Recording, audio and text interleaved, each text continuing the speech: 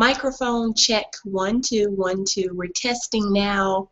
We are live for Jim Newsom's GIVE-A-THON, and I'm Cairo Qween. This is for the Urban Tech Fair. We are actually here testing right now. We are starting a little bit. I hit myself in the face. We're starting a little bit later than we had actually scheduled for 11 a.m. today. It's now 11:23 Eastern Standard Time, and I am live with Jacqueline Taylor Adams, and we're actually going to be trying to raise some funds today for the Honorable Jim Newsom, who is experiencing some extreme health issues with a battle with brain cancer. So what we're going to do today is we're going to try to come together and unify and join and raise the money that is needed in order to prolong his life for a procedure to actually help extend his life. And we figured, you know, we'd start at home with everybody here in the Urban Tech Fair. And if you can, you know, please take this link now and invite some people to join in, because every dollar counts. If they give 50 cents, it will count. There is a PayPal link that will be associated with this. Of course, Jacqueline's going to give the details to that. And I'm here today because I'm going to talk for a little while in reference to technology. And I had one idea today, but I think we're going to cover technology being a platform that creates solutions. And because we are now in this space where, you know, technology has met healthcare, it has met the education system, it has met everything, I think that's a great topic. So, you know, today we're going, for me, in my section, we are doing this GIVE-A-THON. So conceptually, what the GIVE-A-THON is going to be is like an Easter seals of sorts online. And so we're going to come together, and you'll see a series of multiple speakers today that are actually going to talk about technology from whatever standpoint they are sitting in. So you may have an engineer that'll come on. I'm a tech socialite, of course, and I'll explain that a little bit later. You'll have people who will come on and they'll speak about community initiatives. We have all sorts of people who are going to come and they're going to give their take. And if you would like to join, we're here from 11 a.m. Eastern Standard Time, and I believe on the Pacific that's 8 a.m. And of course now we're coming into 11:30, so let's say 11:30 until 4 o'clock today. And so we're going to try really hard with all of our effort to get you to help us to raise money for Jim Newsom, our beloved founder of the Urban Tech Fair. And Jim is really, he's a pioneer in technology. So way before we're here in this space for Googles and things like that, he was on the .com boom and opened up a company that literally was valued at millions of dollars. Some things happened in Jim's life, you know, over a course of time that, of course, changed that, and he came back to come give back to the community.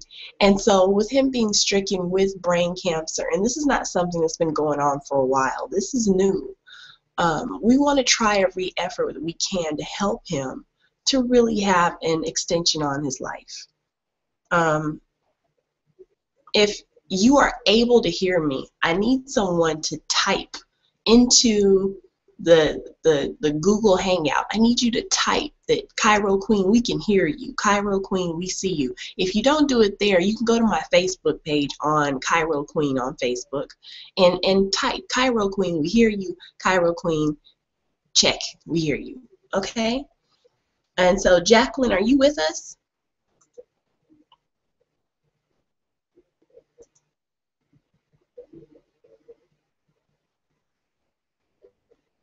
I'm thinking now. Can anybody hear me? Okay, I see Jacqueline is frozen on the screen, so I'm going to stay live here. Okay, so yeah, we're here today and working towards really trying to create an initiative by which will help to raise funds for Jim Newsom. Let's see. We got a comment from Lazone Gray. Lazone says, oh, Lazone's pushing it out. there's a link on my page and on Jacqueline's page, and you can go and you can share the link for this event. And you want to put it on your social media page and encourage people to tune in live. This is live on YouTube, it's live on Facebook, it's live via my Twitter account, so people who are on Twitter can click and they can look. People who are now here on the Urban Tech Fair platform for YouTube, they can tune in and they can watch here. You can watch on Jacqueline's page, on good job, on my page. You can watch on Lazone Gray's page. You can watch on Bonnie Sandy's page. You can watch on multiple people's pages. So if you can, take this link now that is on the URL space, or you can go to YouTube and get the share button, share option, and you want to please share with your friends, share with your family, because every cent counts. This is a life-saving initiative for someone who really has such a wonderful life. We want to make sure that he's able to have, you know, all the time that we can afford to give to him, or that we can allow to give to him. And it's really a shame that, of course, you know, there are things that are not covered by insurance that can save lives, but we live in a system that operates on money, and because of that, we have technology that can come and create sources of various income, or sources of various solutions for different issues. And so we're looking into a space where technology actually is changing the face of the world. And so we can look and we can say, well, what have we seen that has actually come about? And it's funny because if you look back, I was thinking just the other day, I've had a technology issue all week. And so I've had different issues of technology firing off and not working. And so what I noticed is that I am dysfunctional without my technology. So I've been codependent. My laptop does not even work without a wireless connection or a ether connection. And so you can get into it, but you literally have to create documents to go offline now, because everything that I do is in a virtual space. And so now to understand that I'm speaking to you in a virtual space, to understand that we do conferencing now in virtual spaces. We do business in virtual space. Instead of using meetings, we can go to a meeting via virtual space. And so these are all technology solutions. You have things that, like Google or SharePoint, that can allow you to go in and create ways to do billing instead of having to use mail, and to really send mail and save stamps. Really, you don't have to send out mail. You don't have to go to the post office. You no longer have to go and utilize any type of technology, because, of course, yes, we now are able to really and functionally utilize the virtual space to do almost everything. We date online. I actually started doing that. You know, you are able to meet people all around the world without borders. So where passports would limit you from going from here to Jamaica or here to India, you now are able to go all around the world and to literally talk to people and learn about their cultures and learn about the world around you without even having to read about it. So you can live vicariously and see inside people's homes or in their office spaces or all sorts of different wonderful things. And so technology has now brought us to this space where it has, well, the internet itself has made the world a smaller place. And of course, if you're part of the Urban Tech Fair, I'm sure I'm speaking to the choir, but you know, there are people who may be watching this and may not realize how much technology impacts their life. And so what my aim is as a tech socialite, meaning that I'm somebody who is not necessarily an engineer. Yes, I did go to engineering school, post-graduating from a small HBCU in marketing, doing advertising and working in tech spaces like Nokia and Singular, AT&T. I did go to an engineering school for a short stint. I did not finish. So I am still a tech novice, and I'm learning all about technology, and I encourage people to learn with me. And so everywhere I go, being the socialite that I am, I'm talking about technology, and I'm talking about it to everyday people, because I would like to say I'm a bridge between everyday people and the tech space, because there's a jargon in between there, a language that everybody is not really familiar with. It's kind of like when you sit and you talk to tech people, they speak a language that is almost going straight over your head. And so I happen to be in a space where I understand a vast majority of what is being said. And so a lot of people don't get that. And I've had a lot of people thank me for literally explaining things to them that they had absolutely no clue about. I did a survey for a book that I'm working on called The Makings of Stupid, which is actually a conspiracy book. And it is based off of the fact that most people have been kept from information and technology intentionally, because of course our systems, our government, our nation has not caught up with where technology is going. So of course they're not able to say whether or not certain things are safe, and yes, they don't know where this all ends. So it's kind of hard to create laws surrounding technology, because they could change tomorrow, because technology changes every single day, if not every single minute. And what we're seeing is a growth of all sorts of things that are taking technology into a space where money and currency and wealth is being created by the minute. And we want everybody to be able to graduate into this space. To me, it would help our entire nation if we are able to engage everybody in an educational platform in technology. So I don't want to talk you to death. I have about 30 more minutes to speak about technology and in the space that we're in. I really would like to see if you want to participate in this conversation. So if you would, you could send messages to us on the actual chat. Let us know where you stand in technology. I'll read off some of that. I'm going to see right now if I can set up, as you know, I just dropped everything, but I'm going to see if I can set up the chat, because I don't think it's set up right now. 1 second.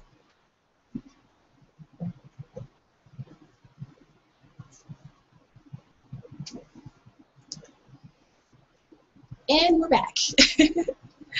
And so the great thing about the Google Hangout is that it's free. It is free to where anyone can use it anywhere around the world, and you can speak to people internationally. So if you have an internet connection, if you're on Wi-Fi, then you're able to tune in and chime in, and you can really make things happen internationally, which is something that I personally would love to do. So let's say you're out in India and you want to do business, contact me. I'm really interested in doing that. All right. And so now, if anybody wants to send a message, let's see if we can open up this Q&A. What's a showcase? New buttons here. They're always adding something different to the Google Hangout. So let's see, we have 2 messages.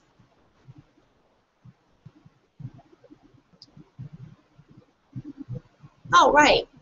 So we don't have anything coming in yet, but you never know. So, any messages coming in? Oh, okay. That's just somebody in my Facebook account. But yes, so what we're going to do today is we're going to talk a little bit about putting technology everywhere. And so what I've noticed in some of my dealings in just the last year and a half in the stomp that I've had in trying to create a tech space is that, of course, and of course I'm probably talking to the choir again, there's not a lot of funding going to startups, not seed capital, not a lot of real money that's being sown into startup companies in especially our urban communities. And so to redirect the energy for, and money is an energy, it's a currency, and currency is energy. So to be able to redirect the flow of energy for technology, I figured we create a big platform. And my platform personally has been to create a web TV network for technology that would run 24 hours, 7 days a week. Now, people say, well, why would you do that? Where do you make money from it? In advertising, just like any other network. But what you would want to do is to really be able to take technology and give it a platform and a place where not just people in the tech industry, but people in every industry all around the world are able to engage and speak about technology and learn from the concepts of technology around the world. Learn, have classes, watch it on television. And what I see is that a lot of people in the tech space, of course, want to operate behind the scenes. Of course, me, I love the camera. So we can actually operate on camera. We stand behind the curtain. What we need to do is reach everyday people. And what are everyday people into? Entertainment. It shows that 37% more African American women watch television than anyone else in this country. So when they say that you have a person who looks like you on camera, they tend to watch television even more. So my thought was, why not bring a space of technology and TV together? And that's what I'm crowdfunding for. You can actually see my crowdfund on my GoFundMe, and it's GoFundMe.com/CMBIO. I believe that's what it is. If not, you can actually find it on my Facebook page. You can find it on my Instagram, my Twitter account. You can find it everywhere. On my Google Plus here on this account. And I'll go put it on YouTube because I'm going to make a commercial about it soon. Now, you can give to that at $1, but what we're here today to do is to raise funds for Jim Neusom. And so, you know, in the space where we're able to use technology now to reach out to the masses, I'm even going to open this up. I just thought about this. We need to invite Jacqueline. If you're watching, we need to go and click plus Google. And what that does whenever you do a Google Plus Hangout is it opens it up to the whole entire Googleverse. And so that means everybody who's participating in the Google Plus space can now get a message about this broadcast being aired, and they can optionally choose to tune in. So if you can do that, Jacqueline, if you're watching, if you can see me, if anybody is there, is anyone live now?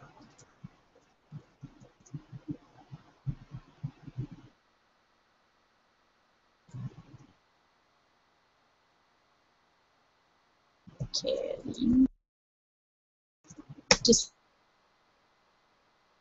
send a message to respond? And if you right here, right there on your screen, that should say Q&A, join the Q&A. You can join via clicking that. It's a yellow link. Click that and you can join by asking questions here in our chat box. And I can see it and I can read it to you. Okay, so we are really in the space where more people need to know about technology. And that being the case, you have a lack of infrastructure in a lot of places where there's not a lot of funding going into technology. Now, people might say, oh, okay, so what? Well, so what? Okay? Technology being the future of absolutely everything. I don't care what industry you're going to be in.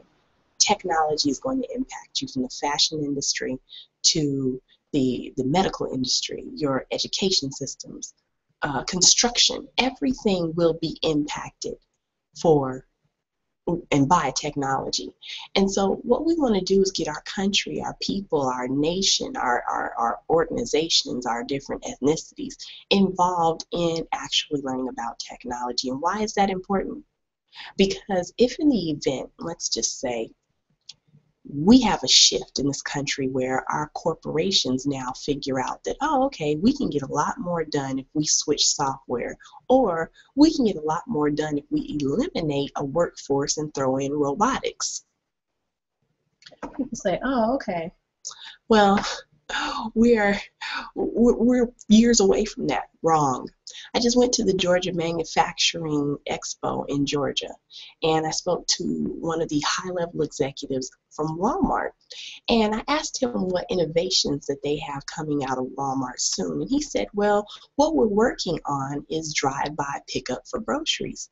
Meaning there'll be robots that are floating around picking your groceries up, and instead of you going in the store, they're going to be delivering it to you. And little did I know, I saw that in the news, in an article, not even a couple of weeks later. So the future is now. That's one of my other platforms. That you have to understand that what you thought you saw for 2020 and what you thought you saw for 2090 is going to happen in 2015. It's going to happen in 2016. It's going to happen in 2017. So where you are right now, you have to understand that this is not something that you have time to waste on, because it takes time to learn about technology and then to get acclimated with it. So you want to do, and I mean, it's not a lot of time, not a lot of time at all. So what you want to do is get acclimated with it, and you want to see if you can get certifications. I currently am working on some things with Microsoft. I've been trained by one of our wonderful Urban Tech Fair members, Mr. Kevin Williams, in almost a full college education on technology he's given me, in free resources. So I am going through those now and learning about coding. I'm learning, I took coding in college, of course, but you have to do the refresher course. And that was years ago. So learning about coding, I have a plan to do some things with the consumer robot. And so you want to be able to take this time now and really utilize it so that you can learn, because it's coming. And when it comes, you're not going to have time to catch up, because at that point, technology will be changing by the minute. And you won't have time to go back and try to figure it out. You might be left behind, and it's just that serious. We need you all to understand. We need you all to get on board. We need you all to support these initiatives. And today, we need you to support Jim Neusom. Just $1 can actually change for Jim. Could be the change and the difference between his life living and being prolonged. We want to give him an extension of life, and because insurance does not cover this $3,000, and you say $3,000 is not a lot of money. It's not, but when you don't have it, it is. Trust me, I know. So when you definitely want to reach out to your friends and take this link and share it and tell people now, tell people to join, tell people to watch. If you see me, I need you to tell me. So tell people to watch, tell people to tune in, tell people how important this is, tell people how much you love Jim Neusom, and you can contribute now.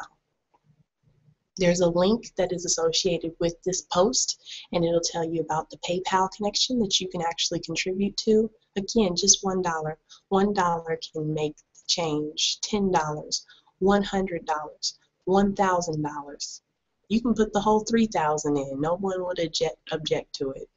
I think you go 10,000 before you get in trouble with the IRS. So, you know, we definitely want to make sure that we raise this money today, because he needs this money for a procedure within the next 2 weeks. So please, please, please do what you can to help save the life of a wonderful person who has done so much for not only technology, but just humanly a really nice person. So, and just done so many things in life and highly accomplished. So please do make sure that you contribute. But in our space here of where we're trying to talk to people about getting on board, you're going to get with some people like Lizone Gray. And Lizone Gray is going to chime in all the way out from Kansas. And so he'll be in Kansas City talking to us about community initiatives that he has going in order to educate youth, I'm sure. So he is a very active person in the community and doing as much as he can to incentivize young people to get on board with technology right now. You also have Bonnie Sandy out in New York, and Bonnie Sandy's going to join in, and she has a plethora of information that she can give. She comes from the tech industry, excuse me, the fashion industry, and talks about technology. She knows the world of wealth on technology. So I can't wait for her to come on because I'm excited about hearing her speak. So we are hitting the 10-minute marker before the next speaker comes on at 12. So I am going to now chime out and allow you to go and take a break. But I'm Cairo Qween. If you are interested in connecting with me, collaborating with me, if you are interested in helping me push my platform, you can contact me now at CAIROQWEEN@gmail.com. That's CAIROQWEEN@gmail.com. You can find me on Facebook. And I have two accounts, so you have to understand the first account is full. The second account is Cairo Qween 2, and that's CAIRO space QWEENII. So you definitely want to connect with me there. I'm on Instagram, I'm on LinkedIn under linkedin.com/n/ is it N? I think it is N. N/Cairo Qween, CAIROQWEEN. I'm on Twitter at Cairo Qween, CAIROQWEEN.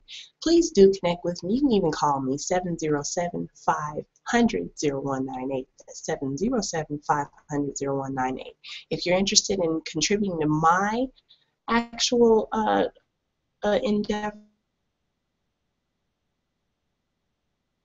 I would really appreciate if you know people who are interested in putting seed capital forward for some I'll talk to you. I do have an event on every first and third Monday, which is a Taste of Technology, and that is at the Microsoft Store, where we do engage everyday people on technology and making technology palatable for everyday people. So that brings food and technology together on a platform. I do also do a blog talk show. All right, Lazone Gray, LaDonna JC, wonderful. We have people joining in, so I do actually have a blog talk show that comes on every Tuesday at 8 p.m. on WXRP Radio, and you can call in there at 646-478-3474. That's 646-478-3474, and that's called Cairo Qween's Taste of Technology.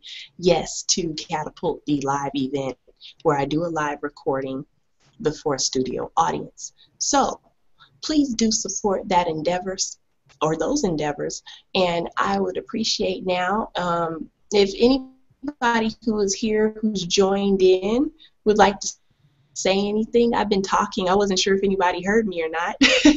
LaDonna JC, welcome to this Google Hangout, the Give-A-Thon for Jim Neusom, trying to prolong his life with a procedure that, of course, insurance is not covering. LaDonna, thank you so much for joining us. How are you today?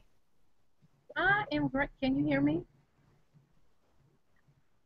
Can you hear me? Yes, I hear you fine. Oh, okay. Yes. I'm good. I'm doing 1,000,001 things all at the same time, and hopefully I will be productive by the end of today. But I'm right with you. So yeah, so I thought I would kind of spend some time to really be here for what the cause is all about, which is saving a life. So I'm just here hanging out. Oh, absolutely. I appreciate you joining in. I'm sure Jim appreciates you joining in. He's probably watching now live. Jim, hi, if you're out there, we see you. Jim. We are really trying to help you out. And I know Jim is not wanting help, so he's a man who has done a lot in his life. He doesn't want help, but of course we know that this is something that is our our duty to try to help save lives, and especially people who've done so much, and really just need a little support. That's all. This is not a lot. It's not a big, huge endeavor. I mean, I've helped radio stations raise $3,500 on Facebook before, so this isn't a lot. This is right around that same amount of money. And if anybody is able to chime in from anywhere around the universe, you can give on PayPal with the link that's associated with this post. And if Jacqueline is there, then she can post it in our chat box over here.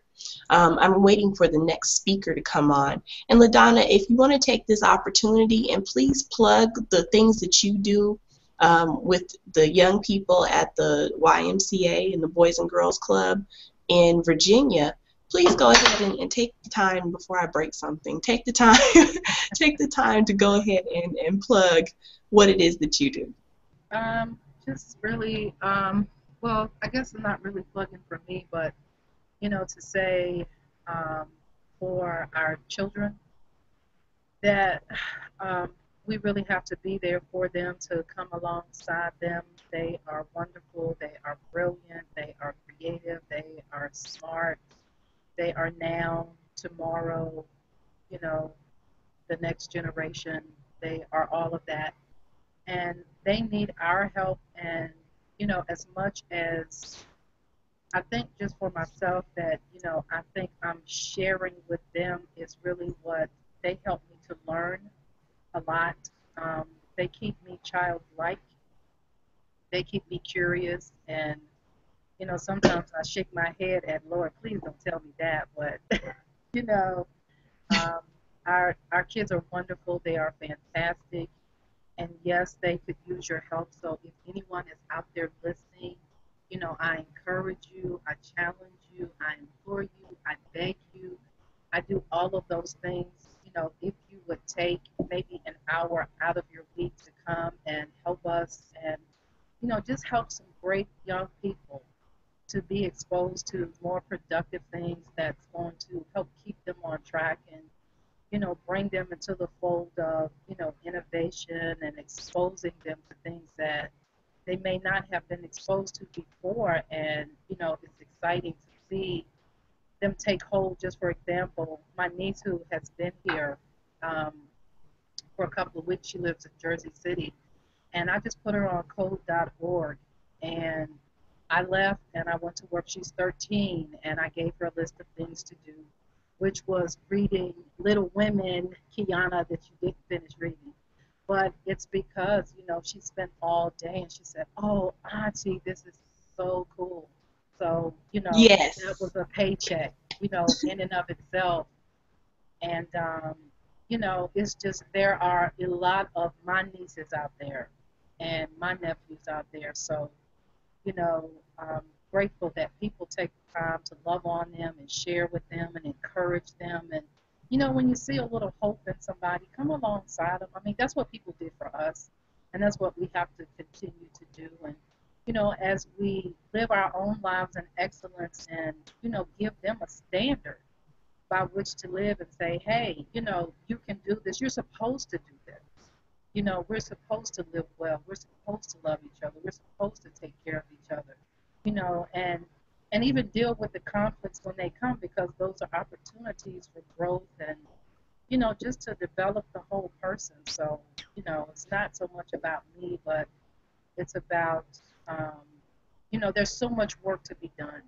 So please, I just implore you, do what you can while you can, when you can, whatever you can, just do it. And not like Nike, but just do it.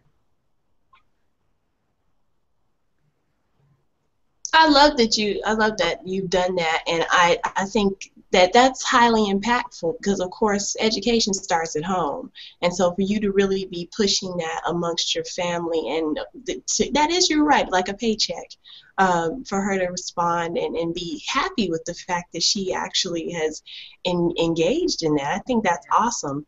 And I see where that just mentioning that, encouraging this to young people, I mean, this can open up a whole new world. And like I started out saying, because technology really doesn't have that many parameters around it yet, there's so much creativity that we have and are able to do.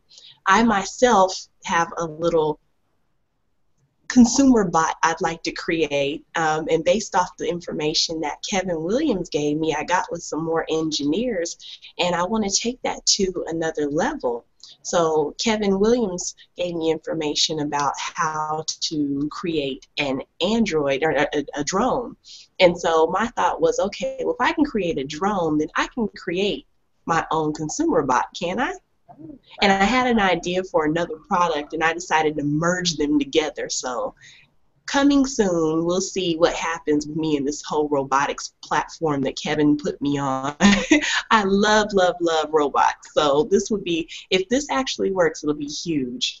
And it'll go perfectly with my whole platform for web technology and TV. So I'm excited. I'm really excited. And so my level of excitement at 37 years old could be minimal as compared to a child's level of excitement to not even know how big the universe is. Yeah. So you can start now by really telling 2- and 3-year-olds about technology. I'm seeing all these videos of kids that are learning how to do all these different things in the world. Well, I saw a kid last night that was a rapper. The kid became a rapper. He was like 2 years old. He was mumbling, but he was rapping. It was cute. But then I thought to myself, what if you could teach ones and zeros to a 2-year-old? What if you can teach binary code to a 2-year-old? You know, how much more expansive could that child's life be if you start at 2 years old teaching them how to code? Yeah. And we have someone that just joined us. And oh, Shimon. Shimon has joined us. Hi, Shimon. Are you with us? Yes. Can you see me? Or am I can see a picture of you. Let me see if I can actually pull you up. Shimon is our 12 o'clock speaker. There you go. We see you live now. Nice to see you in person, face to face. It's good to see you as well.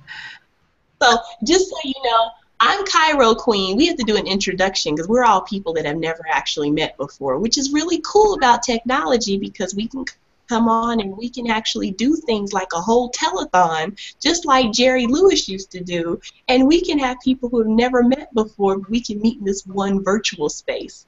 Really interesting. So, Shimon, I'm Cairo Qween. Very nice to meet you. Nice to meet you as well. Nice to meet, finally in person.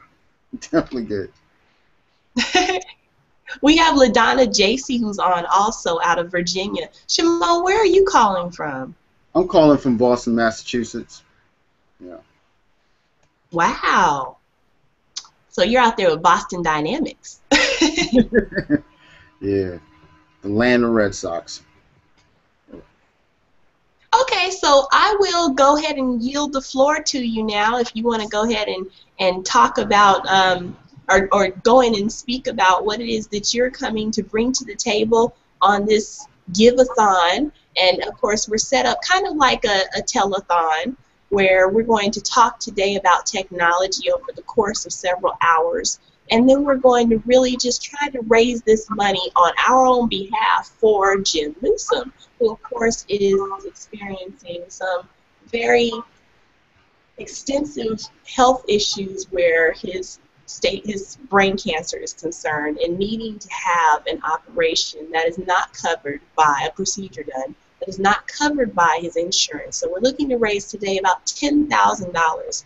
And I'd like to check in with the Urban Tech Fair and see if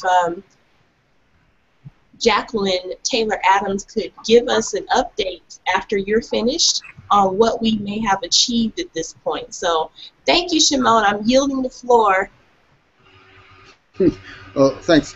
Once again, Shimon Warden, Safe Consultancy. Been with the Urban Tech Fair for two and a half years now on the planning community since December of 2011, and really had a good opportunity to meet Jim. Well, brief thing. Cairo, my screen just went blank for a moment there. Can you all see me? Yes. No, that's something that happens with the Google Hangout. Okay. Um, you should be fine. We see you. You're on camera. I understand. Trust me. No worries. Just making sure.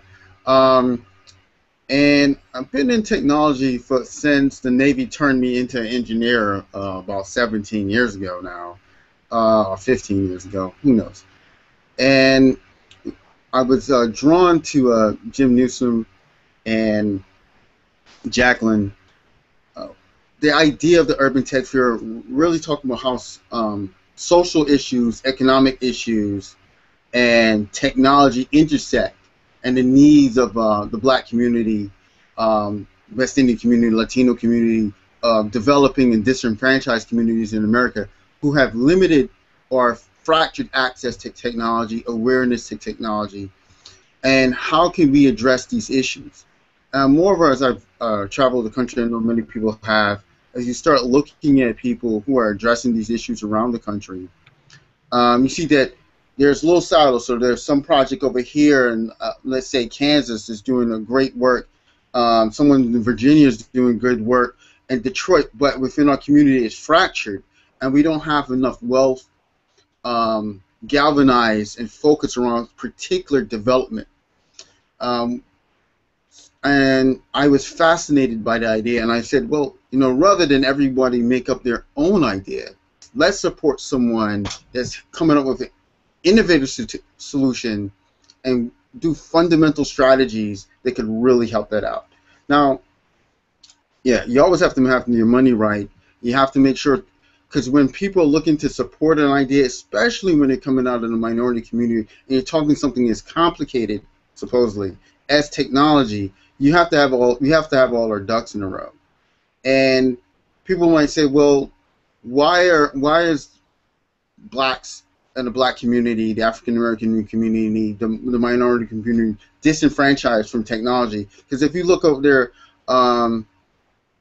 you know, the stoplight, many things were done. Blacks have been throughout historically in the United States part of technology, but we have suffered from economic disenfranchisement that had limited our access within technology throughout our community. And I think another penalty that's happened is that the talented people who do well in our communities leave our communities. So that development of seeing, you know, your neighbor in the 1950s who did well, was in technology, let's say that they were a scientist, they lived down the street, and you could watch that person go from studying in school to going to college to get in their nice car, marrying, teaching their children this stuff, and giving back to the community. That goes as people go into nicer and safer neighborhoods, and we've lost that feedback loop within our communities.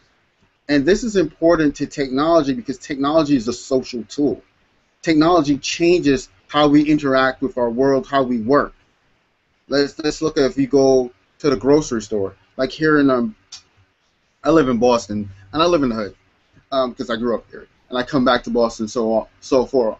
And we have a Stop and Shop in Grove Hall. If Grove Hall is near where it's the nation. There's both a Muslim mosque and the Nation of Islam temple there, and it's where Malcolm X started in one of his first temples when he was still with the Nation of Islam. This is important. It's a classic old Black West Indian neighborhood, some Latino neighborhood in Boston. You know, it's a bedrock. Right there, there's a Stop and Shop, which is a local grocery store, and that grocery store now used to imply, you know, a lot of low-wage workers as cashiers and so forth. But with technology, now you have self-checkout, just like you have at Walmart and so forth. So even in a low economic neighborhood, even though a historical neighborhood, you're going with technology. Now you only need, you know, one person that's somewhat computer savvy, or maybe three people that are computer savvy to some degree, to run the registers, to unfreeze the code. And most of those, like 12 or 20 people that might have been hired at any given time has been replaced by technology. So what happens is the job skill, although it's still classified as a low-skill job, requires a familiarity with the internet, familiarity with operating systems, comfortable with dealing with error codes and so forth, because that's now, which maybe 30 years ago would have been a high skill job. You would have been doing something similar on that processing, maybe at a power plant. You're doing it at a grocery store, getting paid a lower sum of. So just to even enter in the economy in more and more spaces requires familiarity with technology, where technology has become the equivalent as being able to read and write. I think when we look back maybe 50, 60 years from now, we're going to say that this part from like the 1980s until maybe the next 20 years fundamentally change how the world used. So it's like, can you read and write, and can you, operate Windows? Remember, I'm going to step to a more advanced portion. Let's say you were used to write on a resume. If you look at your parents' generation, our parents' generation, they used to put knows Lotus Notes, knows Microsoft Word.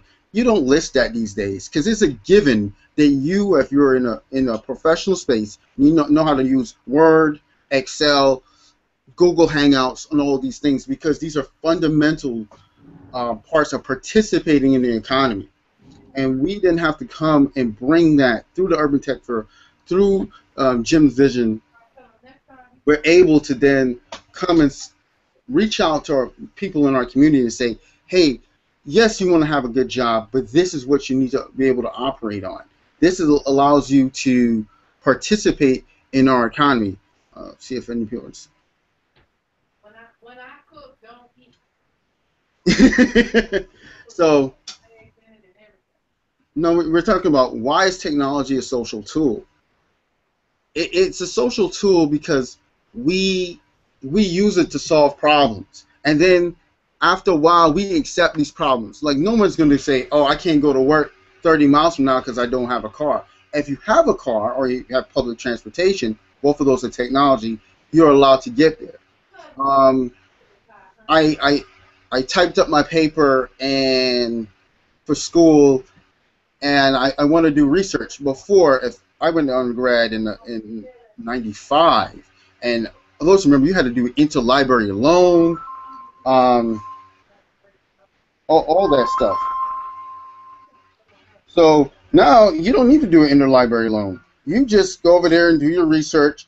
You pull it up on Joster or something else like that, and you're able to get information. So now I'm reading publications across the world on economic development. Yeah, that's exciting. Whoa. Or something, you could read about whatever you like on Edgar Allan Poe or Toni Morrison. You can read everything on Toni Morrison's ever written, every essay, right there at your house.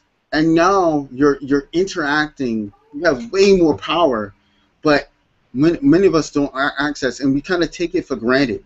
If you don't grow up using the internet, you having a cell phone, and leveraging that amazing power to interact with the rest of the world, you might just call your friends. You might just go say, oh, I want to find the cheapest dinner.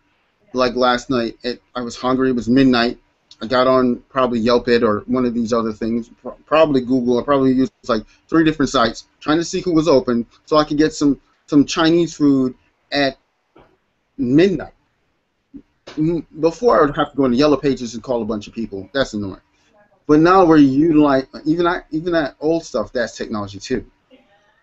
So I guess my point is, how do we socially harness what technology has done for us and participate and use it within our community? And that's what we're really trying to figure out right here, and what Jim is kind of pushing. Social issues.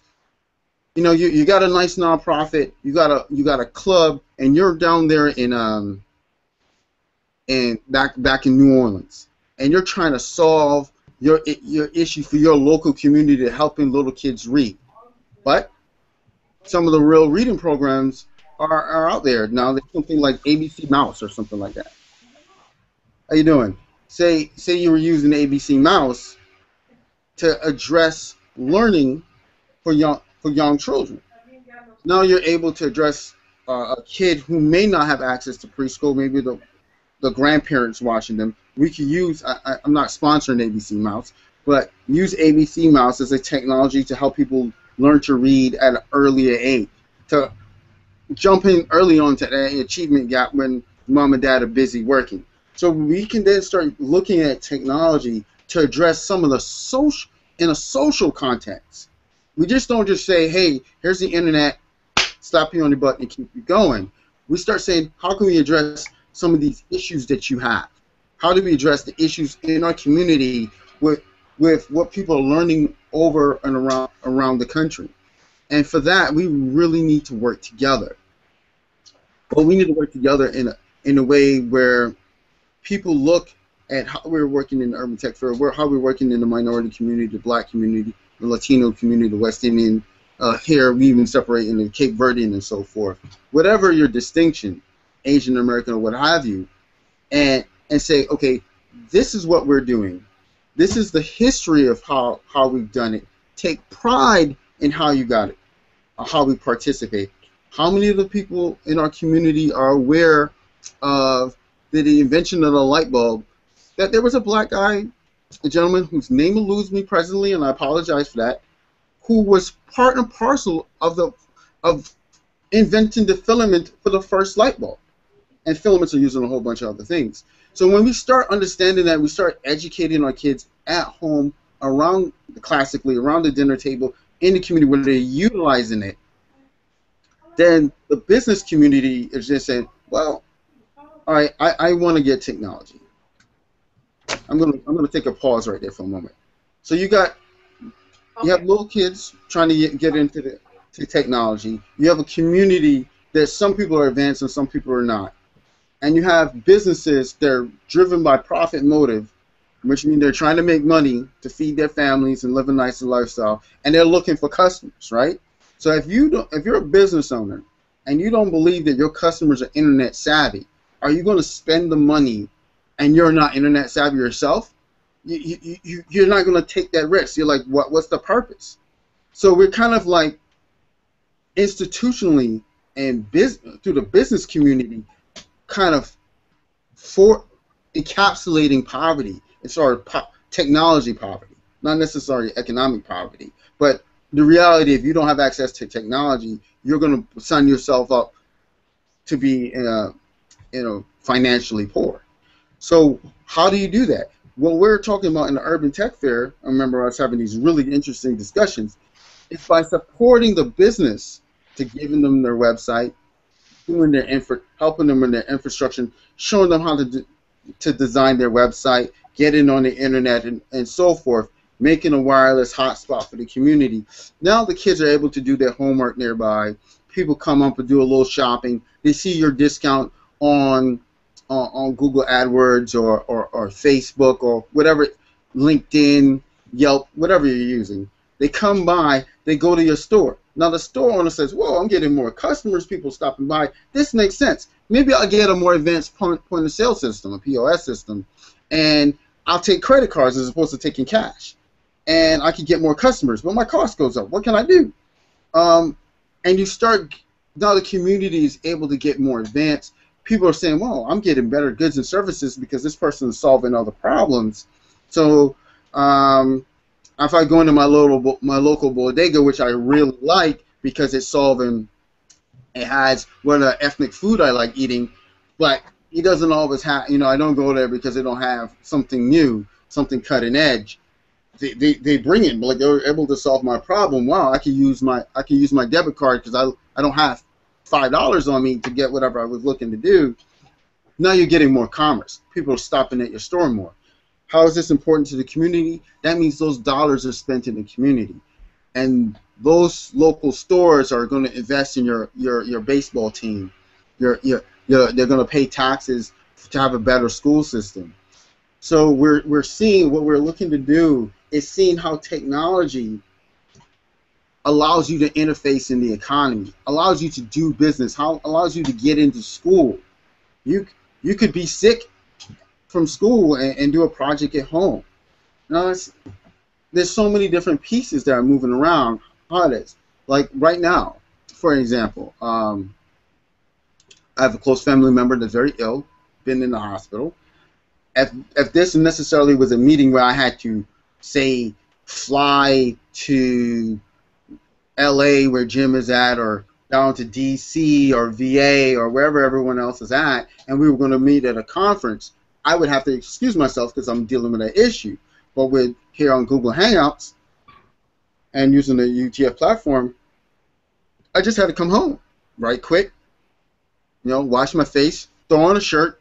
I really didn't even have to throw on a shirt, and see an interface with everybody that's here.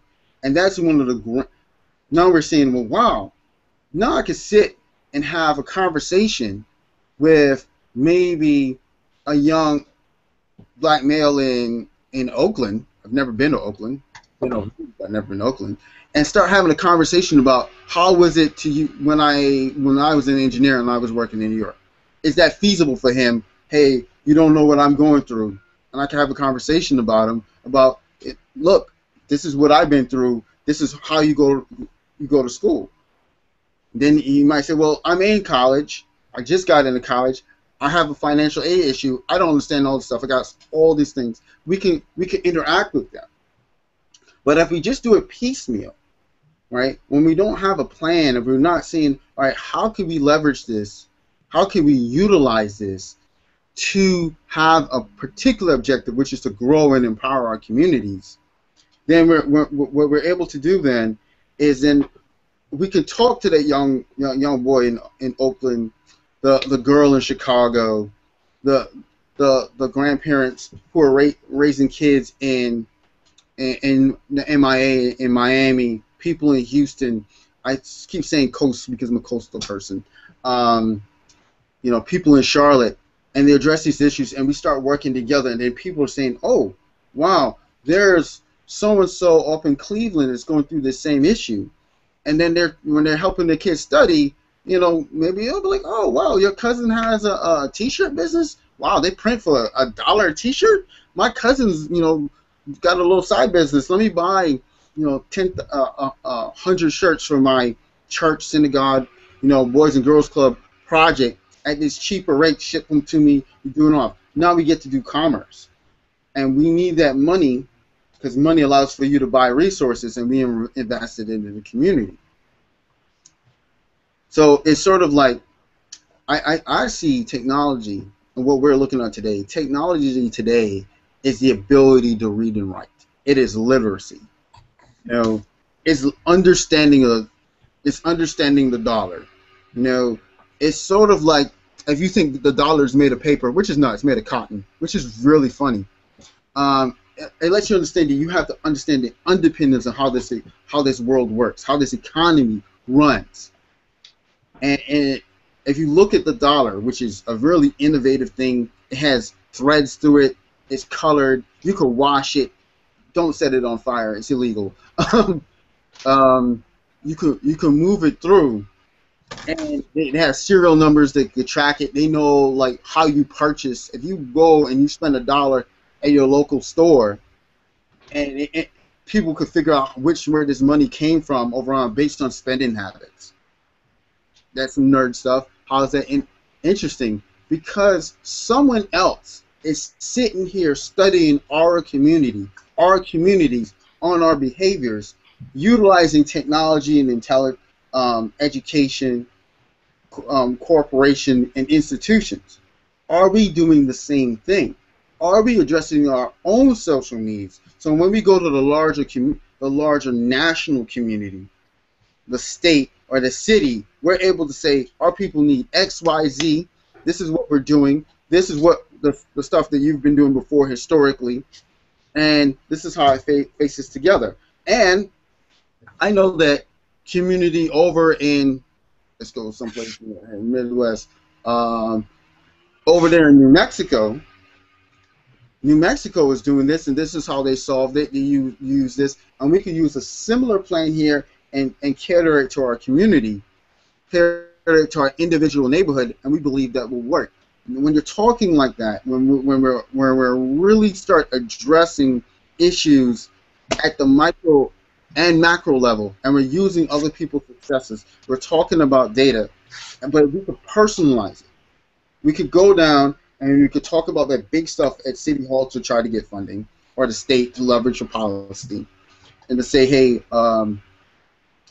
if you're looking to, they say, well, we don't need as many libraries. Well, public libraries, sometimes the young people have internet to fill out a job application. It's maybe when you're getting to read and you have the only Wi-Fi you have access to when you're not at Starbucks. How often are you going to go to Starbucks? I mean, seek the Starbucks hope. Then you start going, okay, what does that mean? How do I start piecing this together? I'm sitting here also thinking about the social impact of technology. If you go overseas, you're seeing like in West Africa, sorry, East Africa. Some of the times they lack the infrastructure for a phone, so they use mobile technology, which came from Japan, to pay for stuff. So now, let's say you don't have credit cards, you could just take your smartphone, tap that thing on right quick, and pay for your bill, receive payments, sell whatever merchandise you're doing, hopefully it's legal, and you get paid. That's technology solving an infrastructure problem.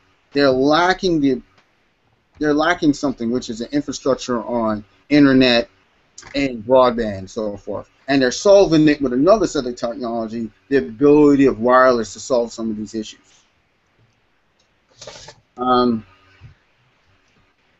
If y'all have any questions, let me know. And I think one of the other things you were going, all right, now I have technology, I'm using a social mission. How does this help? What are we looking to do? And we're really talking about being able to participate. It is not just getting money. It's not about necessarily rich. It's really about community wealth. And wealth in a community allows for when someone in our neighborhood, someone has an interesting idea, we're able to support that person's dream, not necessarily with a bank loan. And let's say people in the community are able to give that kid $10,000 and they become the next Bill Gates from our community. That changes the access to how you're participating, both politically, how your ability to talk about jobs, housing, infrastructure, art. All that has a profound impact. We're not just utilizing, or other people are maximizing, when we're investing in our own community. And in this stage of the world, we really require technology. And technology is the application of information. I should have started that off with that. Is information, processes, know-how, physical instruments, applying that to solve problems where you can get back a social need, and people will pay you for it. They're interesting technologies that do really cool stuff, but they don't necessarily address a social need or a cultural need.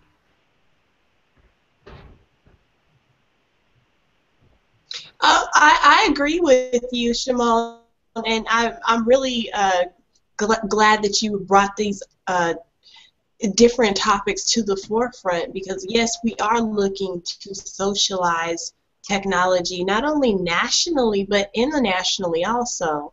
This is literally giving us a platform to be able to reach out and cross borders. And I think by this panel alone, we should be able to drum up some attention, even if just using social media, that we ought to be able to draw people in and be able to get people to pay attention to what exactly it is that we are talking about for the space of technology. And we've done several hangouts from the urban tech side, from my platform was face-to-face, and we really tried to, create multiple conversations about different types of technology. We've done everything from nanotech to hip-hop music, and such a great spectrum. It is absolutely everywhere. So this type of impact for what we can be doing can be done on a daily basis. And so I actually have a friend of mine who actually does use the internet to have meetings and and global conferences almost every day. So I think we lost Shimon, but he'll come back, I'm sure. We've been joined by Lazone Graves. And so just before I introduce Lazone Graves, or I let Lazone Graves come on, what I would like to do is to get everybody to look on the website, the urbantechfair.org. There is a give button there. It says urbantechfair.org/hashtag !Give-A-THON CDTG, and they'll say donate on the actual website. So we want to send everybody there to make any type of contributions via PayPal. Yes, excuse me, to make contributions via PayPal and to literally do what you can to prolong the life of the Honorable Jim Neusom, who is the founder of the Urban Tech Fair, who is also just a visionary for technology in the urban space and has been so for decades now. Yes, and that is the link that we are pushing today for this Give-A-Thon, which is set up like Easter Seals or the United Negro College Fund when they would do those. We don't have any singers and performers at this time. We did have a video that was wonderfully made by one of the hip-hop artists that Jacqueline is associated with, Jacqueline Taylor Adams, out in Philadelphia. And so now we're going to tune into Lazone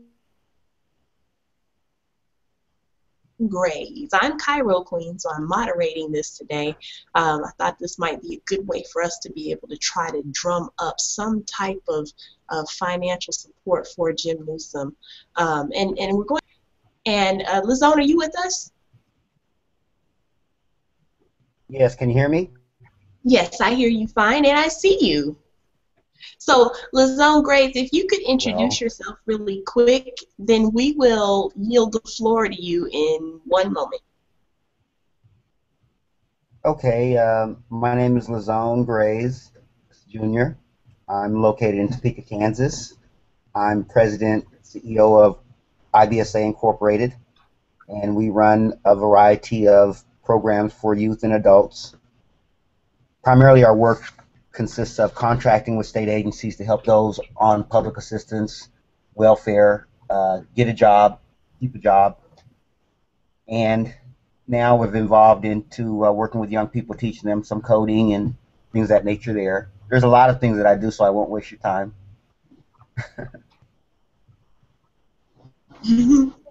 Okay, so we want to thank you for joining in at this time and contributing your space. And what time are you going on? Are you going on now or?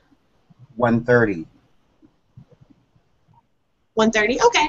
So I'm not really sure who's supposed to go now, so I guess we can all just have a conversation and talk about, and LaDonna's still with us, and I think Jacqueline is there under the Urban Tech Fair logo. But I think we lost Shimon, and maybe he'll come back on and join in.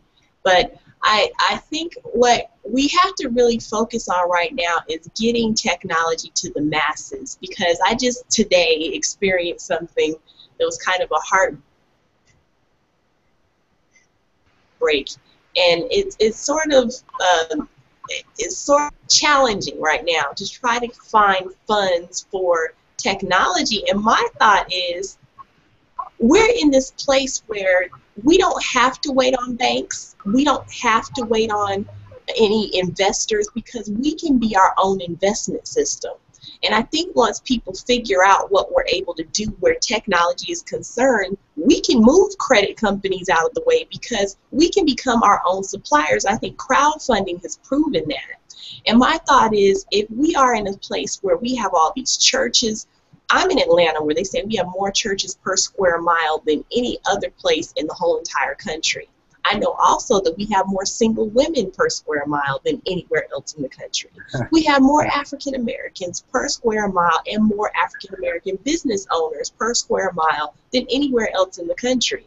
And so Atlanta is a vortex for all of these things. And my thought is, if we're unable to get capital, if we're unable to get credit, why are we not creating that amongst ourselves? now, here in the present.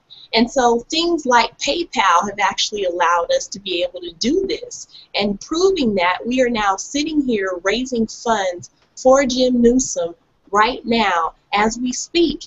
And if you're watching, you're out there in the supernet, you can actually contribute today to Jim Neusom's Give-A-Thon via PayPal on the urbantechfair.org. That is urbantechfair.org. Go there and get to the donate button and donate via PayPal. This is something that can prolong his life. He is a wonderful person and a visionary, a true founder, a true pioneer in technology. And we want to give him the best of the best. And so insurance is not covering this, and we want to make sure that we are able to do what we can to support our brother, to support a leader, to support a founder, and you can do that. So Jacqueline Taylor Adams has actually joined us, and Jacqueline, if you could come on for a second and explain the Urban Tech Fair in brief. We will have mosquitoes, but we will actually be able to know more about this whole entire platform. And you actually have more details as to Jim's condition also. So Jacqueline, could you chime in for just a moment? Yes. Hello, everyone. And I've just been having a bunch of trouble. I had to open up a new window just to be seen. Google Chrome is not being nice to me today. But I'm in Firefox, so if you are having trouble, because in Firefox I can see everyone, but over in Chrome I can only see everyone's emblem. So I'm not sure what the issue is. But the Urban Tech Fair is the idea, and it was founded by Jim Neusom. And Jim Neusom is known around the world as the digital drummer. And for years, Jim has brought technology. I saw one write-up when you were asking me, Cairo, about Ankh Entertainment. On his website, he has an article that he did about Jim. He says in the 70s, Jim was telling them how to engage technology back in LA. So he's been doing this, and he wrote blogs. He has a huge Yahoo group. Before the Facebook and all came in, he was using Yahoo, and he taught you how to make a game. I remember back in like 2006 when I first encountered him, he said, oh, you can just go here, learn how to make a game, learn how to code. So he was always that person that taught you technology, what you could do. He used technology like Charles Bibbs. Those who may not know, but Charles Bibbs is one of the preeminent African-American fine artists. And Charles Bibbs is also there in LA, but he took a lot of artists' artwork and used them as screensavers in order to prolong the longevity of black art. He's done so many things from entertainment, all different type of things, but he has always leveraged technology and readily shared the information. So his concept of the Urban Tech Fair is to actually have a fair. So we go into a city. Each city actually hosts its own Urban Tech Fair. But nationally, we come together, and it's like Cairo. She's a Atlanta city leader. But Cairo Lazone, he's a city leader in Kansas. Donna's a city leader in Richmond. But we still all come together on a national level to define and help shape this idea. And we have a basic structure, 30 days. 30 days we're doing and engaging tech. And we come in your community and put up a Wi-Fi cloud in a commercial corridor. And so what happens there, instead of, not your downtown, not where all the office buildings or your main street is, but a commercial corridor that's in a residential area in a neighborhood, and, you know, an underserved community, a community of color. And we go there and put up a Wi-Fi cloud for many reasons. One, that gives the local community access to Wi-Fi who may not have it. We have 3 cornerstones: access, education, and commerce. Then with that Wi-Fi cloud being within a commercial corridor, if people want free Wi-Fi, they're going to come down to the corridor. You can see down the corridor now, it's all of this increased foot traffic where the businesses are, where these brick and mortars are. So this helps to draw more foot traffic in businesses. The businesses get involved. They hold specials. They have events, different things to keep everyone communicated. We launched the Urban Tech Fair in that commercial corridor with a press conference that's streamed globally, just like we're doing now.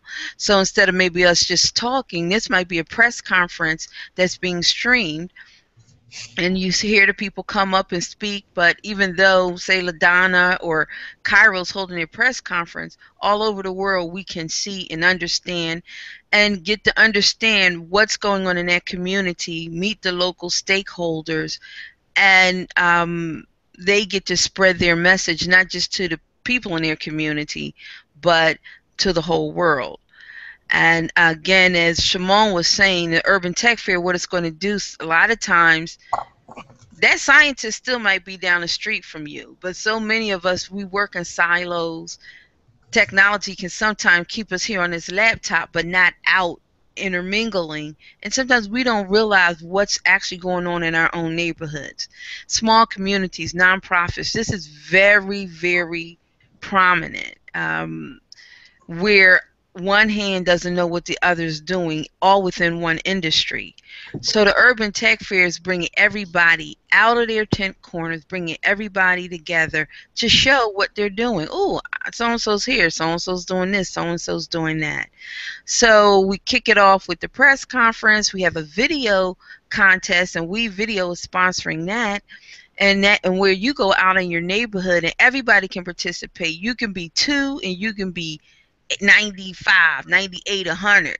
Whatever age you are, you can participate. As long as you can use a cell phone or iPad and you go out in your community and you document tech in your hood, whatever that means to you. And all of those videos are put up, and we have a winner and different prizes. But this way we really get to understand what's going on in our local communities, and we get to showcase that to the world. Then in the third week, we hold a 3-day intensive virtual expo. And initially, we'll probably hold a 3-day virtual intensive global expo, and then each city will hold one focusing in on the areas that's important to them. And so this way, the whole world comes together. But what's so special about the Urban Tech Fair, we're going to ask for you not to just do it all alone on your phone. Why don't you go to the local libraries? Ask your libraries, hey, can we get together, get a group of people to come out and we'll all watch this? And maybe there are some local internet cafes and community centers. We can start using these facilities and things that are actually existing in our community. Maybe a school will open up and the PTA and all the families will come out. The Urban Tech Fair is a family affair. We must take a family approach. So we want the whole family, everybody, to come out and engage these 3-day intensives. So, maybe you got a group of friends, maybe a bunch of people are into music. Well, we'll go to this music track and we'll all go together. Well, maybe I got some young guys do my radio show. He's in the space. He goes to the space program and all. Well, maybe him and all his space friends, they all get together and they'll take the space track. But it's a 3-day intensive to make sure this is covering our education part, that you're educated. But again, we're giving access to things that have never really, many people in our community have never had access to. And then commerce, our businesses, they get to get boosts at affordable rates. They get to showcase the technology makes vending in a virtual expo is at a whole new level. How you can leverage the technology is really great, and you actually do get to interact, and you get to save your notes, to go back and review, and to track all of those people and to follow up. So it's a great opportunity to grow businesses at the same time. And then after that, the last week ends in a 7-day on the ground. So we call it a cloud and ground experience. Those last 7 days, every day we're doing something, covering different tracks. We have a membership. It's Urban Tech Fair is a membership organization, and so soon you'll be able to join at different levels of membership. But if you join as a business member, then when you go to your 7-day, there'll be a special event for businesses. It might be a pitch event, different things that are relevant to whatever your membership interests. If it's a family, then family events. There'll be special events that are just for you, for your membership. But to attend is free for everyone, whether you're a member or not. It's your membership gets you into other special events, relevant to your level of membership. But we will be doing everything from having breakfasts, talking about economics, talking about jobs, talking about cloud computing, mobile computing, robotics. Everything is going to be covered, and every day covers various series. We will have global speakers like Dr. Claude Anderson is going to cover us as far as community building and economics, the powernomics of it all. We all need to learn Dr. Claude Anderson. We really want to work on giving our flowers while people live. He is a thought leader. He has a think tank for blacks, harvestinstitute.org. He normally travels around. He is in his 80s and he can't travel anymore. He's ill. So we want to take this time to absorb this knowledge. But now we can go to Dr. Anderson and say, you don't have to come out. You don't have to jump on a train, come here and there. Just have somebody set up your computer and we can listen to you and you can speak to the world, because he has real information to give us. And so the young people haven't heard, but this is all what technology can do. So the Urban Tech Fair is a walking demonstration of using technology in collaboration. We don't work in silos by ourselves. The Urban Tech Fair's success is totally built on collaborating and lifting up other organizations. So those 7 days is just going to be 7 days of fun. We're going to have business breakfasts. They're going to just be various workshops and tracks, seminars. Every day you can go experience. And then that's what we're doing in the arts realm is really exciting. First, it's going to be a 3-day tech challenge, and that's going to happen Friday, Saturday, and Sunday. And it's going to be go all hours. They just 3 days. They're going to be constantly going around the clock with the tech challenge, and each city is going to decide what their challenge is going to do and what is it going to address. Like, for instance, Cairo's getting ready to do a hackathon, and her 3-day hackathon is going to build a consumer robot. Her interest in robotics. So Atlanta's going to be focusing on robotics, and they're going to build a consumer robot. And she can tell you more what that actually means. But she has a specialty hackathon already planned. So, while that's going to start on Friday, and then either that Friday or that Saturday, depending on the city, we're going to have a great event. And so it's going where the arts can come out, and it's a fundraiser for local nonprofits, for national nonprofits, so everybody gets to participate. But it's going to be real interactive, and people are going to be experiencing art in a whole new way. And it's called Beat and Code, where art meets alchemy. And the hackers, they're going to be there to drive the creativity. They may even solve some problems. We're going to look at hackers being able to, like, the performer that's performing at the moment. Who's this person? How can I find out? Well, we're going to see if a hacker can come up with a way while that performance is going on that someone can touch on their phone, touch the person, and when you touch the person, it opens up a window to give you their bio. We're going to look at solutions and various different things the arts and technology can interact. And that's all driven by the Beat. So we're going to have producers from all over the world. The Beat Society is going to be joining us, and it's just going to be exciting different things. And then that Sunday, we have the closing ceremonies. We have an ecumenical event where just people from all different faiths come together, and we talk about technology in the faith-based community. How is the faith-based community leveraging technology? And that'll be a wonderful prayer breakfast. And then that afternoon, that evening, we close out the hackathon. And then we have various ways. We have people building software to showcase everybody that's been in a hackathon. After the hackathon, what happens? They came up with the concept, but we have to fund it. So, and if not us, then who? So we're going to just show you how, as Cairo said, we can start funding each other, our own self-supporting. And the Urban Tech Fair is just here to create that platform and showcase what everyone is doing and really encourage everybody and show us the value of collaboration. So that is the Urban Tech Fair. It is a 30-day fair. It's exciting. Coming to a city near you. And just go to www.urbantechfair.org, click on join so that you can be part of the process. And I just wanted to let everybody know also, we're here to help Jim. As far as his condition, to be honest, he's doing amazingly well. They actually kind of want to write him up in some journals. Everything they expected and told him would happen, Wow. he surpassed it 5 times over.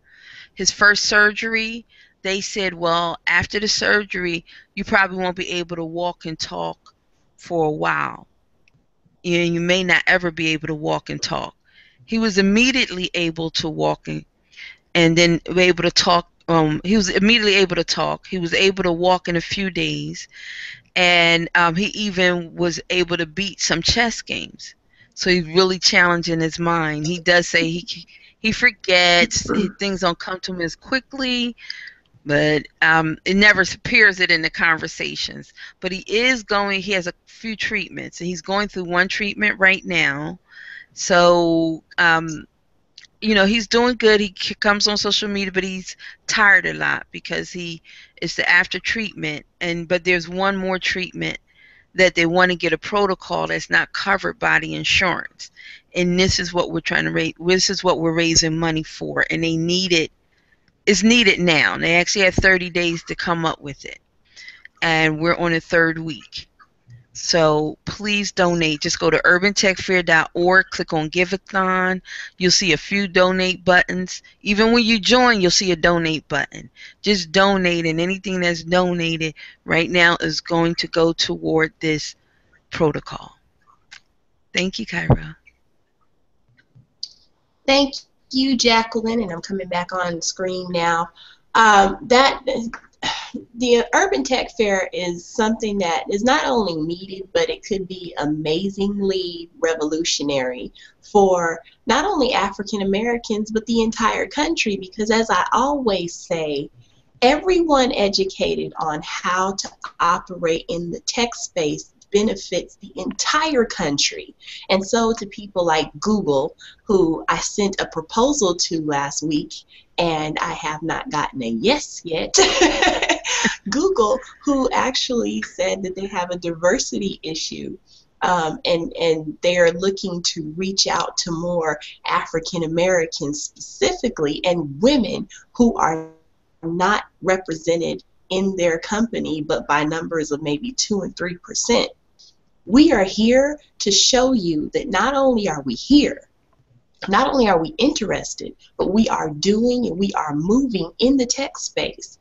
And so if you are not supporting me right now, Google, I am on camera letting you know that we're all here. You have Jacqueline, you have LaDonna JC, you have Zone Grays, you have Shimon Warden, you have the whole entire Urban Tech Fair, and all the people who are watching who represent African Americans in technology. So maybe you could get behind this initiative and really actually do something in the urban community that could be highly impactful. Because, see, we're your #1 consumers. The #1 consumer of technology, as well as the #1 spender of gross domestic products in the country, reaching a $1 trillion whopping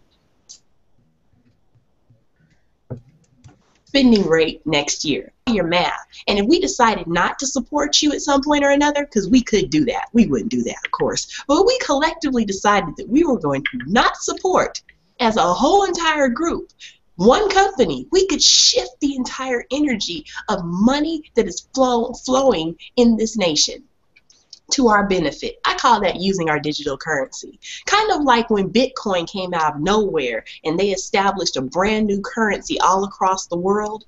we have the ability to do the exact same thing. So we're not really subject to any credit bureau. We're not really subject to any banks, because if we decided to collectively get together and do one thing and move ourselves forward, we actually may be able to make huge and impactful change. I'm looking for the bullet coming from the window right now. But anyway, we literally have a Shimon. Shimon, did you join us again? Yeah, I'm still here. I just muted it. Shimon, okay.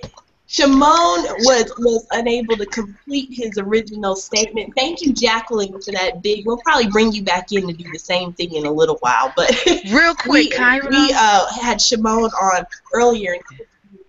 Oh, yeah, Cairo, I just wanted to know real quick. I want to make a couple quick announcements before we move on. One, I want to announce we have a media partner now, and our media partner is Trendsetter, the Trendsetter magazine, and I'll put that in Trendsetters to Trendsetters magazine. They're our media partner, and we want to thank them. We had our first article published in the July-August issue. I did an article on Eric Hamilton. He's the one who's developed the tiny stick, and if you are anywhere on social media, you will know about the tiny stick and the tiny stick drama and everything. But we're looking for more articles. Making $19,000 and blowing away. Yes. And you know, Trendsetter magazine is based in Atlanta, so Cairo, we need to talk. I want to get you in the next issue as well. This way I get you in the next issue. Yes, and, I know Trendsetter magazine. I actually have a friend that actually writes for them. I should hit her up. Yeah. Well, the owner was part of. This is where Shimon and I. Okay, this again is. This is this whole internet story. This is where we all met. We all used to be on That's Connecting exciting. Black. I would love to do that. And then from the Connecting Black is where I met Jim, and we all met this guy named Lee Green. He has passed on, but Lee Green formed the National Black Business Trade Association. Oh, okay. We were all members of that, and they had one of the first foremost social networks. Lee was always creating a social network for us, and they were like really kind of hard at 2006, 2007.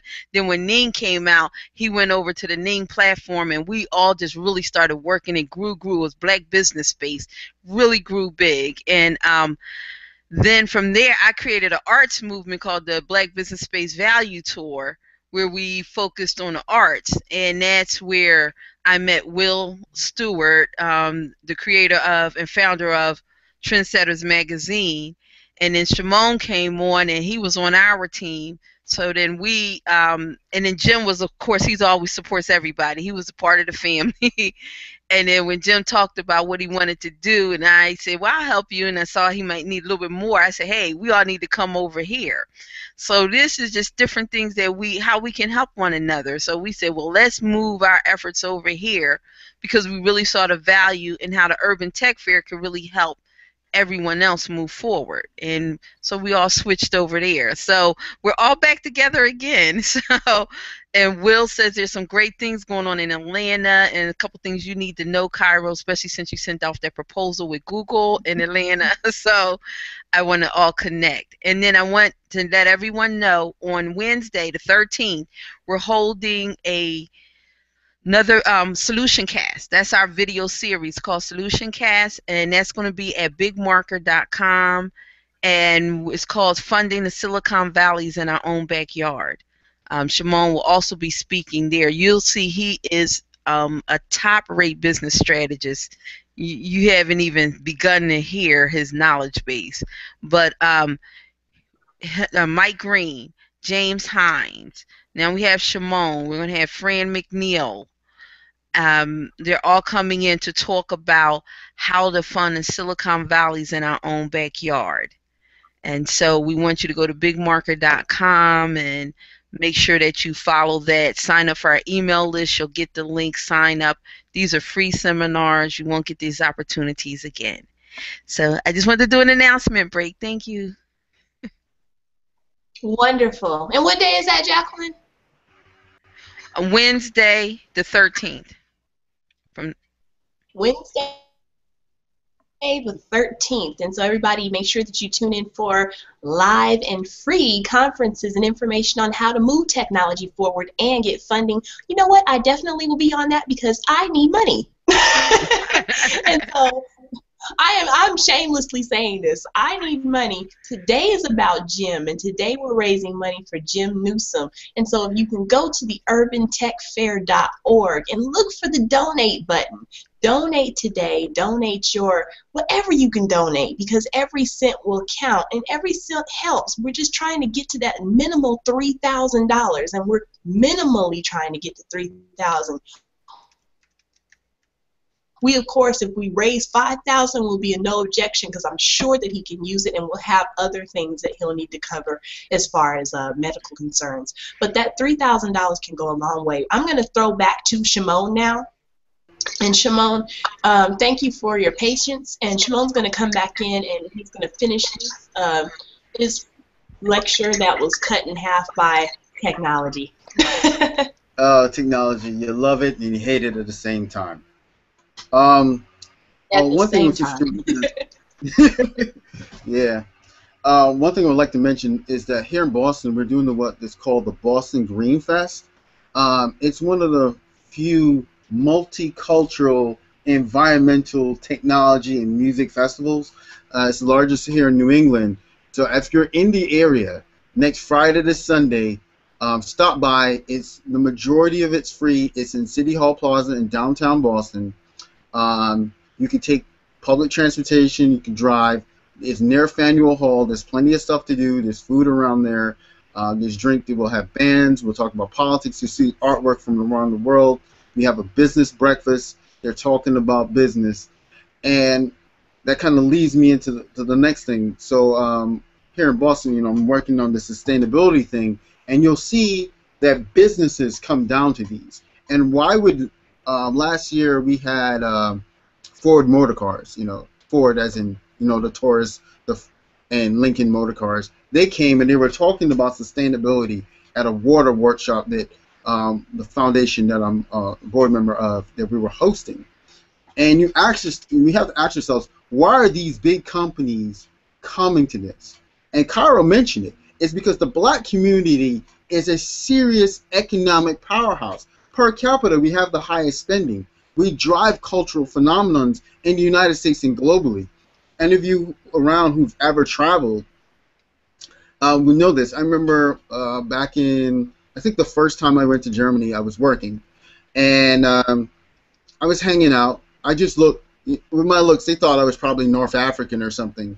So they weren't paying me much attention. So I started talking. Everybody realized I'm American once I opened up my mouth.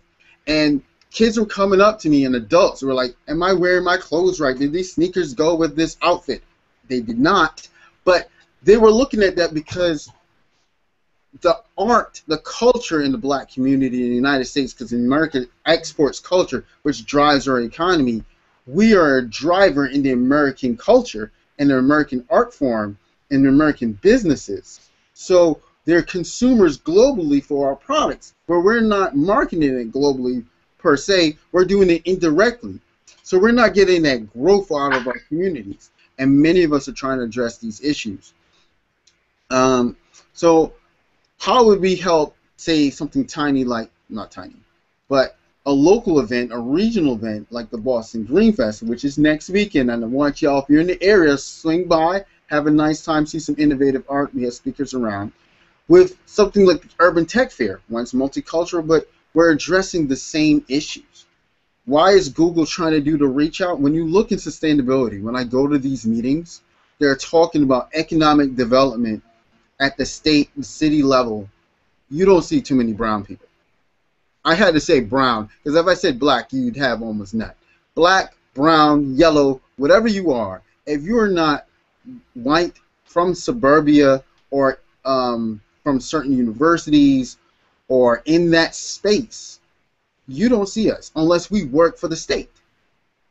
So what that's saying is, when they're doing, case in point, they're expanding the train lines here in Boston, which is a byproduct of the Big Dig when they dug under downtown Boston, the largest project in the United States ever. Well, public project. and they did that stuff. Now they're expanding the train line. So if you don't know that they're expanding the train lines in the next couple of years, you're not going to know where to put your store or where to buy your house. So the value of your house, the value of your business, where consumers are moving around, this stuff is planned and lobbied to the state legislators, to the local boards, which is funded at the federal level. When we're not involved in that space, we're late to the game. We didn't start protesting that, oh, they have all these businesses and we're not on the construction, which is another problem, and a lot of that has to do with racism and not being a part of the ownership mentality. But some of the things, we're not part of the discussion. So early on in the game, we're not there to throw our hat in and say, hey, I want to bid on that. Oh, if you're going to do that in my neighborhood, you want to come and expand. We want 10% or 25% or reflective of the employees and the businesses to be part of this project. We're not there. We come in after the fact, so we get 10% of the last 2%. I'm just being, dramatic. But we get the crumbs that fell off the table. But the brand new bread or the cake, we're not even there, because you got to be there when they're baking the cake, when they're planning to bake what kind of cake. We have to be early on in those discussions. So we have to start thinking, how did we get there? Well, some of them are most of it's relationships. It's feeling confident to go to these things, to have these discussions. And I think that's where technology, and here the Urban Tech Fair, you can discuss with innovative black and minority minds throughout the country who've been at these discussions, who can give you, as a business owner, as a person, as a young college student, as a high school student, as a grandmother, grandfather, comfort in the terminology, the language. So when you go up to your local city hall meeting and you're concerned about, you want a Wi-Fi corridor, you want to go, why are you cutting these music programs at my school? You could come up there early. A lot of that stuff they used to post in the newspaper, now they post it online. They do some obscure thing. You could be there. You could be picking the mind of phenomenal people around the country about economic development. And I keep talking about economic development and technology, and I slide them back and forth. They're synonymous. It's about power. You can have power with your dollar. You can have power with your vote, the power of your voice. But it's really how you apply your decisions and where you apply your energy, and what is your focus. So I think that what Jim has done is provided a platform where many of us can come together and give focus and direction. So where a company, and Google's a socially minded company, and say, oh, we don't have that much diversity, let's go get a sprinkling of minorities and let's make them 1% or 10%, whatever numbers they're trying, because they're thinking about it. They should be commended for thinking about it. But really what we would like to do is we're already there at the table before it comes out their mouth, and say, we use a lot of your services, and we want to interface with your community. These are the projects that we have here at Cairo, and this will allow you to interface with this many people.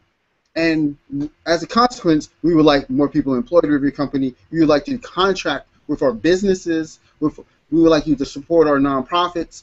We would like you to not, support some of the things in Mali. We want to get news about Mali because I'm worried about going on in Mali. I'm worried about what's going on in Senegal or whatever the issue. I want to do business in Kenya, and you don't have any platforms. Can I interface? We go to our government and we say, yeah, I want to do business. Like, let's keep with the Kenya thing. This is kind of funny.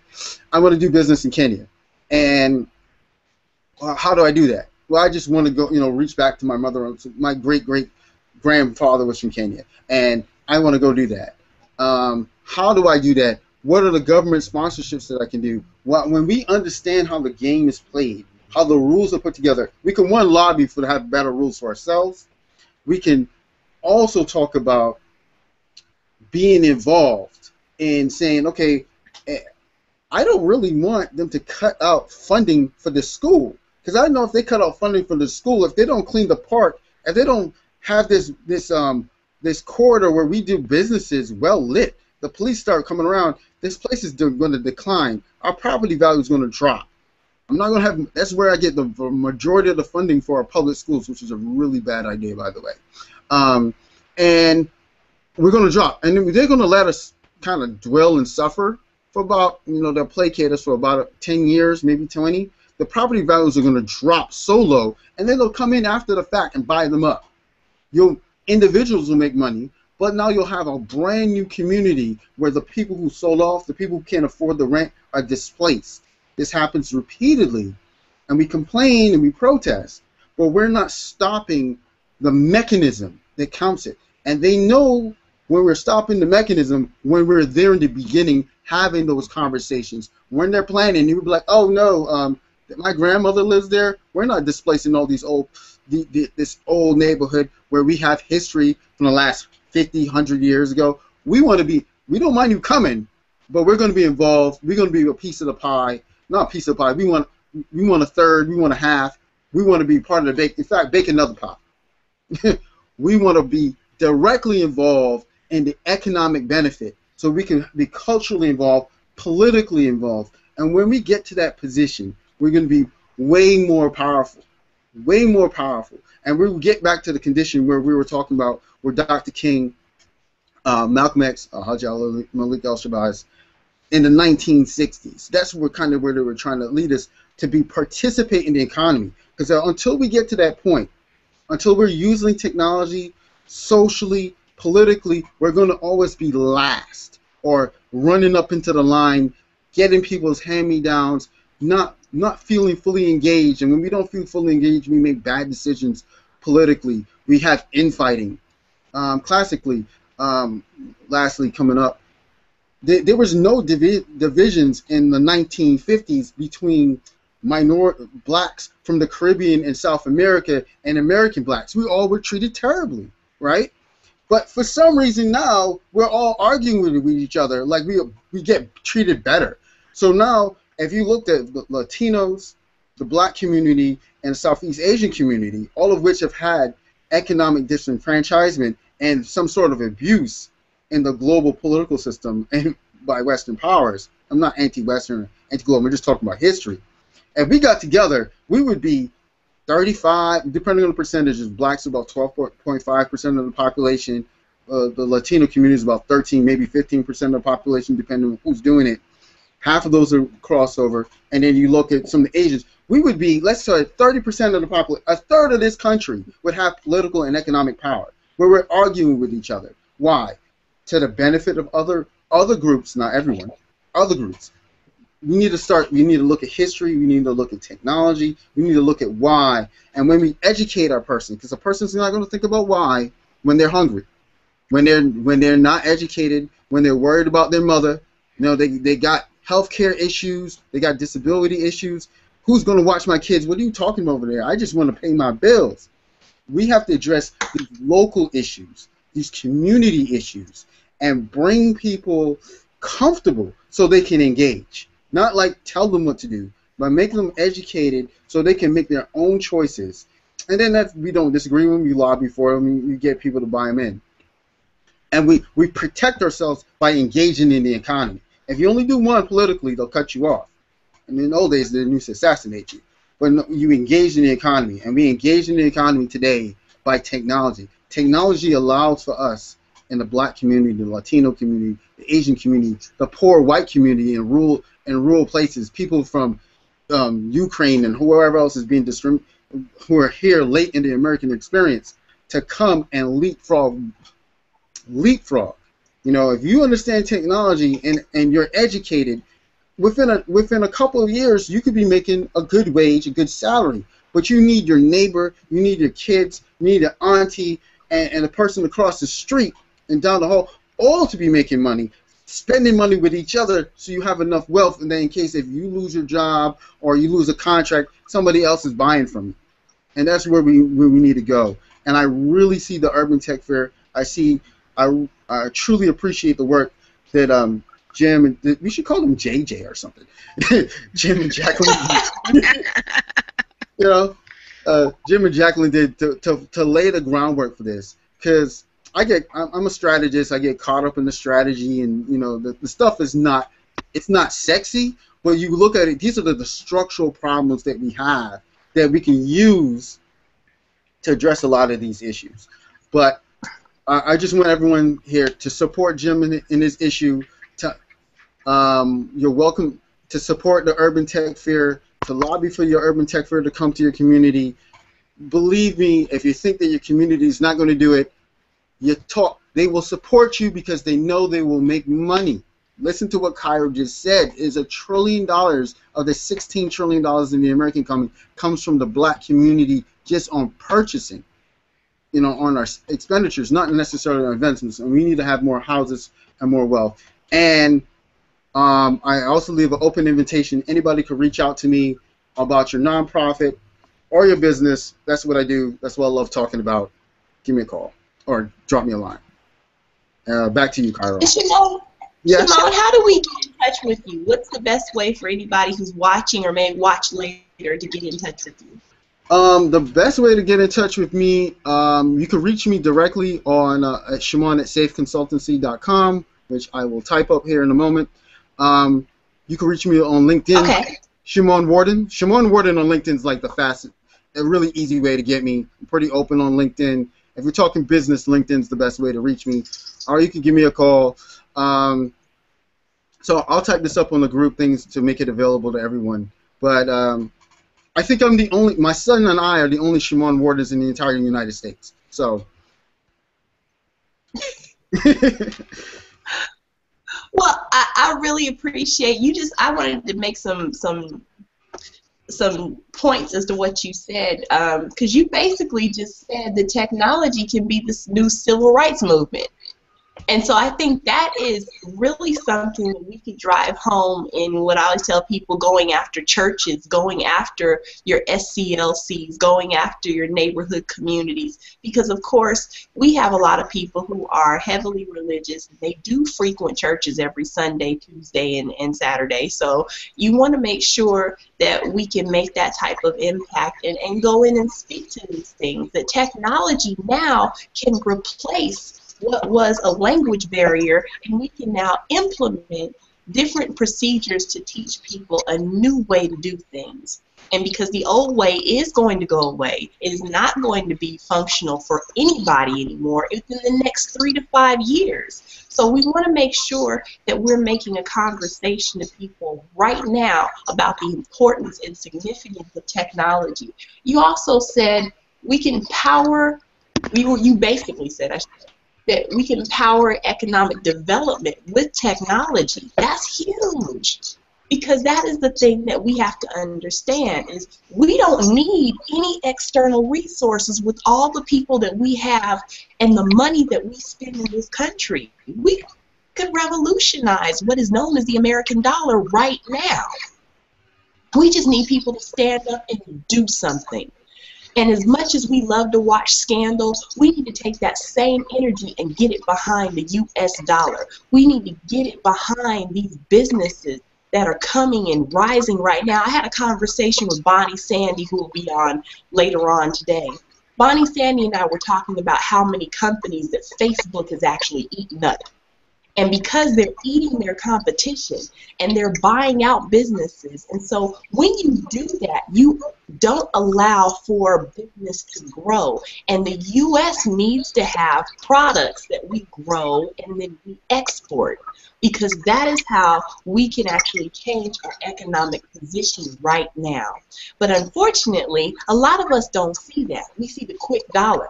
And what if we all could just get together and take 10 people to take 10 more people and get 10 more people after that to contribute $1? I said this on one of Jackie's Hangouts for hip-hop. And so what I said was, if we were to look at the hip-hop industry, for example, and say how many of those people have become millionaires just by creating music and selling their music and changing their lives. But then to double back and say they could have all taken $1,000, and let's say just 1,000 of them did that, and put it into a pot, that's $1 million. 1,000 people, $1 million. That's all we needed. That's a new bank. That's a new economic structure. That actually would have been able to say, okay, we can put this into an investment circle and then go and get more money, because now we can say that we all are millionaires within this circle because there's $1 million in the pot. Now, you don't have to go through a credit bureau anymore because you have a trade reference from 1,000 different people within that circle, within that network. And I can say this because I actually built a company called Invisible Resource Group where I tried to do this with people years ago. They didn't get it. But I see companies raising up now. I think Jason Moore is part of an organization, Black Wall Street. And so when we look and we say, okay, 1,000 people at $1,000, you can now turn around and use those same 1,000 people and create your own universe. You don't even need to go to a bank anymore. Think about that. These are things that people can actually do, and we don't even have to go through SEC to get SEC license. Why? Because you only have a minimal commitment in there. And there are multiple hands in it, not just one. And it's not just one structure. And it's an investment circle. It's not an organized company. So what are you doing? You're replacing the credit bureau, which, by the way, is not a part of the U.S. government. It is a separate functional business. So when you look and you say, okay, well, what about the Fed? Well, the Fed, again, a separate functional business that our country goes to for finances, for money. Our country is in debt. Trillions and trillions and trillions of dollars. But yet, we as one economic power, spending $1 trillion, could take that money and shift it in our own direction. Why aren't we doing that? We can use technology today to be creative as we want to be and create whatever we want. We just have to collect our resources to do it. I've spent 1.5 years chasing down different ideas where I can turn around and get funded to do something massive with technology. But unfortunately, that hasn't come to pass yet. And so my thought is always on how do we create more money within our own community where I don't have to go after those people. Because see, to me, when I understand that I'm the most powerful person on the face of the planet because, one, I'm the person who creates all of the culture that the rest of the world adopts to. I'm the person that turns around and spends more money in this country than anybody else. I am the only reason why a lot of companies are even functionally able to operate. When you understand that that's the type of power that you have, you are now the economic development program and the backbone for everything that operates in this country. Understand who you are. Understand your economic power. And a lot of people say, well, no, you know, the Asian community does this. Okay, but you've been here for over 400 some odd years, and you not only have built the nation, but you actually have gone into a space where you have taken what the nation has had and you have now made them functional and able to operate, but you're not getting money for it. Your community's not getting money for it. You're not getting the respect from those companies because they won't even advertise to you.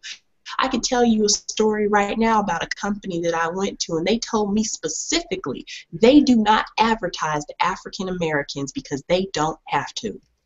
To understand that you not only are so powerful that they don't even come to you to advertise anymore because they already know you're going to buy. You need to change that energy. We need to change that energy. We need to take what we do and move beyond the space that we are in and graduate from crabs in a bucket into people who are affluent and actually doing something with what we have. Stop taking everything for granted. This is not something that we're guaranteed to have.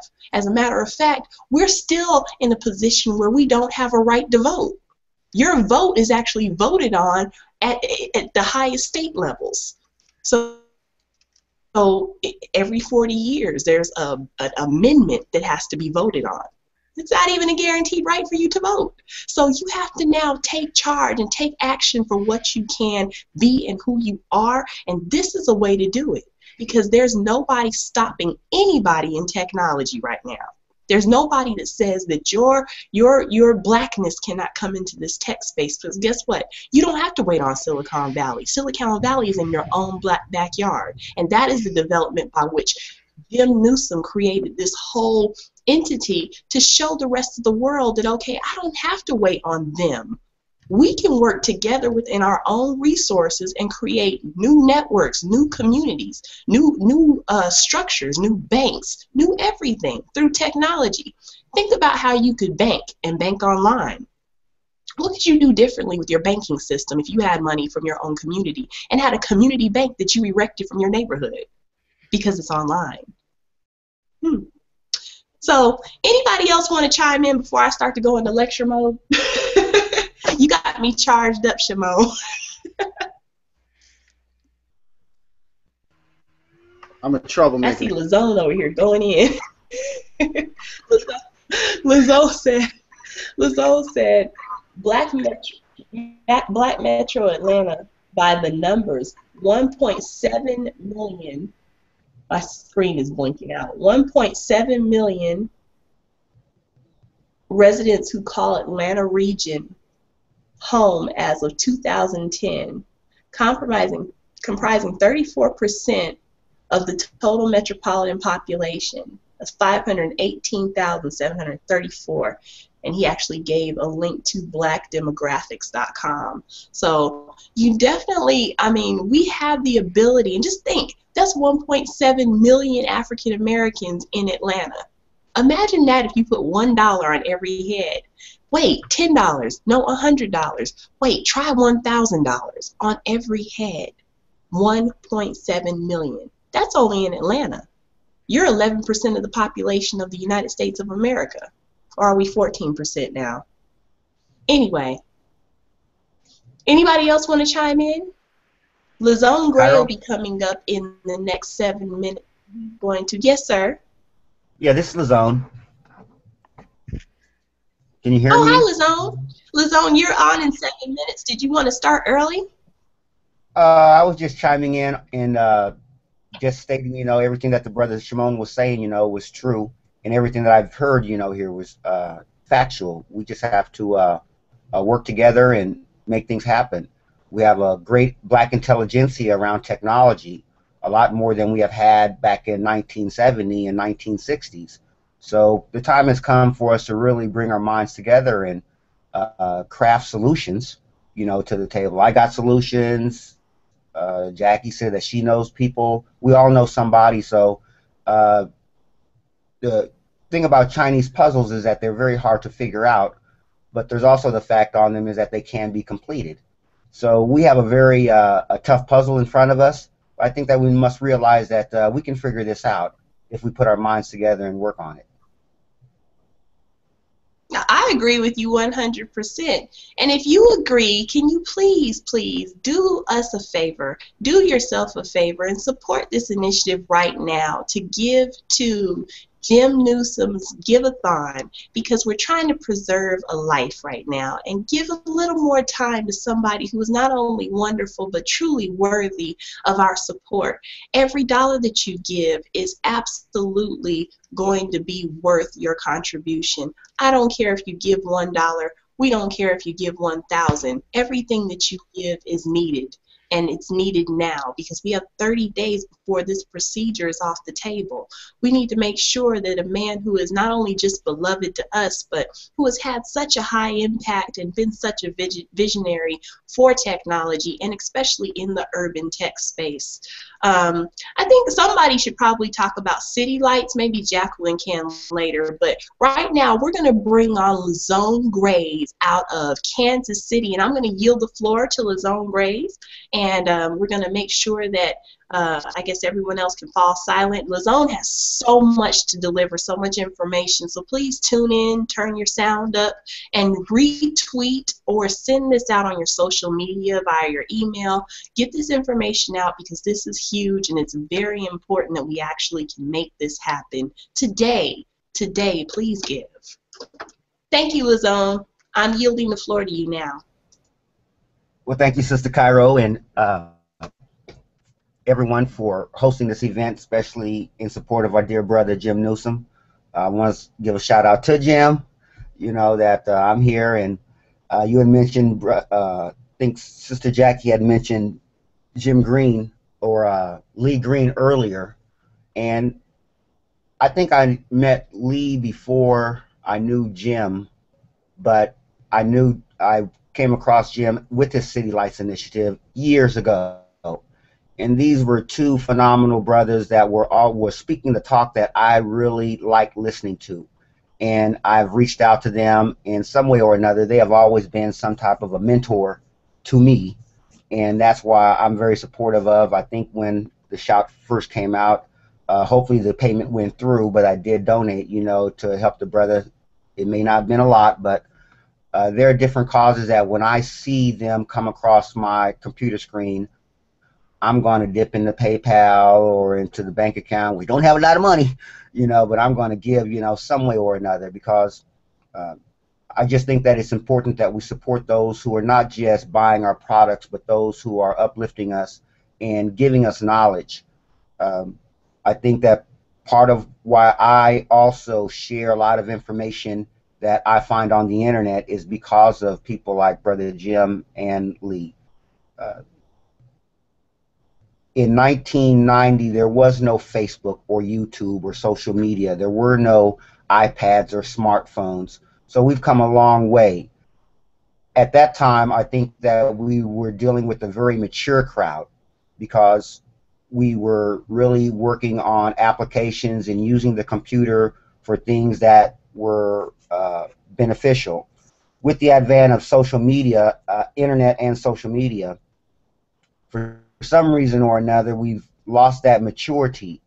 We have so many young people that come on to Facebook and other places, and they use the technology that is available to us now for foolishness, other than it being an empowering moment. You probably won't. I do not accept requests to play games. I have a lot of friends around the world who are also interested in being informed, and that's what I try to use my personal Facebook page for.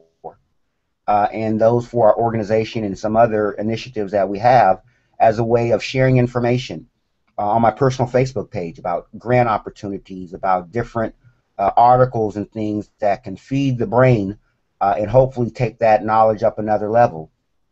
I am very excited about the Urban Tech Fair. It's sort of a hard sell being in the Midwest, the Bible Belt, the conservative, ultra conservative belt in the United States. Probably it's hard, but again, back to the Chinese puzzle scenario, it's not impossible. I can use a couple examples. Probably the most recent is the Wi-Fi that we put together in the state of Kansas, which is now known as the largest public Wi-Fi, covering the largest and oldest public housing development in the state of Kansas. It was an idea in 2006. I tried to get it pushed through, could not get much support from the housing authority or the local telecom providers. It wasn't until Google came to town with their gigabit fiber that the conversation about technology got ramped up, and then people started seeing what I was talking about back then. Fortunately for me, all I had to do was just dust off the proposal, roll it by Google. They said no. But I was working with another group called Connecting for Good, who were also trying to get Google to let them use their gigabyte backbone fiber for their wireless projects. And when they said no to them as well, fortunately, Connecting for Good went out and found some other technology. And as I waited to see if it worked, and it did, then I was able to partner with them. And from 2006 to probably a couple of years ago, 2011, 2012, we were able to push it through, and now we have that largest Wi-Fi project. And I have learned a lot about wireless technology, that it's not so much the gigabyte speed as it is the connectivity. A lot of what Brother Shimon has been talking about, and a lot of people are talking about, gigabyte technology is probably overkill for your average low-income neighborhood and household, because that's just too much for us to handle. What we need is connectivity. If we want to bring up the knowledge base of folks in our neighborhoods, we need to be innovative and bring that connectivity to them. The next step that we took was to encourage the housing authority and the powers that be to create an adjacent computer technology center. All of these had to be done through crowdfunding. Unfortunately, the monies that came in for the Wi-Fi project and the technology center did not come from the black folks who lived in the neighborhood. Contrary, it came from the white geeks who live not in Kansas City, Kansas, but in Kansas City, Missouri. And that was the power of salesmanship, how to go and sell our story, sell what we want to do. We have to be the voice at the table of those powers to be. I would drive to Kansas City, which is about 45 to an hour away, every couple of months to be at a regional, to sit on a regional committee. What was funny is that even though I drove an hour, people, those who are considered the black voices, the pastors, the activists, they would never come to these meetings. And I'm sitting at this meeting here, and they're chopping up $50–60 million of our tax dollars, and nobody is there representing us. The people who happen to be black sitting there, as Brother Shimon had mentioned, they're working for government and other companies. They're not entrepreneurs. They were there representing the interests of the colleges and universities that they represent, the companies that they work for. No one was there representing Northeast Wyandotte County, which is the poorest county in the state of Kansas. Northeast Wyandotte County has the largest black population in the state of Kansas. The demographics on it was pitiful. It used to be a thriving black community. Kansas has a very rich history within the Exoduster movement. So crossing over the Missouri River into Kansas, Kansas City was one of the first places that they embedded themselves in. And so even here in Topeka, Kansas, where I'm based at, as Brother Shimon mentioned, they're sitting in rooms and talking, and we are not at the table. I find it very unique that when you just throw the title President CEO behind you as a legitimate organization, you can bum rush the show and set yourself up into a meeting. If you're talking about technology and you're calling people to be stakeholders, I'm going to show up at the meeting. But what I'm also going to do is I'm going to represent our people. I'm going to speak for our neighborhoods, our individuals, so that we don't get left behind. And I really think that it was because every time Google had an event talking about rolling out gigabyte fiber, every time they talk about economic development, every time they talk about community empowerment, I'm going to be at the table. And as what I believe I'm an intelligent person, I'm going to be speaking truth to power. If you're not in the room, somebody will say something stupid. And if you don't have somebody in the room to counteract what they said, some people will actually think that it is true. So I can try to be a leverage in the room because somebody needs to educate those who are not informed, who do not live in, shop in, support, or understand our community. But if we have the proper voices in the room, we can hopefully change the hearts and minds of people who may not want to live in our communities, but they understand the plight in our communities, and they are always inundated with contribution requests for athletics and sports and so many other things that have nothing to do with it feeding our mind and empowering us, that maybe it's just different, to have somebody who's actually at the table speaking about technology from an intellectual standpoint. I think that is one of the reasons why so many of the white in the Kansas City, Missouri area supported these initiatives at $25, $50, $100 a pop. We raised $42,000 to get the job done. And now that people have a vision of what they want to see happen, but it's always a speculation on if you build it, will they come? Many of the things that I envisioned in 2006 with the Wi-Fi over Juniper Gardens, the largest public housing development in the state of Kansas, I'm seeing these things. I knew that if you built a community tech center, it can become a magnet to get black students who are part of DeVry in some of the colleges who will want to come back to our neighborhood to be interns. I knew that young people who lived across the street would walk across the street and start getting involved in going to the tech center. I knew that the individuals living inside the housing project units, they would use internet just as much as anyone, and not just for foolishness. I knew that if we had the proper program, that even our elders are interested in technology. So these are the things that we have to bring to our neighborhoods, because we know that the big telecoms don't really care about us. They care about our money. And if they're not going to do it, we need to be wise enough to find that technology. And what we're doing is using microwave technology to bring wireless connectivity to our neighborhoods. As I said, I learned a lot through that project, and uh, platforms like the Urban Tech Fair keeps feeding my mind so that I can stay on the edge of innovation. I can listen to Jim, I can listen to Jackie, I can listen to all the conversations, and when I find something that is working somewhere else, I try to bring it back to Topeka or Kansas City. Um, so what I've been able to do, hopefully, is gain a lot of knowledge on putting together wireless networks, wireless mesh networks, rolling out a model to see if it works. In Kansas City, they call it the KC Digital Sandbox. A sandbox is a term within itself, is a place to where you can come and try your ideas. Some are going to make it, some are going to fail.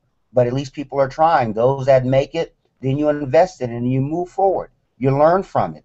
Now that we understand that we can put together wide area Wi-Fis, what's going to happen in adjacent tech centers? Many of these are buildings that are being shut down in our neighborhood because of budgetary problems with city and local governments that's beyond our control. That maybe now is the time that we look to these community centers and old schools that are being shut down and targeting them for transformation into computer technology and learning centers in our neighborhoods. Once we have the facilities, we can be in control of the type of content that goes on in there. Just completed this summer, or completing next week, our summer code, teaching young people to code. Very excited about the Yes We Code campaign. Still working, trying to work with them on seeing how they can help us in the Midwest area. So I have a crew of people, and I'm sure that others know other folks who understand this technology. And one of the things that I hope that we can do is move beyond the talk and the rhetoric and move into action. If I see something that's working, if you see something that's working, how can we get our head around it? I offer myself and the crew that I have established who know this technology that if there's a neighborhood in anywhere in the United States that fits that demographic bill that we love and we want to target, we have a crew of people that's ready to come in, do feasibility studies, see if it's possible to learn how to raise the funds to make these things happen, so that I can bring a Cairo into our tech center and she can talk to young people about what she do about technology. If she had a tech center there, if there was 5 tech centers around Metro Atlanta in our neighborhoods, there's 5 bases for her to go and preach the gospel of technology, build her name up in the community, because the 15-year-olds today are going to be 27-year-olds down the road. They're going to be 35-year-olds down the road. They're going to be 50 years old and going to have kids who are 13, 14, and 15 years old. We have to create bases where we at. IBSA, the organization that I founded in 1991, to me it's really just a base. I work here, I live here, but I travel all over, and I like coming back from Africa, and I come back to 629 Southeast Quincy. I go to Detroit, I go to Washington, I go to New York, I go to Phoenix, but I always come back here. So I need to make sure that I have the resources and tools that I need to do what I want to do, and I think that we all have the passion that that's what we want just as well. As I said, we are the mature society as far as internet and technology is concerned. When we were trying to raise funds for the Wi-Fi, it went from practically a $20,000 project to a $42,000, but still the project covers 5 large city blocks of a Wi-Fi. I was doing like we're doing right now, trying to raise funds online. When you have I belong to the Black Enterprise LinkedIn site, maybe 20,000 people, and a couple other LinkedIn groups for Black business. And when you divide 42,000 by 20,000 people, you're really talking about crumbs. But when we look at Please online and then just like it and do nothing, that is indicative of where we are failing ourselves. If we can't muster up the gumption to hit the PayPal button and send in $2, $3 times 20,000 people, 18,000 or 6,000 people, that's on us. I don't think that the other powers to be are going to invest in something that your people are not willing to invest in themselves. And so we have to try to find some way to get our own folks to see the importance of self-funding our own initiatives. One of the things that we have started was the Streets University, and I use that number there. I found that website just to show the power of how many businesses that we have in our larger cities. When you have 500 some thousand businesses, or actually there's 1.9 million registered businesses according to the U.S. Census, Black businesses. I tried to create a program around the facts that I know. We have 1.9 million businesses. Our young people are not getting jobs. There was an article that in Chicago they have a 92% unemployment rate. In major cities like from New York to Detroit to Chicago, the same thing. How can we bridge the divide between 1.9 million Black businesses and all these Black youth who can't get a job? We know that we want them to be enterprising entrepreneurs. Small business is the backbone of America. It cuts the most checks. If we cannot do anything to help them get a job because we are not creating the type of robust businesses that can hire more than mom and pop and maybe a couple of kids, then we have to try to look at enterprise and entrepreneurship. So I'm thinking that as a programmer, I created an online directory, and there's a lot of online directories targeting Black businesses with varying prices. But what we tried to do was to say, okay, you can be in our directory for $80 a year, which is basically a tax write-off. But we are teaching young people to not just to be the sales representatives, which cuts into the soft skills that they are not getting in school. We are teaching them how to create the profiles in the directory so that if they sign up a business for $80 a year, which is the basic, and $120 premium, they'll earn a 50% commission. We are conditioned to be wage labor, to get an education so we can get a job for somebody else, not to get that education and becomes leaders in our community in the business field. Now, I was sitting here doing the math at $1.9 million, and at $80 a year, we're talking about $152 million a year.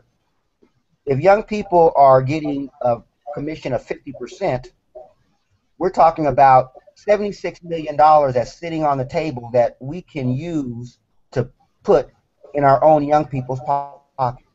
Not only are they learning about technology, not only are they gaining soft skills, not only are they interviewing businesses and doing a sales presentation and learning about different type of businesses, careers, and occupations, this is more of a larger learning opportunity.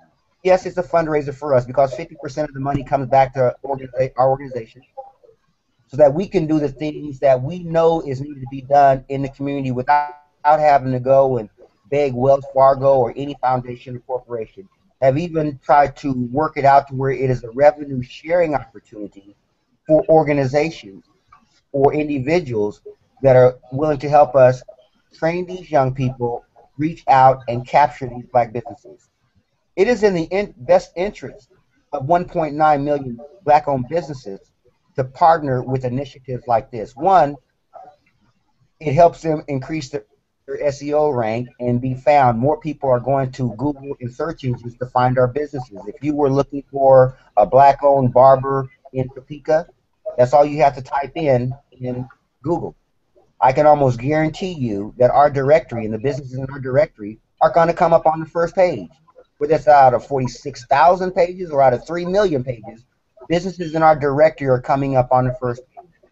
So this is the power that I can understand of the internet.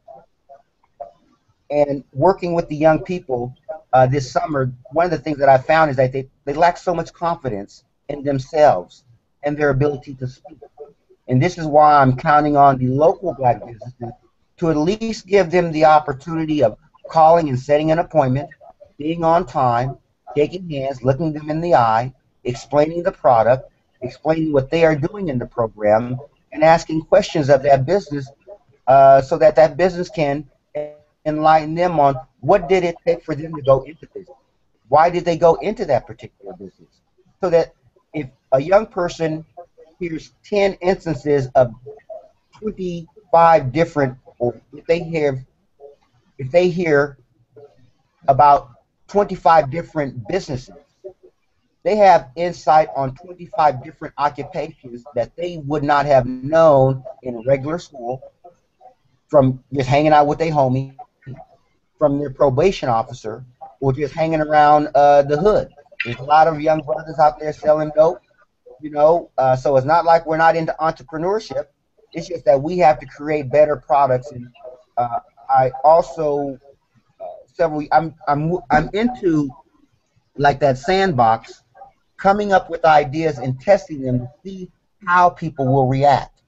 During the Million Man March, I ran into a brother, Gregory Perkins, who had black greeting cards and calendars. You buy them for $6, you sell them for $10. So I came back to Topeka, and I made that an income opportunity for young people who were willing to be enterprising and put in the effort. Now I'm looking at 14-year-olds who are making $600 and $700 just selling black greeting cards and calendars. Our young people have that enterprising spirit. How do we turn them into our foot soldiers, for lack of a better term, to be out there promoting our products and earning a little bit of money? They don't have to make all the profit, but I think a little bit of money is better than none. So I'm going to get off the soapbox on some of these things that we have done. And I just wanted to throw it out there that these are some of the ideas and models that hopefully we can start talking about, work together, initiate. In business, you have your niche and your target markets. Our target market is 1.9 million black businesses. If a white business or an Asian business want to come on board, hey, more power to you. We'd love to support you. You get the same results in our directory. But our primary target is 1.9 million black-owned businesses. We know that they need a space on the internet. We're not talking about building websites for them anymore. But if they have websites, then that just makes it all the better. Employing more people to building websites. That's why we are working to get young people incited into coding and building websites. I look at websites nowadays, many of them are using WordPress. I was talking the gospel of WordPress years ago. That is why part of our summer program was introducing them into building websites with WordPress. And they're catching on. Young people have a knack for catching on for this stuff. So we'll be moving into video production and editing starting this school year for the few of them that were in the class this summer who showed interest in learning this. We all know that video is a major frontier that's right here, right now, that it has one of the ways of increasing the conversion rate, not just for people buying products, coming to your store, but also for nonprofits to get their story out to increase their donor base. So we may not be charging $1,000 for a good video, but we can definitely charge $500 and teach young people about video. And before I stop for a moment to take some questions here or comments, it used to be that Gangnam Style was like one of the #1 YouTube videos viewed. But I was watching the Today Show early morning, and there was an article about this couple who was making, God, millions of dollars. You never saw the lady's face. All you saw was her fingernails, and all she was doing was giving reviews on toys. We're talking about somebody, I think they said, like making $30 million a year doing this stuff. A very small space. She has some wild colors fingernails. That was probably the only unique thing about it. But it's like, wow, this is something that we can do. This is where about innovation and ideas. So we have to figure out, how to use YouTube, how to use Google, how to use Google Plus, as we're doing right now, to empower us as individuals, and stop just sitting on the sidelines and watch them Jobs and Zuckerbergs make all this money. Because we need to get our beak wet too. So I want to stop for a moment and take any questions or comments from anybody that's here. And I do want to also thank any of my friends that may be watching this Give-A-Thon for our dear brother Jim Neusom. I want to personally ask them to give support one way or another.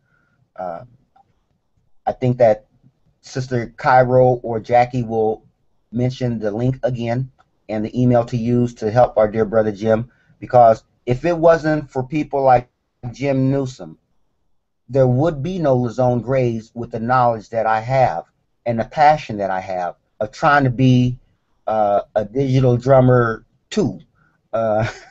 So please, I'm open to any questions and look forward to your comments.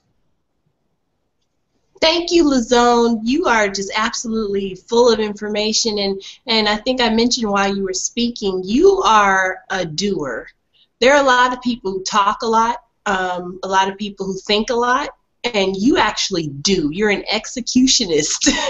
So I think it's important to understand when we see people who are doing to try to make a better tomorrow for not just themselves but for everybody, that it's important that we support your initiatives. And even if you're not in the place that we're in, I read something yesterday where it said investors are likely to invest in the local areas that they're in. But our country is in a deficit right now. So wherever we have new business that is festering or fostering right now, we need to get behind that, especially when we're talking about our youth. And so our youth are learning from the initiatives that ISBA and Yes We Code are actually putting forward. It's important that we get this information out and that we help bring this to a bigger platform. And not just because it's cute and it's a nice little hashtag and everybody gets the concept, but because it is massive. It is something that right now seems small to you. Watch 3 years from now. You're going to see systems that are going to be changing in this country, because it would only make economic sense for all these companies to now transition to what is easier and least cost effective for their companies. And so when you start seeing people losing their jobs at massive rates, and then you're not able to replace these jobs because we haven't been trained how to code, we haven't been trained how to program, we haven't been trained how to develop. We don't know anything about SharePoint. We don't know about network security. We're all in fear of being hacked. We need more hackers. We need people to turn around and know. We do. We need more people to turn around and know how to become the solution as opposed to being somebody that needs help. And this is what Lizone Gray is doing. He's creating platforms where people are not codependent on your cable services anymore. When you can now go out and share resources, because technology allows for you to be more creative and outthink all these companies that have been charging you an arm and a leg. Because I mean, in the space that we're in right now, if you think, we're one of the slowest internet functionalities in the whole country, in the whole world. Our broadband speed is slower than almost everybody in the world, and we're supposed to be the #1, power unit for the whole world. And if we're looking at that and we understand that, okay, well, what does slow internet mean? What does that mean for you? That means information is delivered to you slowly. So whereas other people can learn at a faster rate, they can create at a faster rate, they can develop at a faster rate. And we look, and it's not, these aren't small numbers that they can develop faster than. We are sitting right now in the middle of what is going to soon become a dire straits for this country. But people aren't talking to you about that right now because they've been telling you be afraid of technology. They've been telling you because they can't catch up where they need to position laws. So now you're looking and saying, okay, we got a generation of kids who are coming, and I promise you these kids are so much smarter than ever before. They learn faster, they know more. You may not be able to educate your children, but you can take them to someone who has a platform like LaZone Gray. You can get into your own neighborhoods and we can create tech hubs. We can have spaces where people can come and not only just use the internet, but then they can turn around and have people who are take all your unemployed people. Everybody has a gift. There's a space for them in technology. So let's say we have a tech hub where we have people who are programmers and developers. But on the other side, when you have a business, you need marketing. You need someone to do consultation for financing. You need somebody who's going to represent your legal department. Why not offer that in a tech space? I see a lot of places that are growing these co-working spaces, but they don't offer anything but maybe a printer. You know, and I'm saying to people, why not be more impactful than that? We have places here I've actually spoken to about that. When you have people who are unemployed, but they are able to be employed by the use of your location, why not put those people in there and offer their services to people as they come in? Everybody needs someone to consult with on finance. Everybody needs a legal consult when you're in business. Everybody needs that. If you're creating products, you need someone to consult. Why not bring those people in, especially people who are unemployed and looking for work? You may not be you may not be an office for them to create to create hourly income, but they can have gainful employment because you can bring them in and have them as consultants. So, I mean, why not use, you know, global resources? Why not use what's out there? And what LaZone has done is gone into neighborhoods where people have not seen that they have resources and shown them the resources right there in their backyard. So I applaud you, LaZone Gray, because you are phenomenal and very supportive of my endeavors, and I appreciate that, and for your support of the Urban Tech Fair. So thank you. And anyone that has a question for LaZone, please speak now. I'm not sure who's coming up next, so we have time. So please do a question to LaZone. If you're on mute, you can come off mute now. Hey, LaZone, I have a question. Yes, sir. When you're going to those meetings in the different situations, how did I text this really quickly? How do you get credibility when you walked into the space? You know, I mean, obviously you're credible because you know the information, but I mentioned you don't want to be the black novelty or an entertainer when you come in there. How are you setting the framing to the audience and the other participants that you're there not as an ambassador, an educator, and a conduit between, in that case, the state or whatever major actor to the local community, and bring from the local community to get that trust to bring it to the state or the major organization? Well, one of the things that, as I had mentioned before, I started the organization in 1991, and I'm always trying to be a first adopter, one of the first two black organizations to seek out and get a contract with our state to help those single parents, mostly moms, on welfare, especially when welfare reform came around.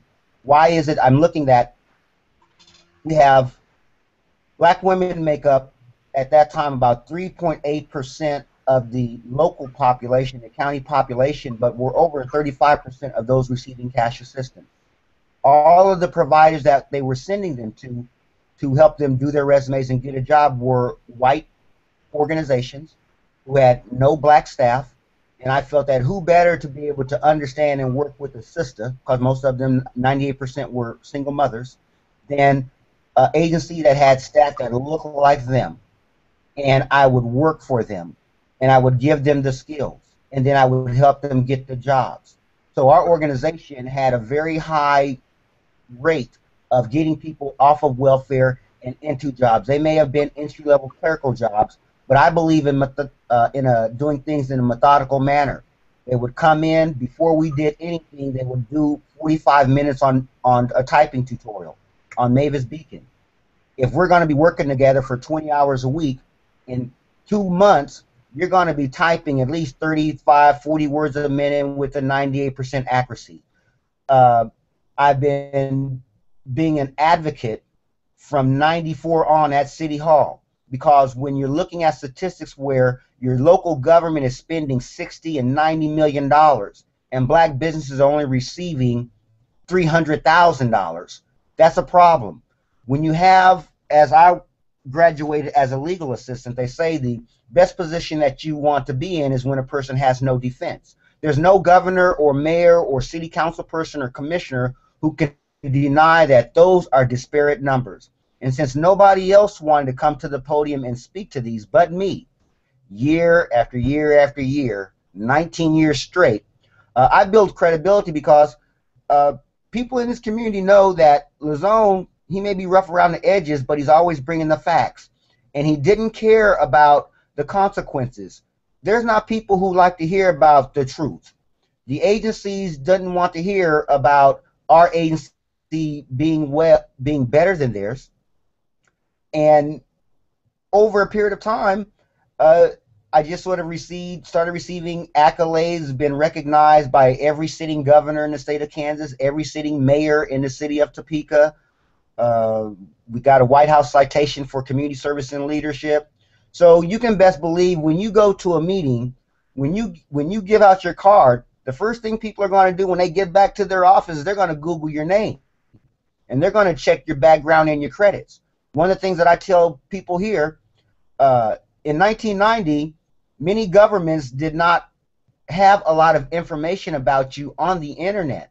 But then the internet became this big repository. So I'll be telling young brothers right now, don't go out there and commit no crime, because that stuff be put out there on the internet. And even if the case is dismissed, they can't go back and retract that. When people are looking to do a background check on you, the first thing that they do is they look and see what high school you went to, and then they go to the newspaper at that place and see, the police blotter, and see if you got in any trouble.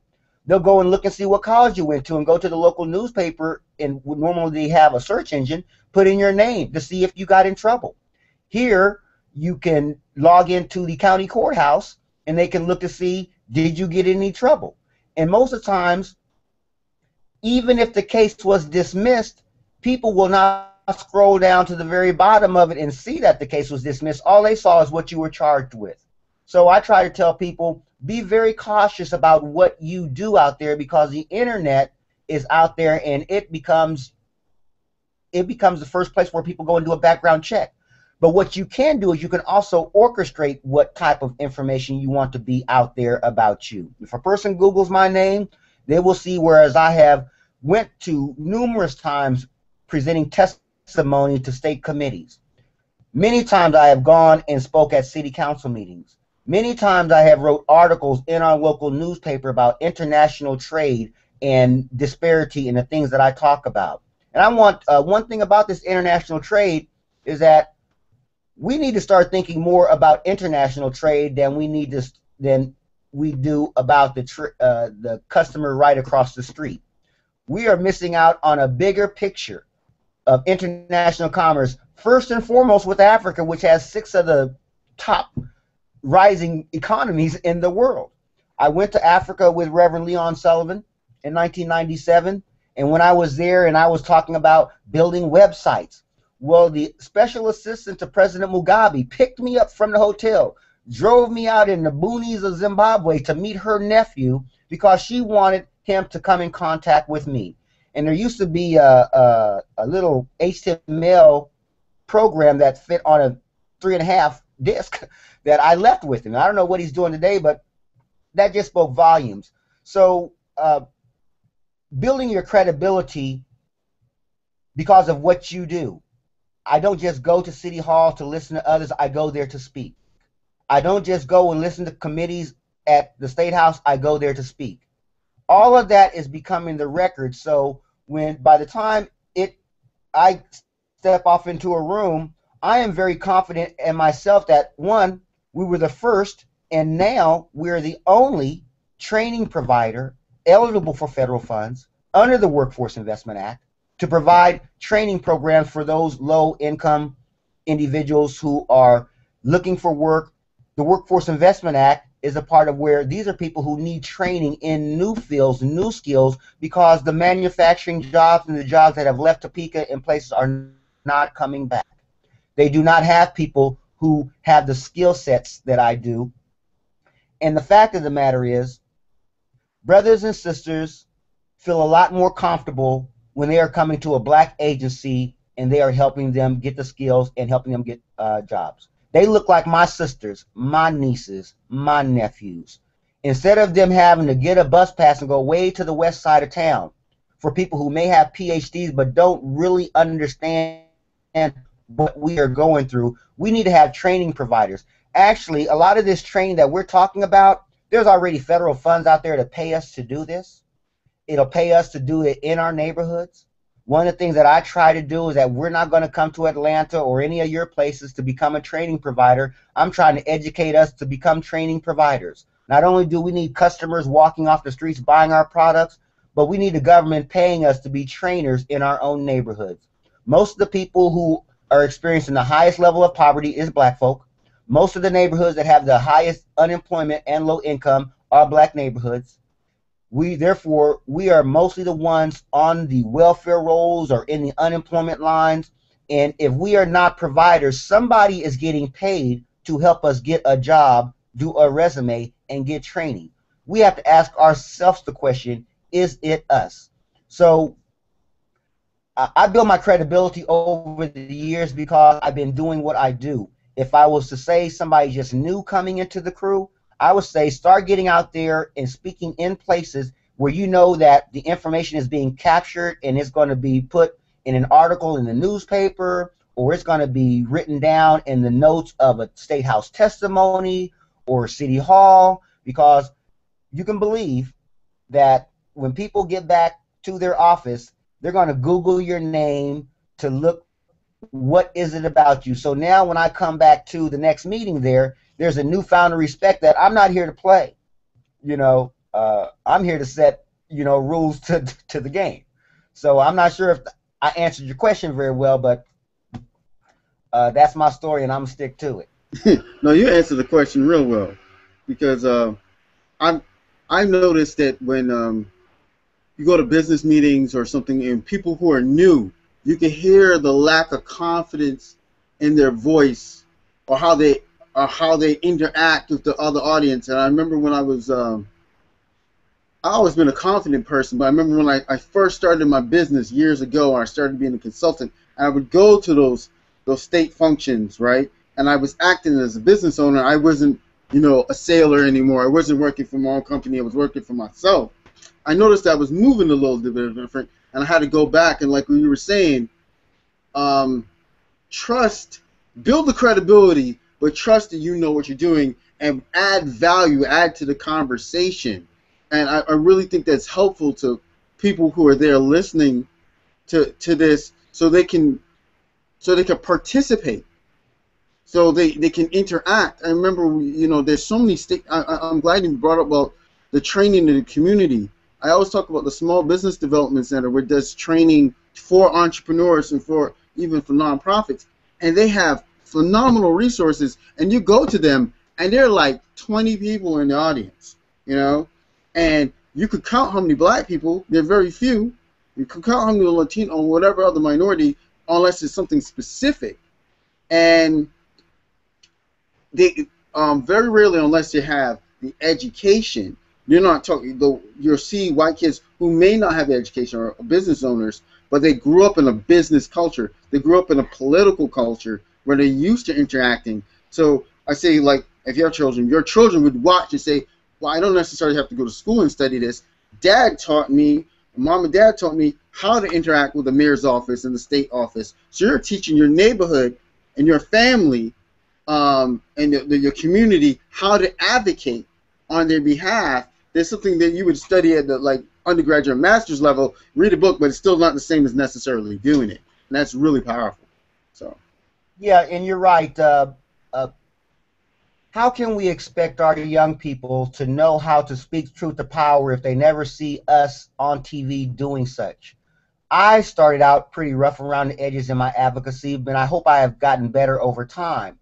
But uh, the city council meetings used to just be on cable TV, and if you didn't have cable, you didn't see it. Now they stream it live on the internet. One of the things that I do, and I'm conscious that it's not just the 9 city council members that are sitting there that I'm speaking to, it's the tens of thousands of people that's watching it on cable TV and now watching it streaming. I hope that, and I've sent emails and I've let people know in advance when I'm going to the city hall to speak. Grab your sons and daughters and sit them around there, because I'm going to go there and speak to them. I'm going to educate them about the information that I found on disparity. I'm going to show them how I created an argument to get the city council to understand that we need better policies. The city council and the mayor cannot argue with me about the facts that they give me. They're the ones who gave me the information that out of $91 million that the city contracted out with, black businesses only got $300,000. So when they look dumbfounded, all I can do is say, now how can we work together? What that does is create people after the meeting is over who pull me to the side and say, hey, Lazone, can we have a meeting? Now that gets me into the room to where I can now be a better advocate. So by the time it hits the paper, that 10% of a $5 million sales tax is going to be dedicated to the development of so-called minority businesses and the empowerment of our neighborhoods and individuals. It's nothing that happened on TV. This was all negotiated in the background. So now on a 12-year sales tax, $500,000 a year, this is some money that we have to be wise enough to go to the table and get, because if no one would have said anything, all that money would have went right back to the regular powers to be. And so that's that persuasive speaking. And so when they say, okay, well, someone makes a motion, I send an email to a council member before I come and speak and ask him, if you could at least make the motion, maybe somebody will second it. When you know government, somebody has to make a motion and then second it, and then they have to make a decision whether it's yes or no. And once it gets to the vote, they'll raise the screen up there to show that it's 9 yes. I want people to see, young people, that a person can go and speak for 4 or 8 minutes and get people to actually vote yes for things that they came down there and said. That's powerful within itself. That man, that black man went down there and got 10, actually, you know, $500,000 times 12 is like $6 million. You know, that black man went down there and got $6 million. Girl, I'm getting ready to go down there and try to get some of mine. That's what I want to hear him talking about, you know, in their living rooms and things like that, you know. That is absolutely phenomenal. And I think that is something that I think what I call the Black Barbie syndrome. I think when I was growing up, I had Caucasian Barbie dolls. So the dolls didn't look like me. And when I actually had the African American Barbie doll, of course, you know, Barbie has always been this image of beauty and glamour and now business. And so when I looked at the Black Barbie that I had, it made me realize, oh, I can be Barbie too. Before, Barbie was just a doll and it was an image of somebody else. So when I actually had that doll, then I was able to look and say, okay, well, I can do the things that this Barbie can do too. Of course, I'm from Colorado. We didn't have Black Barbie dolls the entire time I was growing up. They came later. So, and to drive home what I'm saying about this, it is important for people like Lazone Gray to be in a position where people see you going to get $6 million, where people see you in front of political functions and events and speaking to authorities with authority, because then they can say, oh, I can do that too. Because a lot of times we don't know what we don't know. And until it is actually put in our face, then we go, oh, I didn't realize I could do that. Because I think a lot of what we do is based off, you know, the stigma or about our history. And we forget we're moving forward and we're going into the future. So we don't have to function on the limitation that we used to have. we're powerful. And to see other people in power and making moves like that is highly important, majorly impactful, and a necessary element to what all of us are doing is to take action and do something. Functionally go and do. I don't care what it is. If you do it on a small level, just do it. I heard somebody said the universe responds to people who take action. So we have to literally start doing more. We can talk about it, we can call about it, but until we put, resource to action, we have to literally wait idly by and hope that something's going to happen. And ironically, we have the Black Caucus coming up, and it's funny because I was talking to Jacqueline, and I'll say this, I always get mad every year at the Black Caucus because I look and I see all these people with all these huge resources talking. And I'm like, when are they going to do something? Like, you can go and spend money for the party, and that's cool. But why not take that same money that you sit there and you raise and redirect it into the communities that actually need the money? Create tech hubs, create businesses, put money towards scholarship, and it doesn't even have to go to colleges.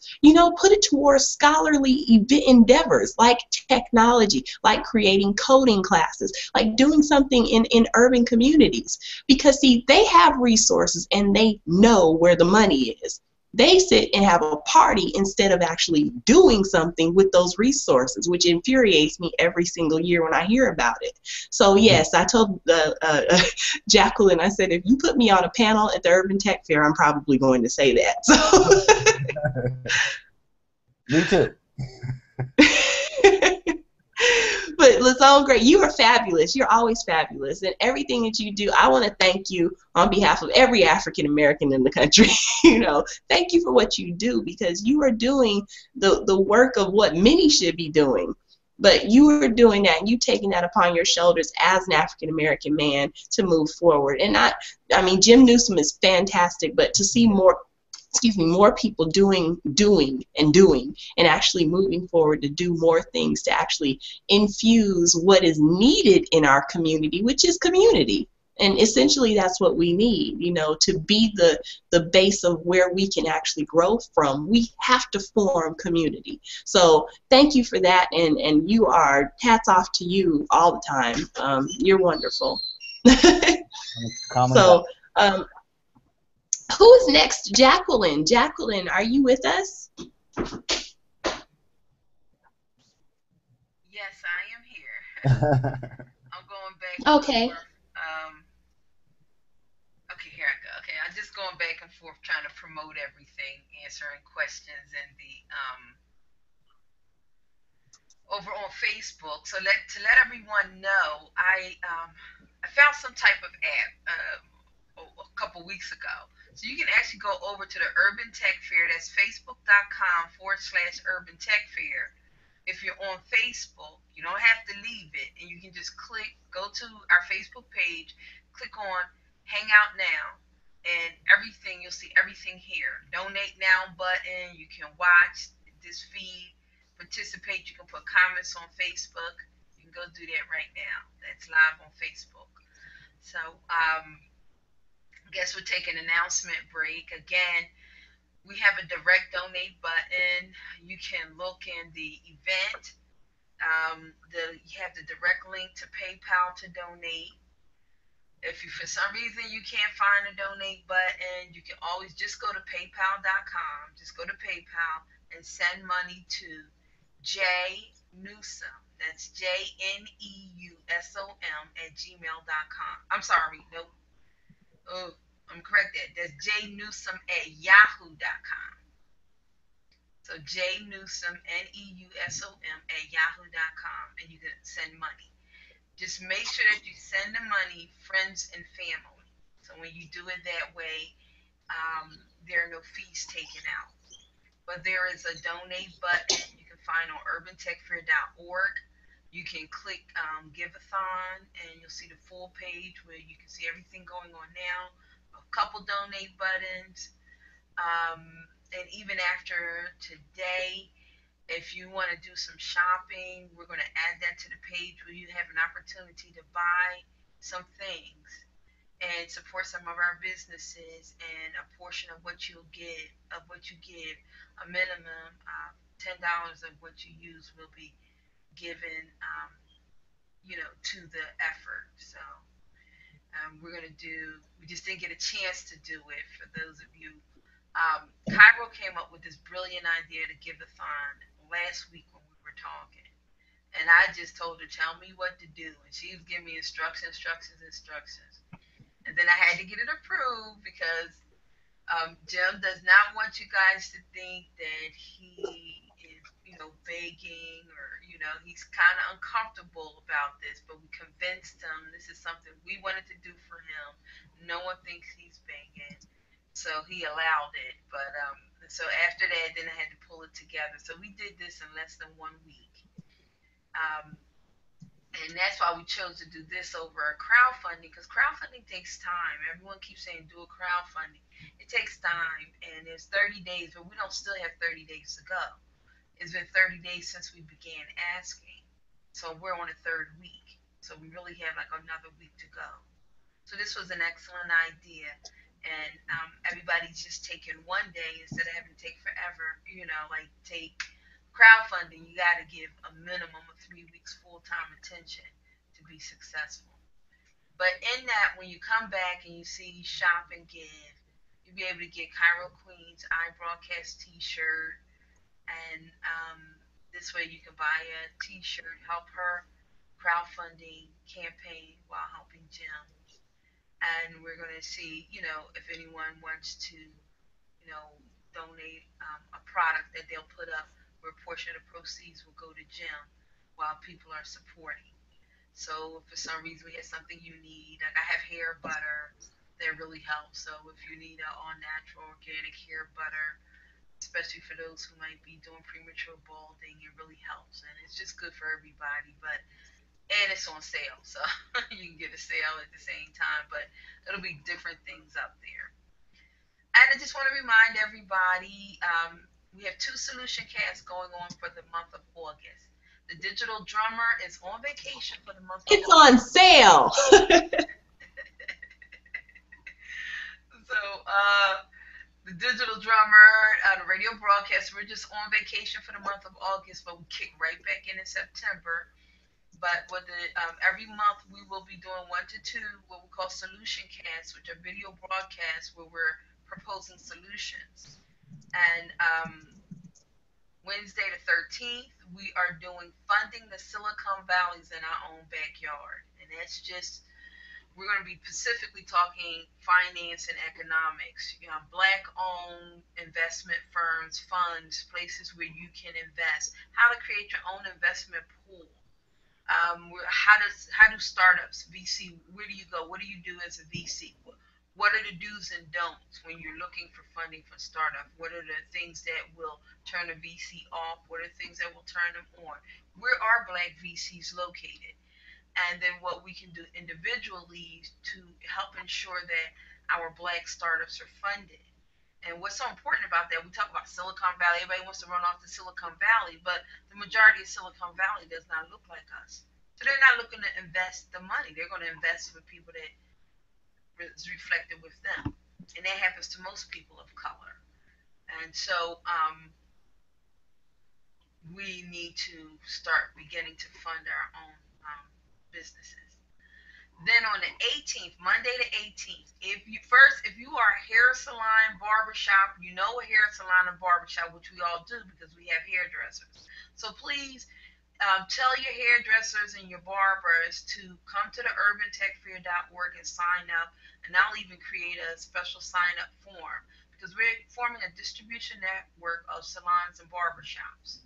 We want to partner with the salons and barbershops so that when we say about the libraries and internet cafes, you might also use your local salon and barbershop to go watch the virtual events that we're hosting. And so it becomes a different conversation. I always say, be mindful of what you allow into your spirit.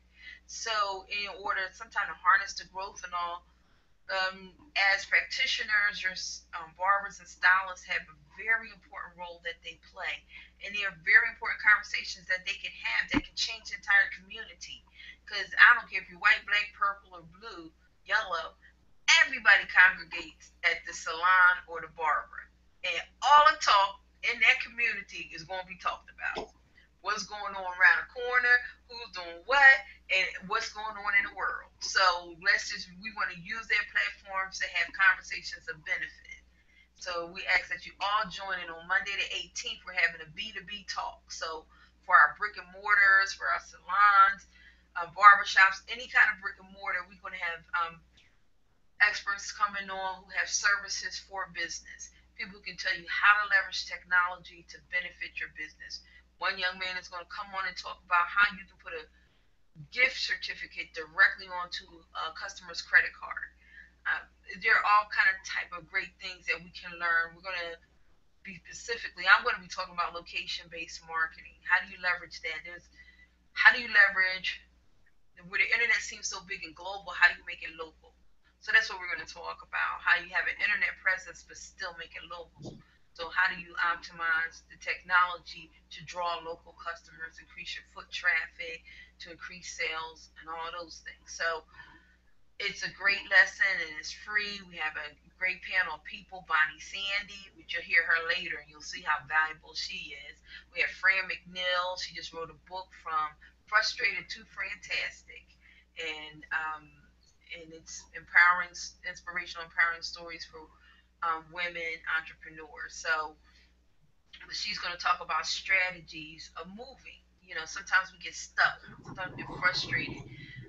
If you're looking to get into entrepreneurship, but you're not sure maybe how to do it, if you're in it, but you're not achieving what you want, she's going to talk about that. How do you move? How do you, what are some strategies?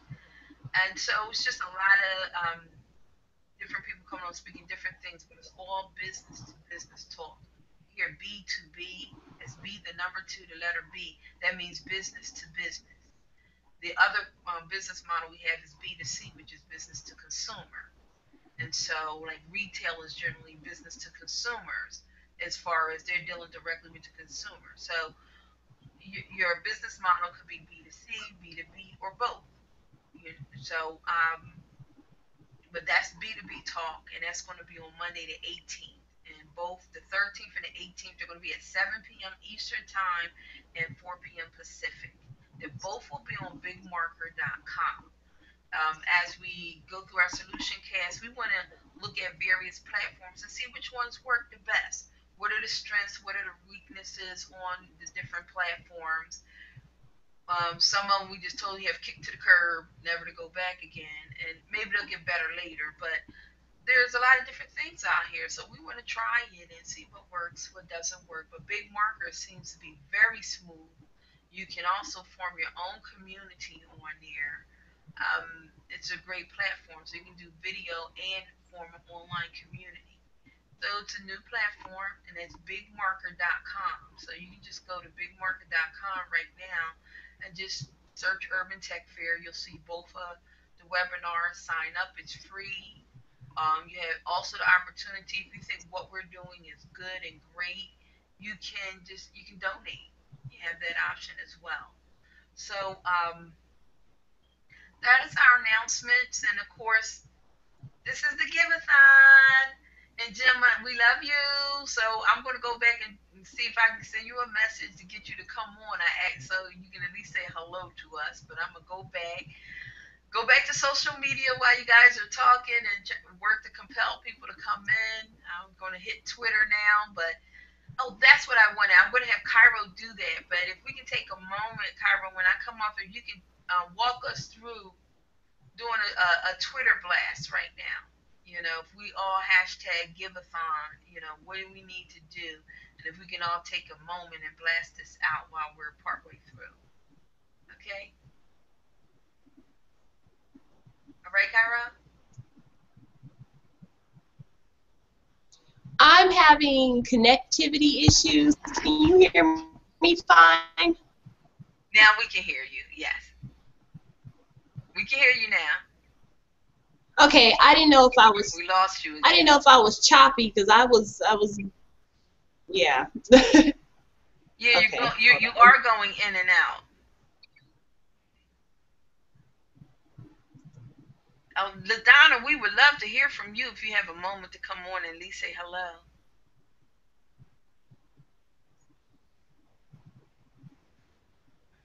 Cairo? This one. Okay. So while she's working to get that together, if you could go to Twitter, we're looking at Twitter, Instagram, Vine if you do Vine, and if you're not, you need to check out Vine. I have an article on Vine. So,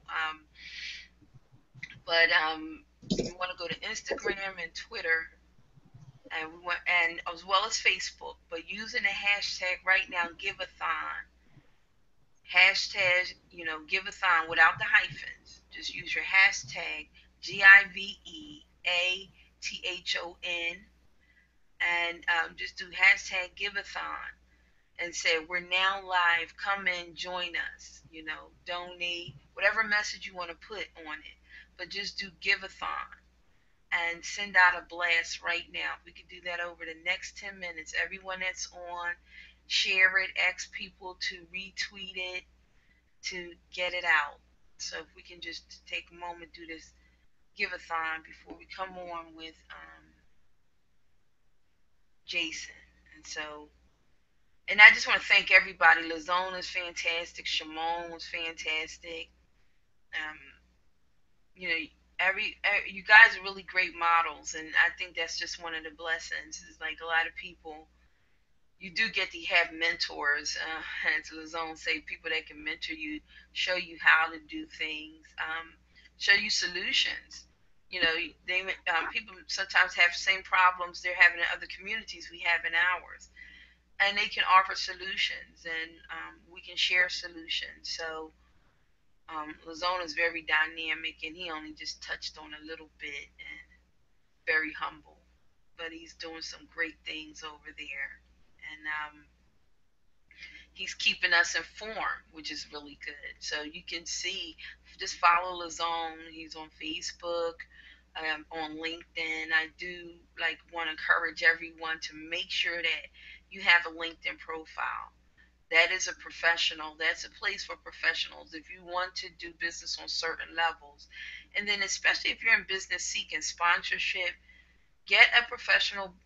You get your professional profile up there. That's where you can put your resume, and people can understand what your skills and abilities are. Then what you want to do is also put your company up there. Do a company page. And that needs to be professional. You have to be willing for people, like Lazone said, they're going to go and research you. So you have to be open to the scrutiny, but put your company page and publish news from your company page. This way, if you're this gives people, when they're searching about you to learn about you, when you're seeking sponsorship, this gives them more hardcore data than just some general things that you're doing out there. So, in this process, as we work to build and seek funding for one another, and that's even if you're African American, look for African American funding. There are certain things people are specifically looking for, and certain assurances that they want. And so we need to, like Lazone said, you can control what's being seen about you. That's controlling your brand. So you build out there and on the internet what you want and what you want people to see and know. And so that's just important. Now, also, if you're looking for employment opportunities, from freelance to employment opportunities, and you want a black-owned professional network, when Jason Moore comes on, he will tell you about the social professional network that he built. So we're all doing some really great things, and we had this opportunity to really support one another. So that's the other thing too. If everyone, so I want Shimon to come back, Lazone to come back real quick, and LaDonna, if you can come on for a moment, if you're around. But Shimon and Lazone and LaDonna, if you could let us know. Well, LaDonna, you have to introduce yourself, but let us know one thing we can do to support you. Give us one thing for the best way for us to support you. And Cairo's back on. She came off and came back in. Go ahead, Shimon.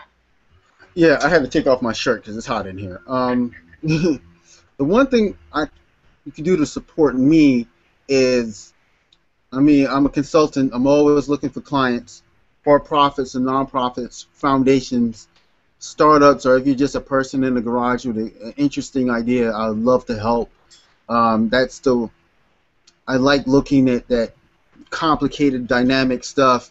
I also like working with communities. So if you're having issues at the community level, you're looking to make an organization. You have these questions like, should we become an LLC? Should we partner with this organization? Um, are we looking for strategic partners? Like when Jackie and I have these conversations about sponsorships and should we do memberships? These affect your organization, and they affect how you want to control your organization. So I always ask people, it's about your idea, your vision, the culture you want to have, but it's also about resources, taxes, and risk and power. Um, and these are things that really affect you when you're running your organization, how you want it to feel when you go there, what are you worried about. And sometimes we do things when we don't fully look because it's your baby, you care about it. And you could be overprotective of your baby. Your baby got to go up and it got to learn, but you don't want to abandon your baby in the wilderness because it'll be eaten by the wolves. So, myself and people out there, I really enjoy working on those issues. So, welcome to reach out to me on LinkedIn, Shimon Warden. I'm literally the only Shimon Warden on LinkedIn, especially the only one from Boston. Or you could contact me through Jacqueline. Hit me up, 617-319-8896. That's my cell phone. I'm too old for stalkers, so no stalkers. and um, and see what else. And like I said, I'm going to be here in Boston this weekend coming, the 15th to the 17th, at the Boston Green Fest. So you can sit down if you're in the area, come enjoy some music, talk about the environmental music, see some art, and we can talk some business. I'm really willing and open to help out anyone. Great. Lazone, are you still around? Yes, I am. Okay. How can we best support you? I'm here. Okay. Well, after Lazone, then we're going to come to you. You know,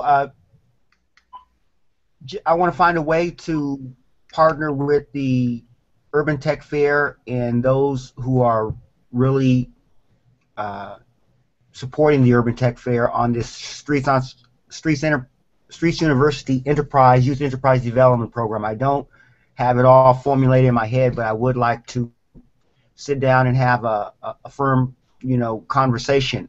As I said, our target is 1.9 million black businesses. Many of them are in Atlanta. They're where you're at. And how do we come up with a revenue sharing model? How can we work together with young people in your neighborhood, in my neighborhood, in other neighborhoods, and build them up to go out and get these businesses, make it a win-win-win scenario for everybody?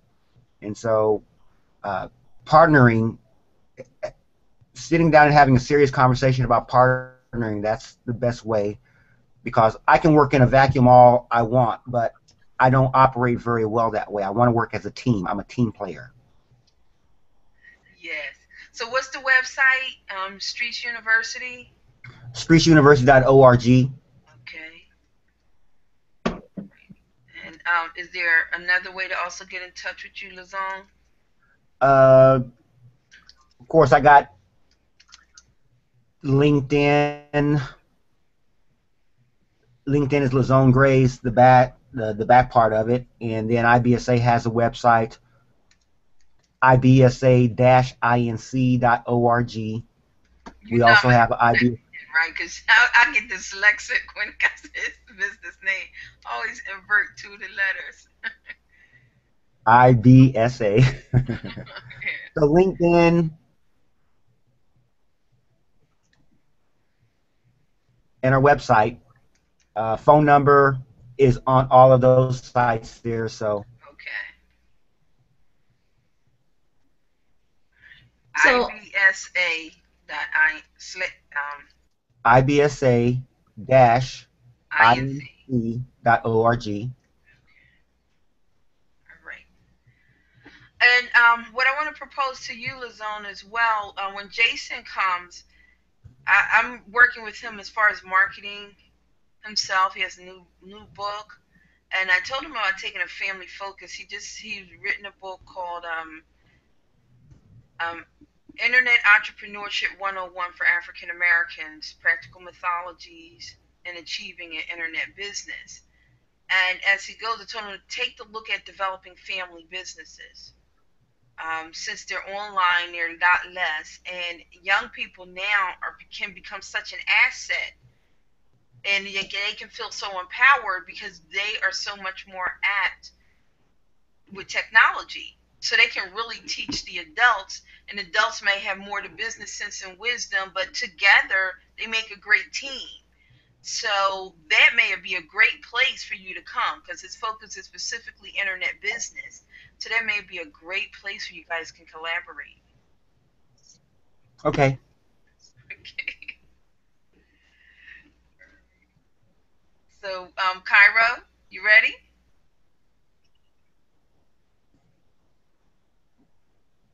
I think she's still hitting up. So if everybody I gets am ready. Can you hear me? Okay. Yes, we can. We hear you. We see you.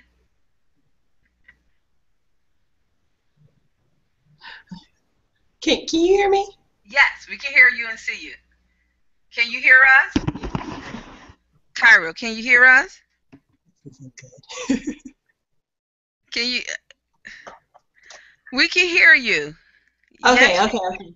Okay. Yeah, I hear you all fine. We can hear you. I hear you all fine. I just am having.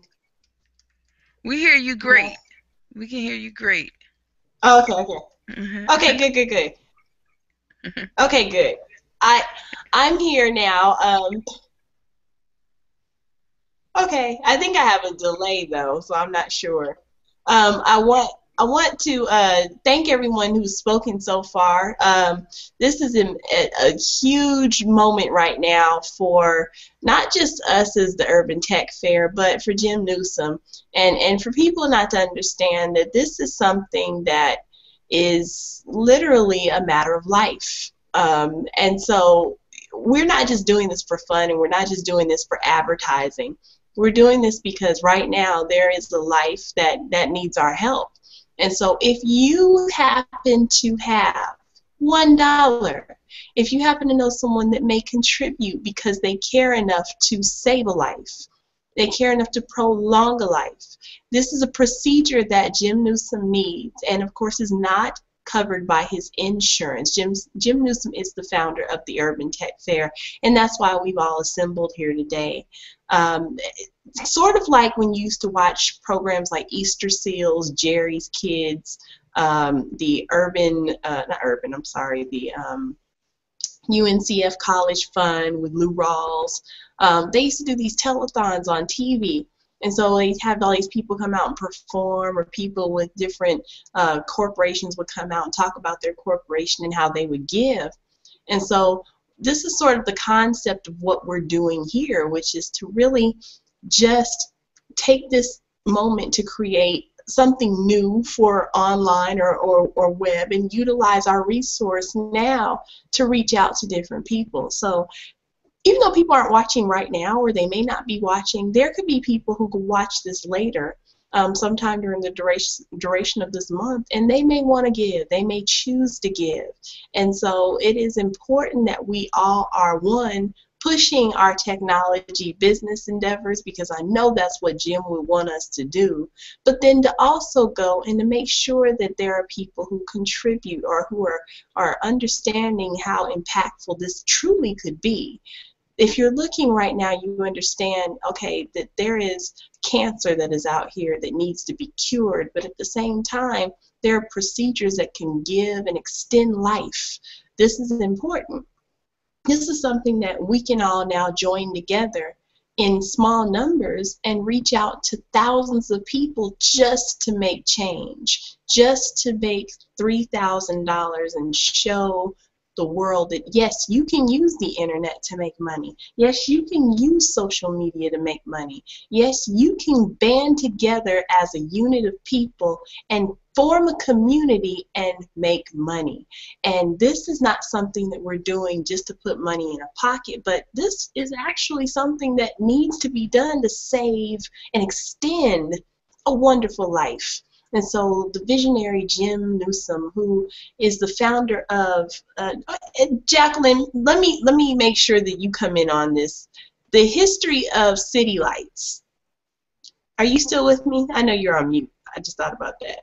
We'll come back and we'll talk about city lights after Jason Moore speaks later in a few more minutes. We'll talk a little bit about city lights and Jim's company and his original founding corporation that he opened up a few years before the dot-com boom really took off, and what actually happened in his life.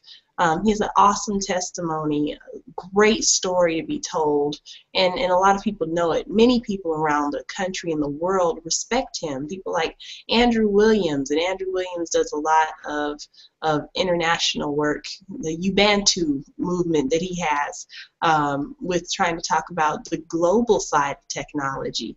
And so, you know, we have people who are here from the urban tech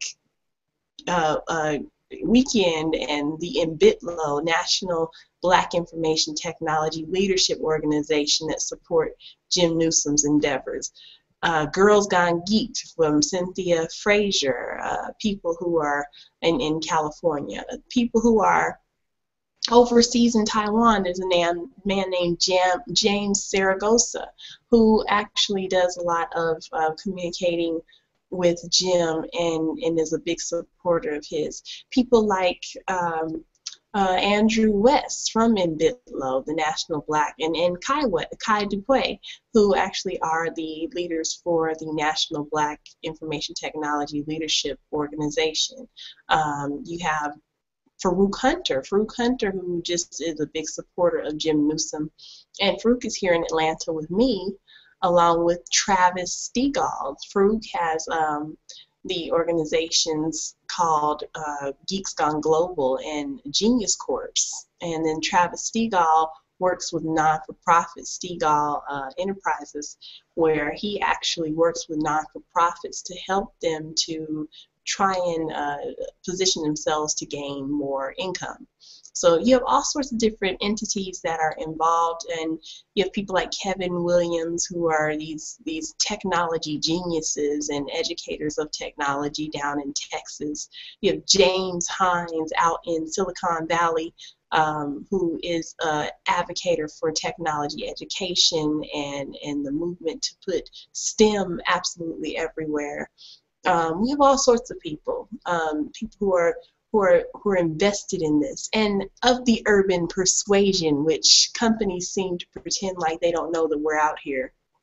I'm going to keep saying that because I do believe that we need to probably guilt trip some of these companies into understanding. And I'm not saying go after them and say, well, you know, you haven't supported Black endeavors. Okay. They don't care about that. What they do need to understand is the power that stands behind us, the money that stands behind us. Because if we step forward and make a movement collectively together to show the entire world exactly how powerful we are, they'll care. Because we collectively can make change in their bottom line. And that's not something that any company wants, is for you to move away from them. So we want to move forward with them in our partnership, in our alliance. And so something that we need to do, hashtag use my digital currency. So something that you absolutely want to do, hashtag use my digital currency, and speak to matters of economic development and influence that people have, to know that you are not disempowered or disenfranchised. You are powerful. You are not only powerful, but you are empowering other people. Take that power and use it for yourself. And so that is something that we collectively can do, and we can move forward all together. I am going to now open up the floor to Jason Moore, who is an author of a new book, and he is going to come forward. I'm sure he's going to talk about his book, and he's involved in so many different movements, Black Wall Street, and different platforms by which, I think Claude Anderson is involved with. And he's written a book, and I really would like to hear more about it.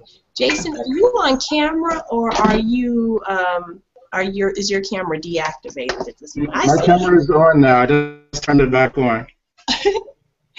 All right, and so we've been joined now by Jason Moore. And Jason, I am going to yield the floor to you for the next hour or so. And Wow. if you like, we can have a question and answer session. I would love to hear more about your book, so you can Sure. talk, and remember, we're here to try to generate funds for Jim Newsom, and at the same time we want to give exposure to all these different platforms and technology for businesses and innovators who are not actually seen and never actually heard from on a bigger platform, and we together can use our platform to push everybody at one time. So with that being said, thank you, Jason, for joining us, and I'm going to go ahead and yield the floor. Thank you very much, Ms. Cairo Qween, for this warm welcome. And greetings, everyone, from Dayton, Ohio. I am Jason Moore, and I want to thank Urban Tech Fair for inviting me, and in the spirit of Urban Tech Fair and Mr. Jim Newsom's cause, I have prepared a presentation that I would like to share with everyone in a few moments. And then we could entertain questions and questions, answers, and comments in the remaining time.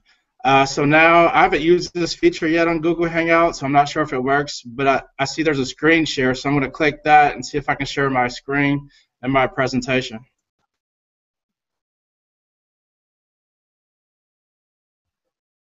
My screen. Let's see. Screen.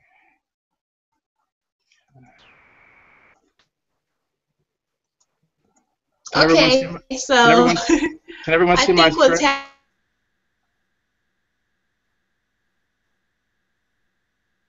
happening, okay, I see it. It's up. Absolutely. All right, great. Yeah. You have it. All right, great. So that was an experiment. I never tried it before, but I'm glad it worked. Okay, so today I'm going to be talking a little bit about internet entrepreneurship and ways to really get your feet wet with internet entrepreneurship. You know, whether you have an e-commerce based business or it's, you know, affiliate marketing or some other type of internet entrepreneurship endeavor. Today I want to talk about myself a little bit. Then I'm going to tell you a little bit about getting a solid foundation, getting new skills and branding yourself, online tools for entrepreneurship, other ways of earning revenue online. I'm going to wrap up, and then, you know, we're going to entertain some questions and answers and comments, of course. I officially graduated from Howard University School of Business in 2001 in Information Systems and Analysis. I actually finished in 2000, but I did my I finished in the summer of 2000, but I did my ceremony in 2001, so that's why I put the asterisk by the 2001.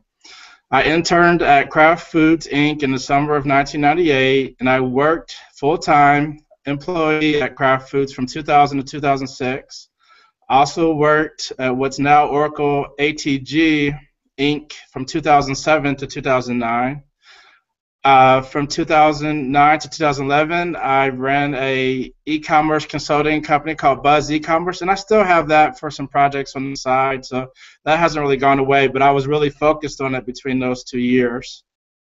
From 2011 to 2013, I worked for Feld Entertainment, and from 2013 to present, I'm working with Black Wall Street International that has some initiatives in the Black community to help liberate us from an economic perspective. And from 2000 to present, I've been pretty much entrepreneurial. I've had various entrepreneurial projects, startups that I've started that were internet-based. And then most recently, I wrote Internet Entrepreneurship 101 for African Americans. So getting a solid foundation in internet entrepreneurship, it starts with initiative. You really have to be a risk taker, I think, when it comes to entrepreneurship, even in general, not just internet, but even with adding internet technology to the equation, you have to really read up on your information and teach yourself new technical skills. And I'm glad I'm a part of Urban Tech Fair because they really promote, the access to education, the commerce, a lot of the same things that, I've talked about in my book, and even with my organization, Unite for Action, that I'll talk about later. So you want to be proactive. You want to read so that you can apply your knowledge to the real world. Never know what you might need a bit of knowledge for that you've picked up along the way. So, I know a lot of us are busy, we're professionals, we're always doing events, this, that, and the other, but, reading is definitely, like they say, it's fundamental. And so it's important that we pick up as much knowledge about the world because there's lots of hidden pieces of information in books. And that saying, I'm not going to say the saying, but if you ever want to hide something from who, you put it in the book. Become well-rounded, join organizations, volunteer, organize activities, do business meetups on meetup.com. Meetup.com in Mid-East has some entrepreneurial groups that you can join and meet up and network with folks. I've actually attended a few when I was in D.C. I'm in Dayton, Ohio right now. There's not so many here, but there are a few in Cincinnati that I could piggyback on, and maybe even some in Columbus. But definitely meetup.com is a great resource for organizing and attending meetups. You can also create your own organizations. If any of the other organizations aren't necessarily doing what you envision, or you have a vision or mission or passion for, create your own organization and run with that.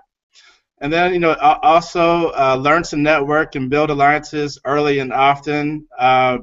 People are the key to everyone's success. I mean, nobody gets from A to B by themselves, and people really do make the world go around.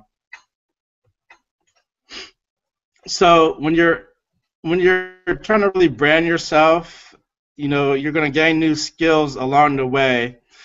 And when it comes to internet technology and entrepreneurship in general, you want to take initiative and master new skills. For example, I taught myself online marketing before I got an online marketing gig at a major company, Feld Entertainment. And I pretty much got into that through e-commerce marketing and everything else related with that. So, if your aim is to work for a corporation, a major corporation, teach yourself new skills, or if you want to help an organization get from stage 1 to stage 2 and so on, learn some new skills and bring something to the table. So, I've taught myself HTML, online marketing, CSS, active server pages, which ASP stands for, ASP.NET. And I've worked both entrepreneurial and in corporate America, and it makes you more valuable to any organization and in any setting, and even to yourself if you want to be entrepreneurial. And it's not just being, technical. You can dig deeper into a certain discipline, for example, marketing, finance, or accounting, and learn, practice, and master all that you can and learn on your own. And if you're doing your own business or whatever hobby, it saves you money in the long run. There's no need to hire or outsource work outside of your business if you don't have to. And then also, it helps you easily manage effective communication on projects and know the lingo if you do have to outsource on any type of project. So there's many online tools for entrepreneurship. From a planning stage, you definitely want to have, if you're going to do entrepreneurship, and you first really want to brainstorm your ideas before coming up with the plan. But once you have your idea laid out and focused on, you want to have a good business plan. I've personally used Business Plan Pro from Palo Alto Software. You can go there at www.paloalto.com, or for cheaper, for like I think it's $9.99 a month, you can do Live Plan, which is an online based business plan, but it's also secure, and you can have multiple people interact on your business plan with you. So if you have partners who live in different cities, you all can coordinate on the same business plan in real time and make changes to it, so on and so forth. For online project management / outsourcing of projects, you might need a logo developed, or you might need content for your website, or you might need, pretty much anything you can think of that can be done remotely. The websites freelancer.com, elance.com, and guru.com are some great tools and resources that you can use to get these projects done. Now, personally, I've pretty much focused on freelancer.com most recently because they seem to be the biggest and most useful company out there, but there are other alternatives if you want to try those as well. From an online marketing perspective, after you get your website online, you want to do online marketing promotion. One avenue that I recommend is utilizing search engine optimization off-page. And off-page is really getting backward links to your website, getting word of mouth, getting organic listings in the major search engines. And a company called adventdigital.net, they will optimize each of your websites on up to 200 keywords or keyword phrases. And I've been working in SEO for many years, and I don't know of any other company who offers, such a service at tremendous rates, below New York Avenue, Fifth Avenue rates, basically. And then, of course, you have to have a Facebook business page if you're serious. Get likes, get the word of mouth, advertise your posts on pages. I know a lot of us want to cut corners and get things in groups to save money, but you get far more reach when you actually advertise your posts on pages, and I think Facebook planned it that way. You can get quite a bit of reach from doing a Facebook advertised post.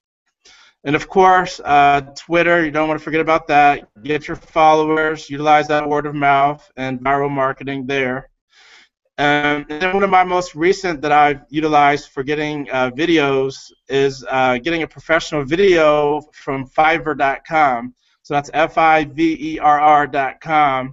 You can post these videos on your site, YouTube, or any of the other top video websites. And then if you like to write, or if you also have the spare time, you can guest post for blogs or article sites and include a link back to your website to get a backlink, which search engines usually favor if you do it correctly. So there are other ways of earning online revenue. One of the easiest ways is to become an affiliate for an existing business. Now there's traditional networks, and then there's like the networks that are from specific companies that are a little bit less trustworthy because people don't have the brand recognition that the traditional networks have. But for example, Commission Junction or CJ.com is a traditional network that brings affiliate marketers and advertisers together. Linkshare is another. And then probably less heard of is FlexOffers.com. And then there's another one called Build Offers, where you basically you brand your own website, basically your own URL. You choose what items you want to offer your community, and then you send them to your portal. And then as they go to your portal, they might buy different services or whatever is offered, and you can manage all this on the back end through buildoffers.com. Okay, so in addition to affiliate marketing, you might also want to do something a little bit more advanced, which is offering a service online. So, for example, a wedding planning service, counseling service, tutoring service. But the most ideal way, where once you get it up and running, and all you really have to focus on is the marketing and advertising promotion, is to get some sort of e-commerce product or online service and have all your transactions handled completely online. It's more work initially to set up and get running, but in the long run, it's less work to maintain and collect revenue. So wrapping up, you know, you want to begin by getting a solid foundation. It begins with you taking initiative to, you know, read. You gain new skills, learn on your own. You don't have to learn everything at work or at a college or university. You utilize online tools for entrepreneurship. You utilize additional ways of earning revenue. And also, just so you know, some of my past and present entrepreneurial endeavors are intelligentsearchagents.com, which is basically an online job portal.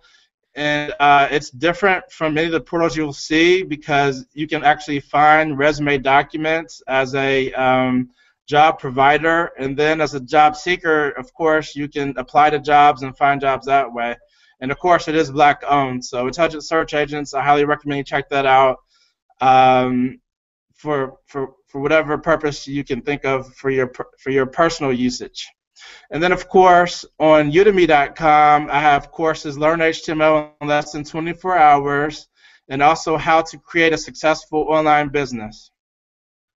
And most recently on amazon.com and via createspace.com, I have a couple of books. One is Tech World Explorer. It's a 3-part novelette, Kindle ebook.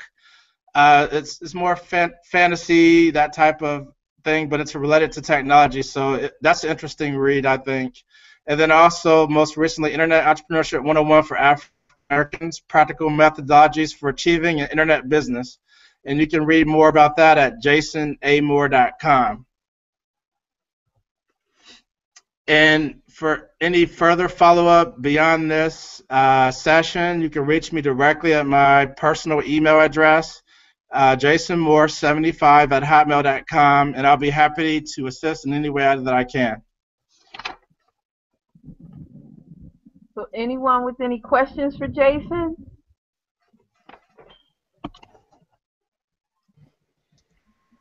Is anyone dealing All I can say, Jason just gave away all the marketing secrets of the universe. That's great, Jason. Congratulations on your new book. That is wonderful. Thank you.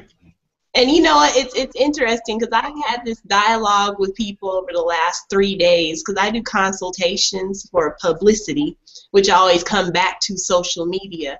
And how do you feel about the impact of social media? Because I've had this conversation with so many different people. What do you think the financial impact of social media is for businesses? Because right now you're looking where Facebook has minimized your reach to about 7% now, unless you're paying for advertising and unless you go through some major defiltering and combing through your social media platforms. How do you see social media, and I'll save that for a second question, but what do you see as an economic impact for social media at this point because of the changes they're making with trying to embed advertising pricing? Well, you know, ultimately, social media, it brings us all together. I mean, it's no longer 6 degrees of separation. It's basically 1 to 2 degrees of separation, you know? So it brings us all close together. It makes it easier for you to build your personal brand, and really you can launch a new, especially internet company, almost overnight if you know the right techniques and skills. That's true. There's a lady I know that builds websites, and she'll have them up and running in 2 days, and they'll be full-blown websites with all your resources and information already embedded. So you're right about that. What do you see as the future of social media for right now? Because I have my own take, but I know since you've written a book about it, that makes you an authority. So. Well, honestly, I mean, and this is not to be overlooked. I mean, everything is really headed towards mobile and, you know, the smaller tablet devices where, you know, things are a lot easy and compact and people can take them on the go with them. So it's no longer really about, you know, sitting at home on your desktop computer because, you know, people are busy, people are doing things out, moving and shaking, and they want to have their information with them on the go. So I think really at this juncture, it's really about mobile, mobile, mobile. Oh yeah, absolutely. I mean, with the onset of, I know, where's Fairies Maxwell when you need him, but with the onset of tech wearables, of course, you know, and I think that was ultimately the goal even before the mobile phone was created. The mobile phone will be obliterated probably in the next 2 years, 2, 3 years at least. And I see where, you know, of course, mobile devices like wrist wearables and headgears and things like that make it so much easier to communicate as opposed to actually having to hold something in your hand. That is actually going the way of the dinosaur very soon. And I talk a lot about this to people all the time in our segments about the future is now and some other things that I do on different show platforms that I have. And looking in how socialized we are becoming, it is a blessing and a curse in both one way and the next. But I'm thinking right now about Oculus. What do you think about how Oculus is going to be played into Facebook? Oculus, I haven't been made aware of Oculus yet. Could you explain to me a little bit more about that? Okay, so Oculus Rift is a headset that takes you into a virtual reality space, sort of like when you play video games like The Sims and you play video games like Second Life, and you actually can create these other life forms. I had my spin on what I thought was going to happen with it, but just, I don't know if you ever saw the movie Demolition Man. I always compare it to that, where they would put that headset on and you would have a virtual life, or like the movie Gamers or Surrogates. And I really believe that is where Facebook is headed with that purchase, because it only makes sense, especially because they now have these nodes that you can put on your body to feel the experience, like with the video game Halo, which would vibrate when you play it. That was revolutionary when they brought that out. But you now actually can put nodes on your body to experience things like being shot or being punched in a video game. Wow. Yeah. Wow, that's interesting. Yeah, so I mean, it's really like fully immersive, you know, technology that really gets you inside the game, I guess. And I think a lot of that comes from probably also like the military. I think a lot of that research has been done in the past, and it trickles down to, you know, the commerce sectors. So it's probably been around for a while, but like I'm saying, it's just now getting to the public. Oh yeah, I mean they've been playing with this stuff for a while. I was watching Oculus at a what they call augmented reality conference last year, and they were talking about how they weren't ready to really make Oculus Rift commercial yet. And it was funny because now not only have they gone commercial, but Facebook purchased them, and so I always see the combination of these two companies like this. If I was Mark Zuckerberg, this is what I would do. Because you are now in a place where Facebook is hitting its face of the place of where MySpace was, where they've hit that cash cow pivotal, and now they're either going to fall or they're going to have to rise back up again. And so when you look and you say, okay, well, what direction is Facebook headed? And I looked and I saw them do that purchase of Oculus Rift, and I said they're going into virtual space. Because when Second Life came out, and I'll tell you, Second Life and The Sims are extremely addictive because you can create your own life. You can create a new life and be whoever you want online. You can have an online commerce. You create an online living expense. And so with the merger of things like Bitcoin, Oculus, and Facebook, I could truly see where we could create a whole entire new personality. And I use myself as an example because my virtual identity became my real identity. So where I created the icon, which came from an avatar that I made on YouTube, on Yahoo, which, you know, the avatars were cool to make the cartoon images of people. I used it to advertise for a restaurant that was here in Atlanta. And people would come in the restaurant and they'd be like, who was Cairo Qween? She told me to come to the restaurant. So I said, okay, well, using the Cairo Qween icon, I started to use it in real life, and it really just stuck. So to be able to take now the identities of people who, and I'm probably the only person here with a surname, but my real name's Monica, for those of you that don't know. Okay. But Okay. to take your identity and now create this whole other character as a surrogate operator for your human person. You can now say, okay, well, where it was weird to do online dating and it was weird to talk business on social media, you can go into a platform where Oculus Rift now as a headset, and then think if you were to combine Google Glass into that same platform.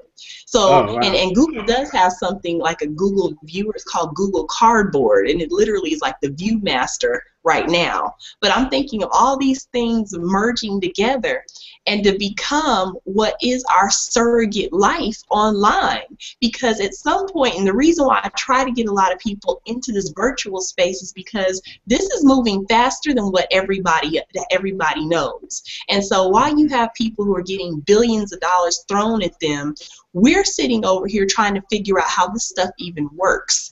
And so looking at social media and understanding that now everybody needs to be in this social virtual space, doing business in the social virtual space. Bonnie Sandy came on yesterday, and we were talking about post online, and she had a friend that made $60,000 on Second Life, where I had the exact same type of store. She had a clothing store on Second Life. I was playing with it. This lady made real money, you know?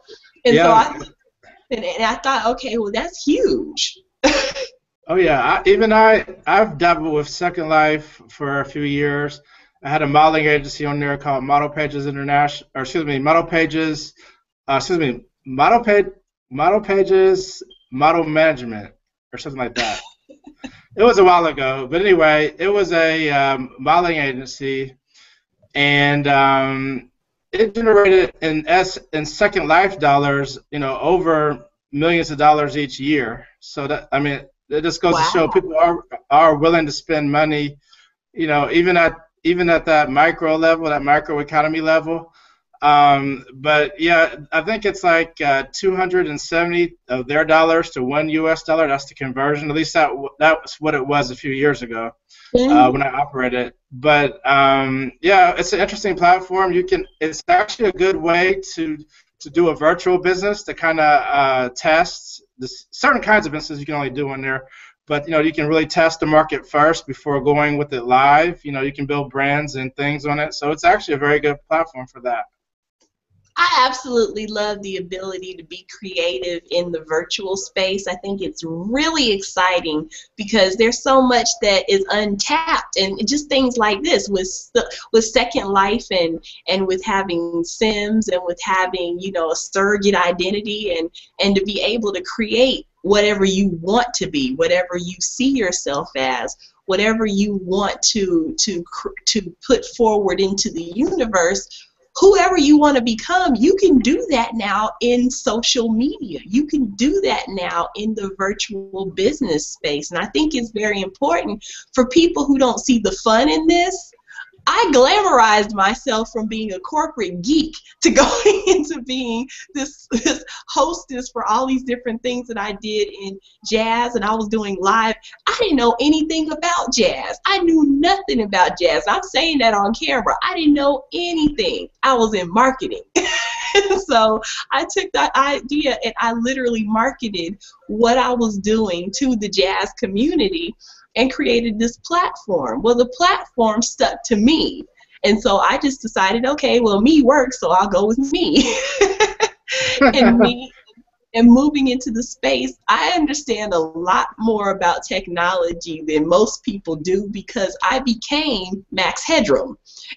So I have literally made myself into a place, and I do operate into a live space, but a lot of times I'm in a virtual space. I've had people in third world countries I've had long conversations with a place in India called Chennai. Their electricity goes off at 6 o'clock at night. I made a really good friend there because they thought I was famous.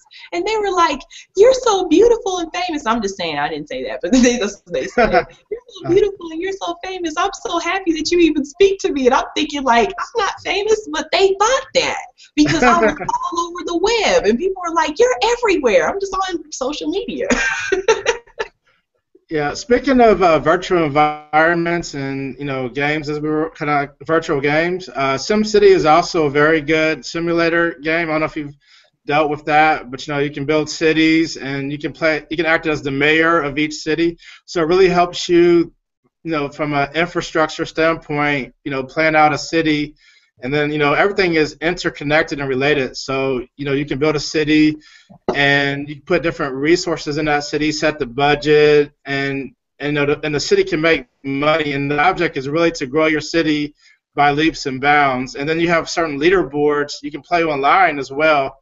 You download the software on your computer, but then you can play an online version that has different leaderboards, and there's different competitions and things of that sort. So from a infrastructure quasi-business perspective, SimCity is actually good for that.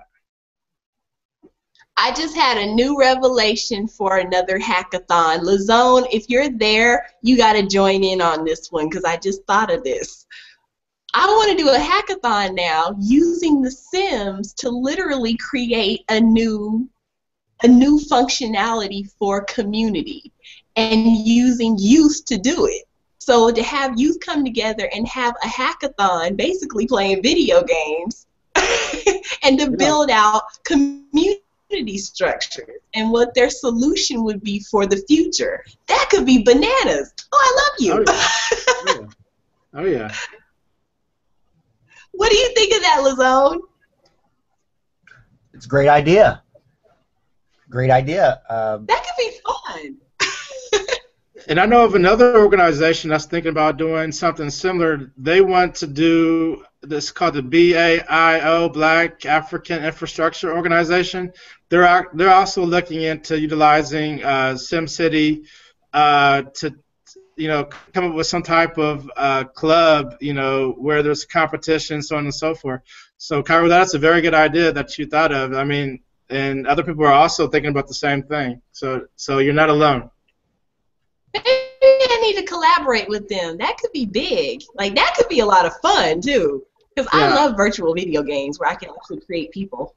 Yeah, I'll introduce you to the head of that, or one of the members. His name is Kala Genesis. I don't know if you've heard of him, but he does a lot of Blog Talk Radio as well, and he has a following. But I'll make sure you two link up. Yeah, I think that could be fun. I mean, of all things, it'll be fun, but I'm sure it could be informative at the same time.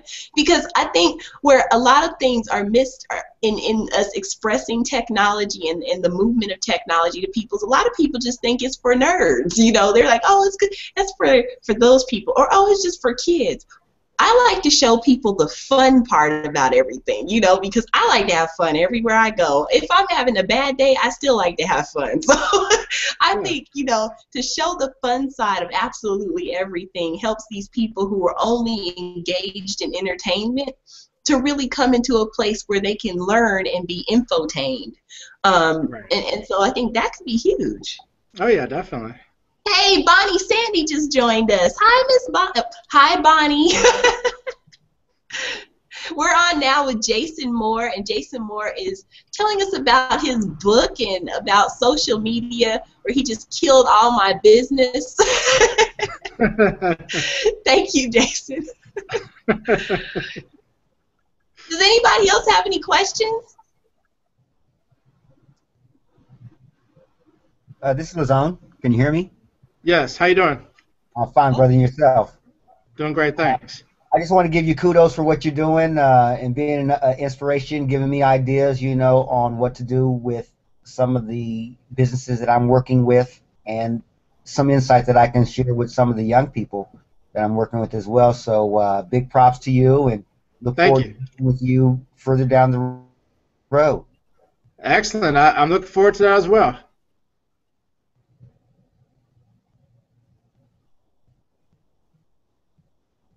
All right, so Jason, what do you want people to take away from your book? So when they're reading, what type of takeaways should we have when we're reading the book? And say the book's name again. I'm sorry. It's Internet Entrepreneurship 101 for African Americans, Practical Methodologies for Achieving an Internet Business. And actually, what the book does is I wanted to kind of build each of us up. It really takes us back through history and kind of like how things used to be from an entrepreneurial standpoint, and it takes us to present day today where things have gone. So it's really, the purpose is really to motivate and inspire the readers to do great things and think big in technology, not just I got a mom and pop e-commerce store on the internet, but more or less, I can really build the next Facebook or Google if I can pull together the right resources and technology. I don't have to think so small. It's so really, it's just thinking big and thinking outside the box is really I'm really trying to get at with the book. Well, you are doing a fabulous job, and I think, of course, I always love to see people doing things that are life-giving initiatives. So you're empowering people and giving them a leg to stand on, really. So that's awesome. Thank you.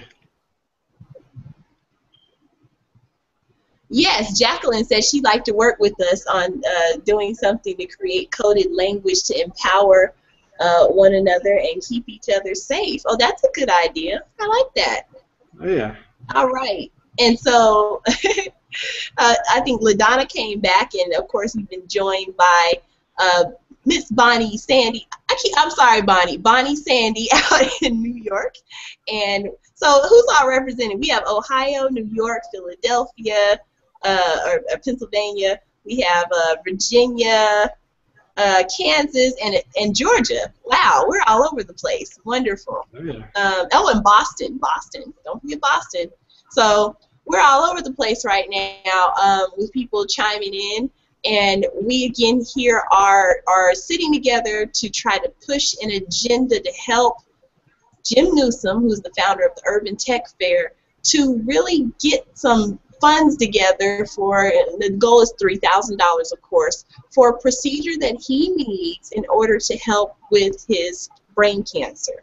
And so there was an issue of a brain tumor that occurred recently, or brain aneurysm that occurred recently, and he spent time in the hospital only to find out that he would need to have another procedure done.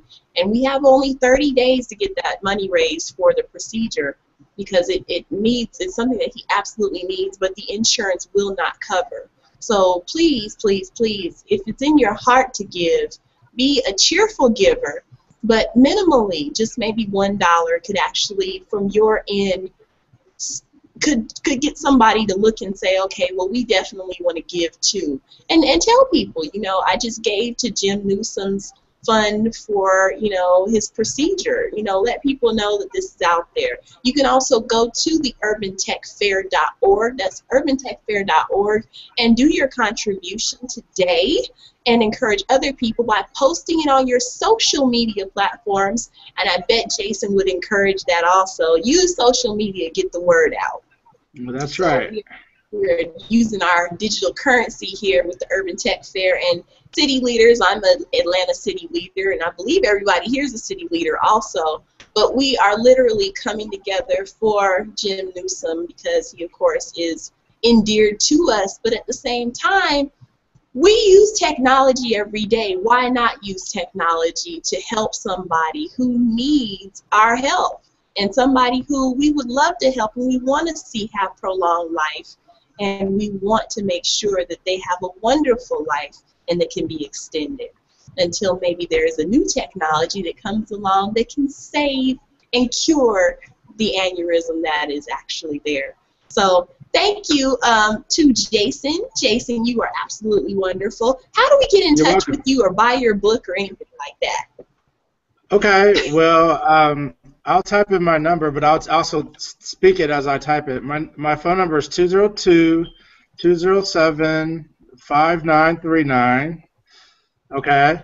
I have a website, www.jasonamore.com. That's for my book, actually. I have an organization called Unite for Action that I started last year. So that's uniteforaction.org. You can let's see. Okay. And and also my personal email address is jasonmoore75@hotmail.com. And then I think Jackie put my Gmail address in there for Unite for Action. That I can be reached that way as well. But any of these methods, whichever you prefer, I check them all. So be sure to get in contact with me. I'm looking to do business and make connections and networking. I love networking. So if anyone has any ideas to share or needs some help with anything, please let me know. We need to stay in touch more often, Jason. I spoke to you once a long time ago. We never talked again. So let's connect. Let's connect more people, and maybe what we should do is maybe have a coming together. We used to do our call. Maybe we should do something of a session, a tweet session sometime once a week, or maybe to do something in the Google Hangout to draw attention to the Urban Tech Fair. As a matter of fact, there we go. Let's do a tweet session, what they call a tweet chat. Maybe on Wednesday night we can do something with a friend of mine, Karen, for her social chat TV, or we can just create one and do a hashtag to the Urban Tech Fair, which would draw attention to everybody who is paying attention and online at that point, connected to all of our different Twitter accounts. So that could be something where we could really push each other's business initiatives and agendas all at the same time. So if anybody's interested in doing that, meet with me offline and we'll schedule something like that, or we can do it at the end of this video dialogue. But does anybody else have any questions for Jason Moore? I just have one. Jason, Okay. can you let everybody know about the upcoming tour, because these are different people in different cities that could, help us. Okay. Great. Yes. If anyone on this meeting is interested in helping out or participating, I'm actually starting a book tour. We have it slated for September, and we're going to hit October the 1st. October the 1st, not September. I'm sorry. Yeah, that was a misspoke. Thank you for correcting me. October 1st, Northeast region, starting in Washington, D.C., headed all the way up to Baltimore, so the different cities in between there, Philadelphia, Jersey, you name it. It'll be 9 cities in total, and of course New York City as well. Can't forget about that. So that's just the Northeast region alone, and then, depending on how that goes, we'll open it up to the other parts of the United States, the other regions, the Midwest region, Southern region, Western region. So we're really hitting the ground running. Jackie is a wonderful person. She's putting so much work into this, and we're going to all succeed. I know we're going to do this. Okay. I just want to share with anyone, it's an opportunity for us to, network and collaborate. So if you promote in a city, it's going to start in D.C., end in Boston, the Northeast Corridor. So each city is an opportunity. Going to stop in each city. He's going to speak at a college or university. They're going to do a book signing meetup like you did in Chicago, and that will be also a Google Hangout. So it's an opportunity, for you to promote, if you promote, to earn some money, and and then leverage what he's doing to to your audience if you want to. Right. So, we can all rise together, essentially. Cairo? Wonderful. That's what we need to be doing, because we have to utilize our resources. LaDonna JC always has this wonderful statement where she says, Superman ain't coming. So Superman is not coming to bail us out, so we have to become our own superheroes. And we're going to have to, at some point, realize that we have to join forces and move our community forward. And that's where we need to think, is forward movement. I talk a lot about how we think a lot about the past. We also need to think on the future, because the future is actually now, and we don't have time to waste anymore. So we have to look to our future as well as bring our youth up with us as we're moving forward. So the things that we need to be teaching and should have already taught should have already been in place, but at the same time, we have people who are not even in the digital space right now at all, or even thinking about moving into the digital space. And I said a couple of days ago on my blog talk show when I had Trevor Otts on there, and Trevor actually spends time going state to state helping people get their business virtual. Because a lot of people aren't even thinking about that, and they have absolutely no idea how to. And so to be able to take, you know, this opportunity and tell people you're losing money when your website cannot be accessed on a mobile phone. So if your business is not in a space that it can be pulled up online on a phone, you're missing out on customers. And so we want it, that's the number one thing you might want to look at, you know, to understand that, you know, yes, coding is imperative, but we also have other initiatives, like we just talked about Sims, video gaming, augmented realities, you have things, robotics, you know, there's all sorts of different elements of technology in which you can find yourself into this whole macro sphere of information. Bonnie Sandy with fashion, the whole fashion industry is always booming, but to bring it into a tech space, you know, and to talk tech wearables and to see clothing and what's going to happen with nanotechnology. I had a Google Hangout once with Cynthia Frazier out of California, and she had just gone to a nanotechnology conference, and they talked about how nanobites are planned to be thrown up in the air where they can literally construct different elements and items and clothing. And so what's really interesting is that not only did we hear about that, but then Transformers came out, the new Transformer movie, and they had an element that they showed which does the exact same thing. And then another movie called there's a Johnny Depp movie. I can't remember, but the Transformers movie, it literally showed where this thing called transformia, which was really nothing but what I just said, the nanobites that go up in the air and they create something. And in the movie, I'm telling the secret of the Transformers, but you can create a robot literally with transformia now as a human being and create your own robot. And because you can speak to the nanobot, which is transformia in the movie, and it'll go create it for you.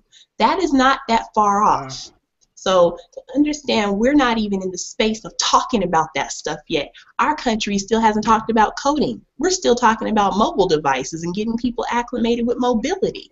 We are very far behind. But this is something that everybody now has an opportunity to catch up with, and every industry can now implement in order to grow the industry out. So every day I encourage everybody that's here to give conversation to technology and to do research on the future of what is coming in technology, and things like haptic technology and looking at holographic imaging, holographic devices. You know, these things are not that far off. Amazon is scheduled to literally have the first holographic mobile phone coming out very soon. Why, there's another company that is actually backed by Google that has a device, I think it's Google, maybe AT&T, maybe Apple, but they have a device that projects off your wrist, projected imagery of holographic imaging. And this is something that we've seen in movies like Minority Report, and you can go back to Star Wars or even the Jetsons. We've seen this in movies. We've seen it, and it was entertaining. This is reality now. So it's important that we understand the purpose of social media to graduate you into the virtual space. And so we definitely need to understand that and to know what's coming and to be on top of it as opposed to being behind it. And so with that, anybody want to chime in and say anything at this point?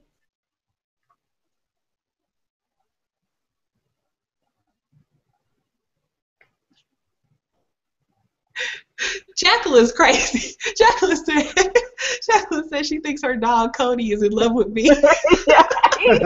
Every time you talk, he touches my neck. Oh, buddy. Every time you start talking, he comes over here and he can jump you on singing. He's going Hi, off. Cody. Yeah, you hear that, Cody? Yeah, his ears going up. And that's my mom, Donna X. So, I guess it's about time for Bonnie, and because it's going on 4 now. Yay. I like to introduce Bonnie as the lady who's really about to bring the pain. She's about to bring you the information that you literally are not even thinking about right now, but the stuff that you need to know that's truly going to help you. Bonnie is so awesome. Like, I spent, I think, an hour talking to her yesterday, and my mind exploded. I'm so excited about hearing her speak that it's really, really, really going to have a huge impact on you because she's a wealth of information. Like, she has so much information because she's well researched, but she also has the experience, and because she's in New York, of course, everything is in New York, and they were on top of tech way before everybody else. So to really to get a grasp of Bonnie Sandy, Bonnie's going to come and she's going to talk to us. I don't even, honestly, Bonnie has so many different topics she could cover. I can't even tell you what she's going to go over. So I'm excited about whatever she's going to talk about because I talked about money with her yesterday and it was good because I got some resources from her that I was able to look up and found not only companies that are hiring to bring people on for startup, but to also find people who are investing in technology companies and startup companies. So thank you for that, Bonnie Sandy. You are awesome. And if you like, I can bring you now on, and if you'd introduce yourself really briefly, and then you can take the floor. Oh, wait, we can't hear you, Bonnie.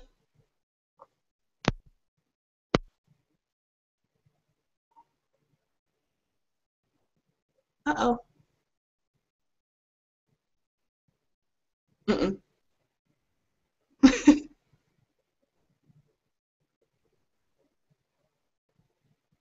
Oh, no. Now we have to hear Bonnie. Oh, no, she's not muted. Doesn't say mute. Does anybody have her muted? No, I don't see Bonnie muted. Bonnie, see if you unplug your headset, if that'll work.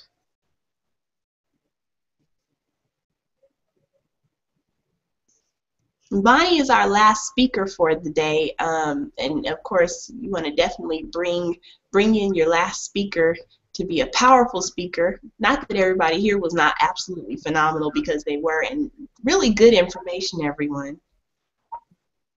I hear something, Bonnie, but I don't hear you speaking yet. Okay, so while Bonnie works that out, does anybody have anything that they'd like to contribute?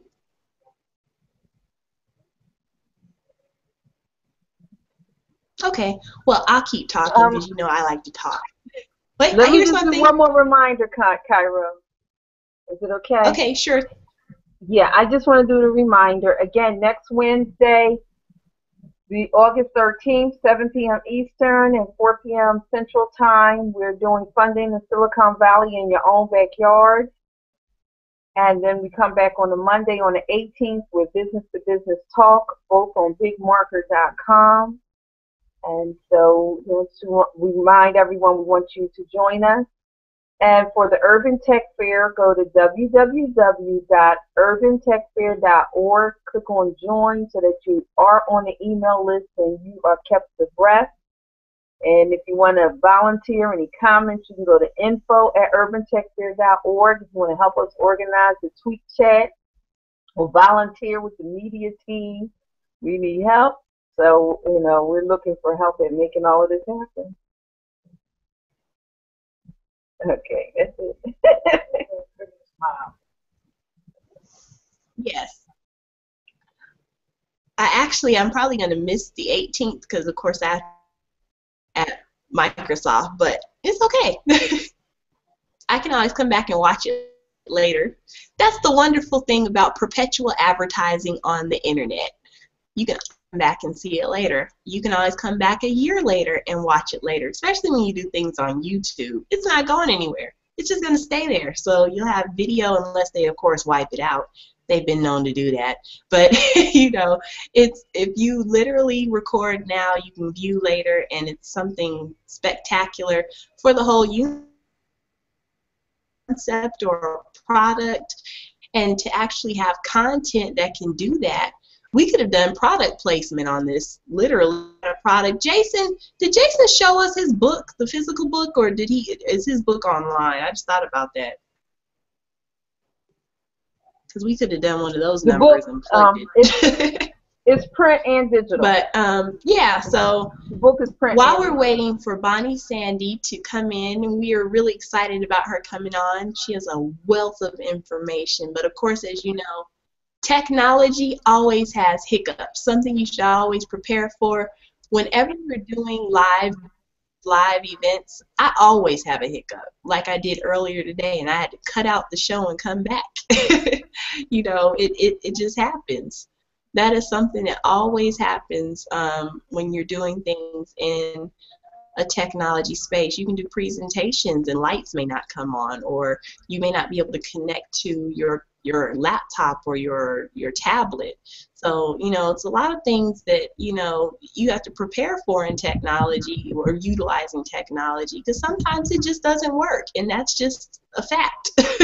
You know, I don't care how many times you can prep for certain things. I had a lady who does finance presentations, and she was doing a financial presentation that literally was all on video, and the video wouldn't come up because she had it online. And so she couldn't do her presentation, had to do it off the top of her head without any kind of notes or slides, because everything was online that she had. So that taught her something, to have a backup. I recently lost my whole entire OneDrive from Microsoft, which I still haven't found yet, and it is not coming up. But at the same time, this is something that, you know, these are things that happen. I mean, this is stuff that actually happens in a tech space. We're utilizing technology, and unfortunately, we haven't graduated to a place where we have a faster broadband connection or internet connection in this country, which I think we should all sign a petition to go after. Because our government could probably do something about that if we cared enough to take action upon it. But, you know, where we could be, you know, really productive, we have a slow productivity at I believe, what our speed is right now. On the other side, of course, we have the ability to, you know, come from... Oh, wait a minute. Is that me? Bonnie? She's back in. Bonnie, is that you? Oh, wait, I heard... Was that her voice, or was that you, Jacqueline? That was my voice. We can't hear her. Not yet. Oh. Bonnie, say something. I'm not sure why. I think she did just say something. Say something again. No, can't hear her. Yeah. For the moment, Cairo, you've been talking so much, you haven't let us know how we can support you. And then we'll come to LaDonna while we try to figure out your sound, Bonnie. When I tell you I can name off 500 things right now, and I have to just tell you, I'm going to share. I have been chasing companies that said they were interested in some platforms that I'm working on. And so today, of course, I was thrown a big blow right before the show, before the airing of this. And I'm looking for financial support for a technology web TV network that I believe within, you know, the space that we're in right now, we need to have a place where technology can be seen and heard and viewed, and not just from a educational standpoint, but from all different aspects, to be infotainment, so that people can get a grasp of technology without getting entirely bored, of course, to be comical and be funny, you know, to have some things that they can see in real life, especially to give the visualization of urban technology to the masses for people who don't see us and they don't claim to recognize us, but to have the software that we own that can put that forward and put it in front of the community, to have an interactive space where people can, I hear something. Are you hearing me now? Yeah! Oh. I had. Yay! Okay, so I apologize for that. I have no idea why it started. I think it has something to do with the toolbox. Okay, so Well, wonderful. I'm yielding the floor to Bonnie Sandy right now. So thank you, Bonnie, for joining us. that's no problem. This is I entered the tech space officially with others in 2007, 2006 via Barcamp. My background, I'm the daughter of a computer programmer and a fashion designer. I was certified in COBOL over 30 years ago. And I literally came back to tech out of sibling rivalry. So my brother is a hacker. So, but since then, my focus has been in enabling tech diversity in one of the most unusual ways. Most of the tech, I'm in New York, the hub of technology. The New York Tech Group has about 30,000 members. But if you're to leave Silicon Alley and get off the New York Tech tread, no one in New York knows about the technology that exists. When you move into our neighborhoods, the churches are not technically speaking, they're not speaking technology. The neighborhoods are not speaking technology. I've been members of most of the black tech groups in New York since their inception. They have, and this is one of my points, they have tech meetings at upscale locations, often not accessible to our community. So my focus right now is bringing tech into the community, into our neighborhoods, so that you should be able to walk around the street, and just as you can see a rum shop and a hair salon and a church, you should be able to see a tech hub. And surprisingly, that's not there, which means you're not competing. There are schools in my neighborhood that have removed their technology program, one of the STAR programs. And if you imagine a program removing its technology program for 14 and 15-year-olds, that tells you that there is absolutely no cognitive understanding of the need for technology. So when I speak tech diversity, I mean change in our culture, community culture, so that tech becomes as easy as we turn on our television to do tech. Now, the other side of that is that most individuals I know have 2 tech devices. Diversity is no longer a lack of access to technology devices. If you were to walk through neighborhoods, we are buzzing with Wi-Fi solutions. Many are not open, so there is no open Wi-Fi for people who cannot afford it. But most people have cable, they have their Xbox, they have access to Wi-Fi. In New York City, the Brooklyn Library, which is within 10 blocks of everyone, has a Wi-Fi connection. The challenge is most parents won't buy a laptop for their kids so that the kids can go to the library or sit in front of the library and do their homework. We have in most libraries 5 computer terminals for 40 kids on an afternoon.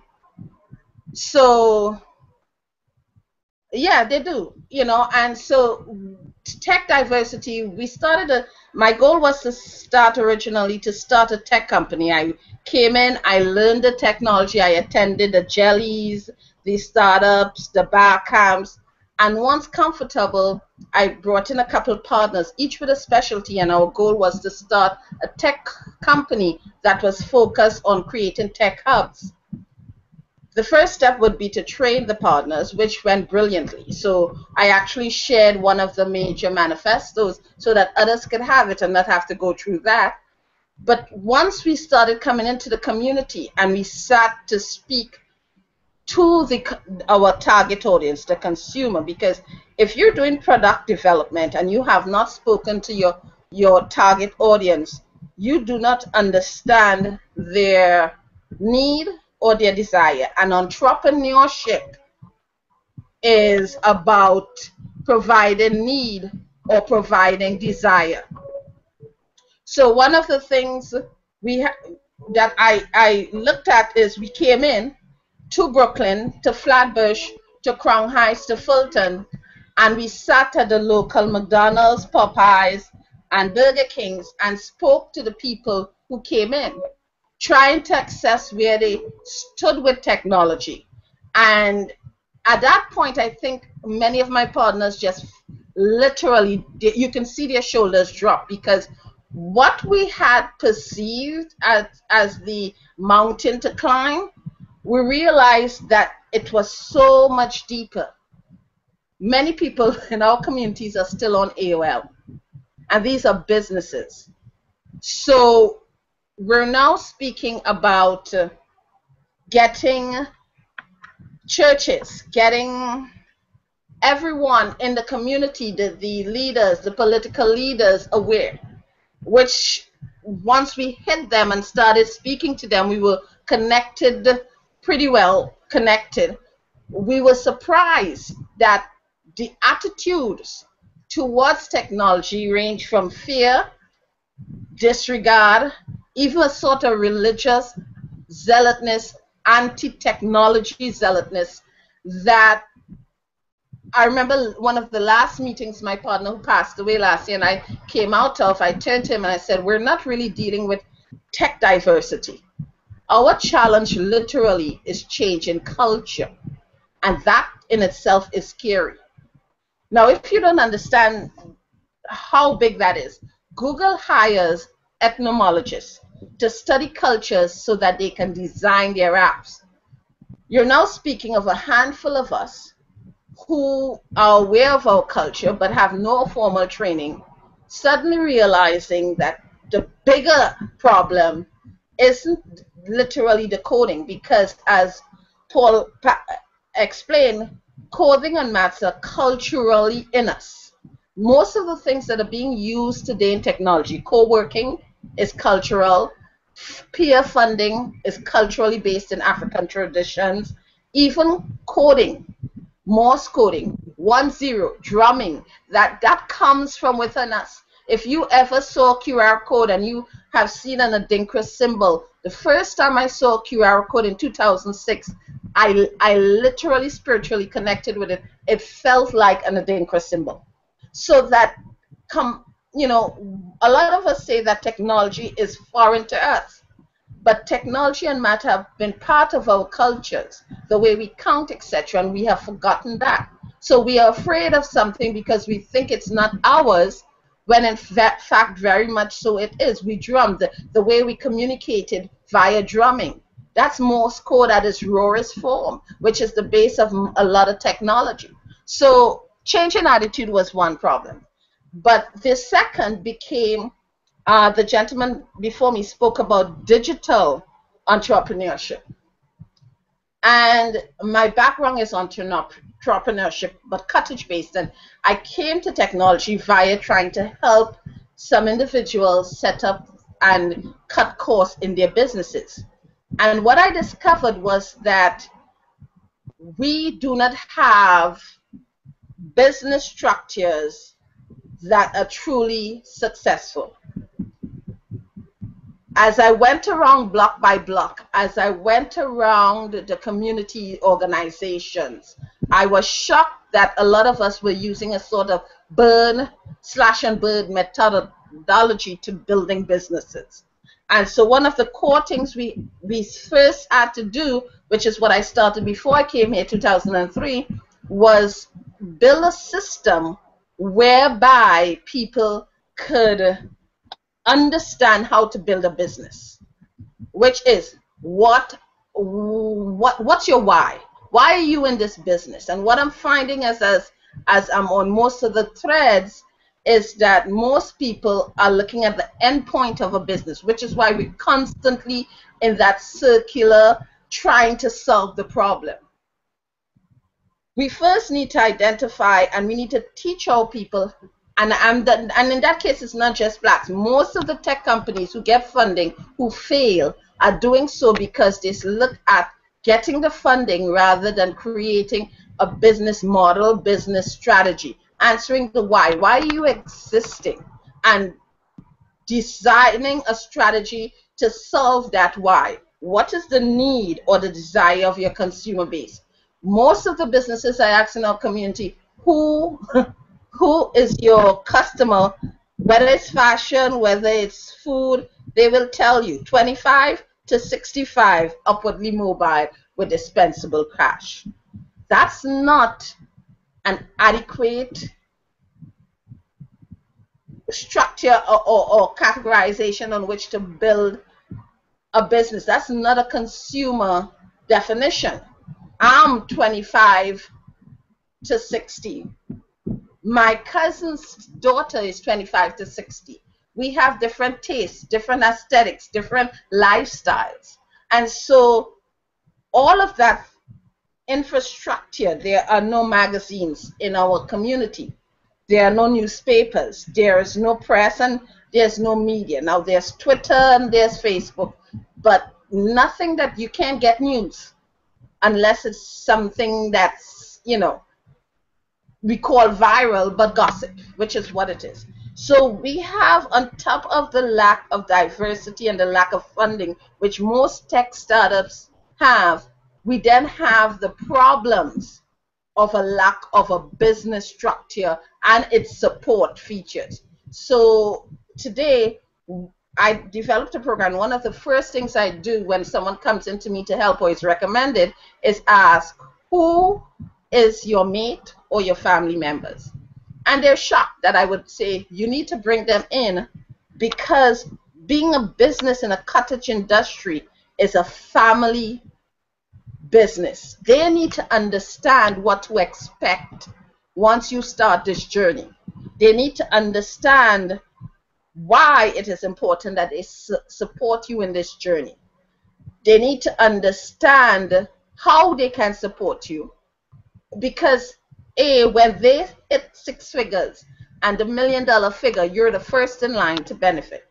And so when we're talking diversity in tech, where I am now is way different from the person who entered the tech field in 2006. One of the key things is, if we've gone through some exploration, testing theories, we need to share. Like the guy from Tesla who decided, we built an electric car. Here are the blueprints. Use it. Why? Because in order for my company to make money, electric cars have to be part of the culture. And if you adapt it, you save X amount, millions of dollars, but it also becomes the culture faster. So one of the things we as leaders in technology need to do is come together and create a master plan. Someone approached me about getting their kids involved in STEM. And I reached out, and one of the things I found was that there was no set of guidelines. And I believe when I spoke to Jacqueline, she came up with a beautiful thing. We need to create infographics that can be passed out in our community. This is what you do. This is step A. This is step B. This is step C. I collected a lot of information, but honestly, if I were not in tech, I wouldn't even understand half of what was there. And so beyond speaking tech, we need to start doing tech diversification. We need to say, this young man made a book, so here's a resource on how to start a digital business. Here's a list of all the organizations. Here are the lists in your areas that are in technology. Here is who specializes in haptics, which is what they were speaking about with the touch in wearable technology. But first and foremost, we as leaders need to study. Many of the times I keep quiet, but a lot of the times we're sitting there speaking technology and we are leading, but we don't understand what is involved. And you cannot teach, you cannot lead if you do not understand, you know, what is at stake. And I think it was, and Cairo has such patience. On one of her threads, there was a discussion about Facebook asking, and its message asking for permissions, and people said, I'm taking it off. And I said, well, no, every app has to ask your permission to change and modify your settings. That's how technology works.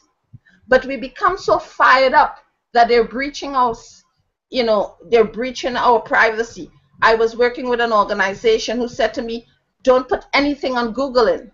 And I said, you don't want analytics, you don't want all this stuff. I don't want to be associated with Google. So I said, okay, there are alternatives, but this is the cost.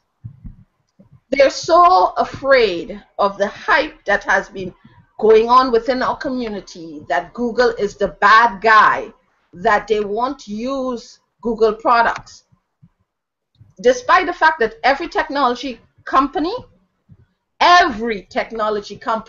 needs to track what you're doing. That's what technology is about. They need to see it's A tested, B tested. They need to see what's going on. And there's a huge difference between looking at that information and using that for its heat zones, etc., and using that information for personal gain. So we need to explain to people what exactly these things mean. And it means going into the churches, going into, you know, we need a strategy for tech diversification. And I think, you know, one of the things that just happened, how many of you were aware of the Mashables chat for diversity 2 days ago? Well, I accidentally found it on a Bend, New York meetup. And there's another thing. Half the people are on groups that I know, but they never share the information. So there is a group, the very things we are accusing people of, that of access and lack of sharing, we're now doing. A diversity chat without leaders in diversity being encouraged to reach out isn't on diversity. You know, yeah, we do need a technology network. We need our technology network. Why am I going to Mashables to find the top 100 black leaders? It just does not make sense. You know, and when you ask the black, and then we have to take responsibility. There should be a list of who are the black leaders. I started collecting, but the truth is, I don't think many of the people here, even myself, wrote their name on that list. So that list is public. I share it. But the fact is, unless we step up and we call ourselves, hey, I'm a leader in the black tech community, no one is going to recognize us as such. My sister calls it entitlement. You know, and one of the things we have to do is start telling the world, don't give us 100. Here, UFF, and this is a challenge to them, Urban Tech Fair should publish a list of blacks in techs and the leaders in black technology in various areas at the end of every year. One of the things I have is an example of a layout of any, what we'd call any sector or niche. You have your marketers, you have your product developers, you have your product designers, you have your branders, you have your production areas, you have your distribution network. We need to lay out a map and ensure that there's somebody taking care of every aspect of that technology. We really are simply just speaking tech diversity. We need a plan for tech diversity. And we need to get that into the hands of someone entering college. I have a young 15-year-old college who's a cousin who's a math genius. When asked, what is it she, excuse the background noise, when asked what is it, uh, oh, I forgot the word. The person you go to get advice in college told her she should do. This was her. She told her she should be a surveyor, a land surveyor, because she was good at physics and good at maths. And I'm saying, okay, so this is a person who is preparing a student to leave college in 5 years. The guidance counselor, sorry. And she is not up to par with the trends in jobs in the next 5-6 years. Come on, I mean, we've got to get, and we've got to call now. So what it is apart from these sessions, they should be on a monthly or weekly basis with agenda, with a schedule, so we move from point to point. Okay, and we should have a means of distributing the information. When I get off here, Backcamp has a thing that you come into the room, but after you leave the room, you're supposed to go share it. When we get off this talk, there should be a list of pointers that we then go into our various communities and distribute. You know, we have to set up a system to funnel truth, to separate truth from hype, and then to take that truth and to take it to our communities. Where I focus now is on what I call developing your service line. In other words, when I started working on the tech startup ideas within Tibia Tech and my own, I realized my supply chain did not exist. We cannot, and this is not something that's black, I can tell you right now, most local focused fashion startups do not have local fashion because local fashion as a business has problems. Most music don't really have a supply chain. They have a lot of people who do the stuff, but there's no supply chain. So where I focus now is within the community, putting the horse before the cart, and working on starting the supply chain towards earning income. The fact is, when you call for businesses to go online, they need to be able to afford to go online. They need to have product to deliver. And most offline businesses don't have production. They don't have a supply chain. They cannot deliver the goods. Fab, which 150 million in a year, less than a year and a half, has that problem. Made by Brooklyn, made close, they have the same problem. Despite the heavy funding being put into tech startups, no one is speaking about where is that money going. That money that has been put into New York Tech and most of the tech valleys is not going down, it's not filtering down. In the startup scene, they speak about scalable and trickle down. Well, trickle down means that if a company is given X amount of dollars, those that it is servicing, those that it says it's solving a problem for, should benefit and should get supply properties brought in. They should have staff to help. They should be able to go into the community and market. Well, let's take Etsy. Etsy has 1.5 million crafters. Etsy has been reported to making 15 million in 1 month. Etsy just got a $5 million tax break from New York City. The average customer on Etsy, the average crafter on Etsy is making, and I'm saying making, $16,000 a year. You need about $4,000 a month to live in New York City. So these people, when I sit with some of them and I look at them, if McDonald's was doing what Etsy and some of these tech companies were doing, there would be an outcry.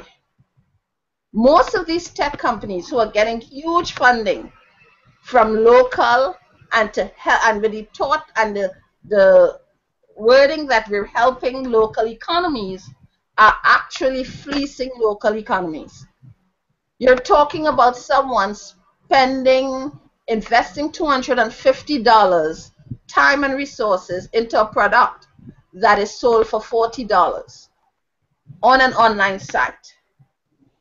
The site, regardless of if that person sells, makes at least $1, usually at least 10 per user a year.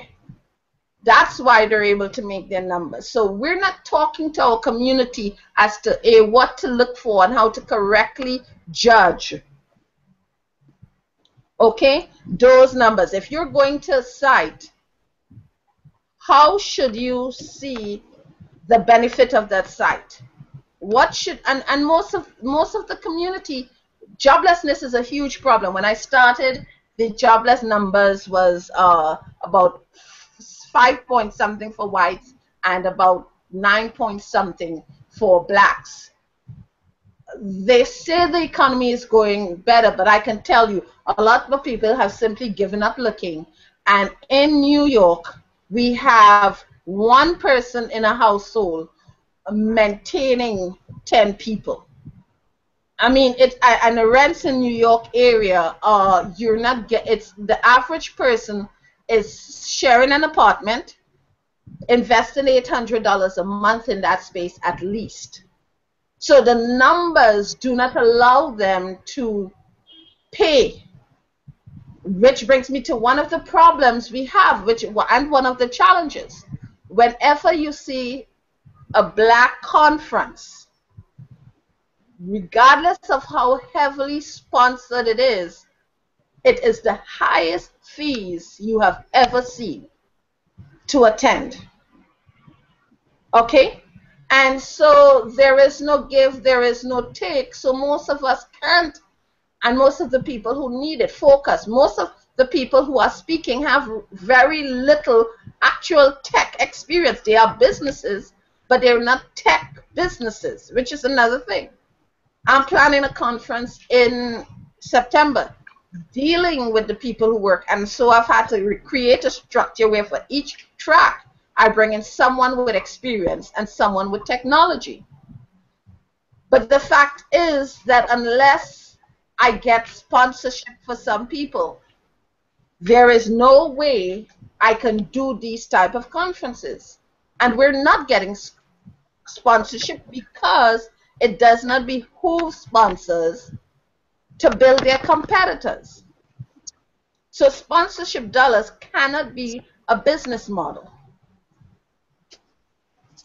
And we have to figure out the finances behind a diversification of the startup economy. I'll tell you something, for a few people will realize how bad it is. In 2009, 2010, I started Fashion Camp, which was the first fashion tech conference in the US.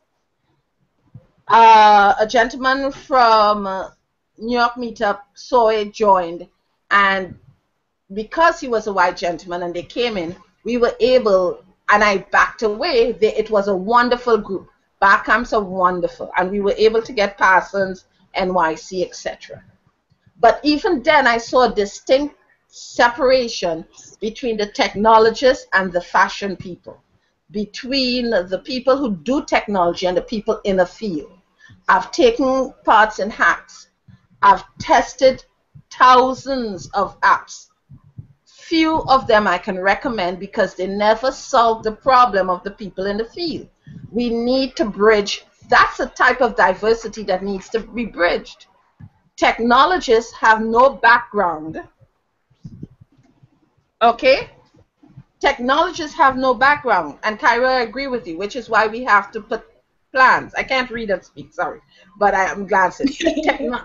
Technologists have no background in the fields they're dealing with. They do not know what is wrong. If you're in the medical field, you cannot create an app for the medical field unless you've worked in the medical field, or unless you sit with someone in the medical field and that person gives their input. But there is an arrogance with technologists that they have the correct answer. And so one of the diversifications I want to see that I think is important is diversifying who makes our apps. We need to encourage, there's a site called Founder Dating. We need the equivalent within our community. We need, and this is the ideal, we need someone who knows code, someone who knows PR, someone who knows finances, someone who knows civil, moving their way around government agencies, and someone who knows that niche to be the team that leads every startup. Otherwise, it's almost a recipe for failure. And we need to stop saying we need funding money. We need to look at where really the problem is. 97% of all companies that are funded fail. Most people who are saying I need funded have not even done a minimal viable product. They have no idea what a minimal viable product is, nor have they done a test of their theory. So there's a whole lot to speak about, and we need to get real. We need to have, let me tell you what happened in New York Tech. They used to have jellies at their homes. Someone would offer their home and they'd come together and work, and they'd figure out what worked and what did not. So what people are seeing today evolved from 2006 to now. We don't need to repeat the process. We need to look at what they did and come up with a syllabus. We need in every region to have a weekly or a jelly once a week and work on the problem of how do we use technology to distribute information. How do we use technology to list who's in a field? How do we use technology to keep track of where kids are? That's how you start.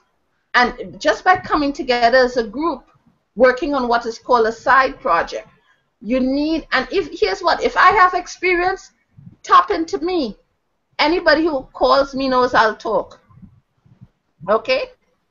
Anybody who calls me knows we'll speak, and we've got to stop being so afraid of sharing. There is nothing that someone can take from you that is not meant for you. Because there was once a young lady, I said, we need to stream fashion. She ran out, came back the next day and said, Bunny, could you remember what you told me that we need to stream fashion to sell it? Because we did this in 2010. And she said, can you tell me? Because I went to tell someone so we can do it, but we couldn't understand it. I sat and explained it to her. To this day, she still cannot understand it. So telling people ideas isn't a loss. She has something else in mind that she develops. It's like a tree. You start a trunk, you have an idea. As it grows, somebody sees that idea could be branched off somewhere else and they start a branch. Someone sees something else and start a branch. What I find a lot within our community is this: I'm not going to share because somebody's going to take my idea, and because we're closed, there is no growth. And we need to explain that. We need to be open and share that. And you know what? Someone will come along, get the idea, and move ahead. But usually they're not meeting your customer base. Despite how large Etsy is, there are people who haven't heard about them. Despite how large Fab is, many people have not heard about them. But the first people in technology, the first 80%, the first in technology actually, the 20% get 80% of the clientele. So we do need to bring our people into technology now so they can get the customer base, they can get the funding, and they can develop strong networks. It is imperative. And as I was saying to Cairo, if you're starting something in Atlanta, and I know someone in Texas doing similar things, you all need to get together and share experiences and save money. Right now I'm working with designers in Africa, St. Lucia, the Caribbean, and Skype, and my course, I have done literally everything self-funded. Self-funded, and most of the people until now have not paid a dime. Yes, it's a course financially to me, but it's not that much of a course that it will send me into dire needs. But it was the only way I could. If I were waiting for funding, a lot of the things we had would not have gotten done. And so, which brings us to the next format. You need to tap in and ask people. It took me a while to be able to say I need help. And I realized that when dealing with family members, there came a case where someone needed help but didn't reach out, but it was culture. You don't tell people how much you're suffering in our culture. That may be admirable to a certain extent, but it's not helping the culture. So we need to break those habits of pride. You know, I will share, and it's 30 minutes to speak, but I openly have shared, and I will post the links to some of my concepts. And that doesn't mean that you can't take it. When I share that article on the manifesto, read it, disagree with it, challenge it, question it. The best question you can ask is, what if I don't? What if I do? What if I don't? With every time someone lays, I have what is called a logical business model questioning. They sit with me and I always challenge them, and they get really angry. I mean, literally angry, because it's like you're questioning my idea. But 100% of the time, they then go back and sit down and rethink the problem and come up. These are ordinary folks, ordinary mothers, ordinary housewives, ordinary builders, people who have no degrees in terms of business. I work with people who have high school degrees to people who have master's degrees. And what I've found is that if you challenge people, give people a reason to justify what they're doing, they find the answers. So we need to have study groups. Seriously, every tech hub should have a startup study group where someone lays out their idea and lets people break it apart before they stand in front of an investor. That's simple. Here's the thing: an investor wants your money, will give you money for the opportunity to make more money off you. That's ideally what an investor is doing. So he's looking for an idea that he thinks in 3-4 years will vest him a huge bundle of money. When you present to him, he's going to break that idea apart for any holes. So before you hit an investor, come to someone like me who's a Virgo, who's get in front of your worst aunt, that aunt who never finds anything right. And you know what? Let her challenge it. Get in front of people who don't agree with you. Let them challenge it. Because by the time you go back to the drawing board and fix the hole, you stand in front of investors, they will come to you and say, hey, I want part of this. But then also decide at which point you're ready to take an investment, because investment is not free. There is a cost to investment dollars. So you should not prematurely give control of your work to someone who's putting a huge amount into it. You should know where your idea is secure, where you're secure in your idea before you stand in front of an investor. Because they're going to come in and they're going to want to put someone in it. Usually, we stood up with our plan. I'm not sure many people know Model Cities. Model Cities was a program in the 60s that gave a lot of blacks an opportunity to go to college. It was meant to fail, but it was so well run, it really helped a lot. Most of the people in their 60s who are in New York and in positions went to Model Cities. The gentleman is my mentor, and he has said to me that one of the things, they gave him a project that he knew they had designed it to fail. But he took his time and mentored every group, challenging them every time they came out and handed him something till their plan was almost bulletproof. The only way they stopped Model Cities was self-fighting within groups. But Model Cities was so successful, they had to stop it. The challenge is we need to get comfortable with challenge. We need to get comfortable with challenging each other. We need to get comfortable with pulling someone aside. And we need to know how to say it. Pull someone aside and say, hey, you know what? you have a great idea. Let's see how we can trash it out, put it in a format that they're no longer looking at your skin color. They're no longer looking at your sex. They're no longer looking at even if you can speak, but that they can make X number of dollars if you get some money to boost. And that's what VC funding is about. Regardless, if you go to Gus.com, you go to AngelList, and there are a couple other Bolster, ER Network. If you go to those places, there are tons of investors listed there. And there are also tons of companies with everyone with ideas that you wonder, where the hell did they come up with this? You know, literally. So one of the things, we have diversity as a plus. Let me tell you why. When you call these companies on their lack of diversity, they go into defense mode. But you cannot do so if you're not prepared to show them something. Because when a company is called on its lack of diversity, it affects their bottom line.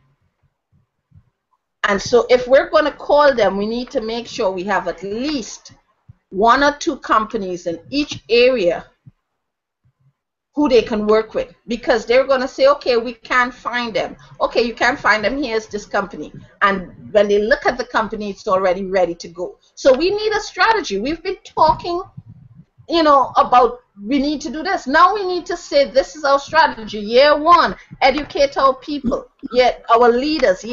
Next 6 months, we can't afford a year. 3 months, educate our leaders. Next 3 months, we educate the people doing the work. Then we need a strategy, and that to me is my biggest concern. I lost my partner last year to cancer, okay? The other 2 got married and moved away.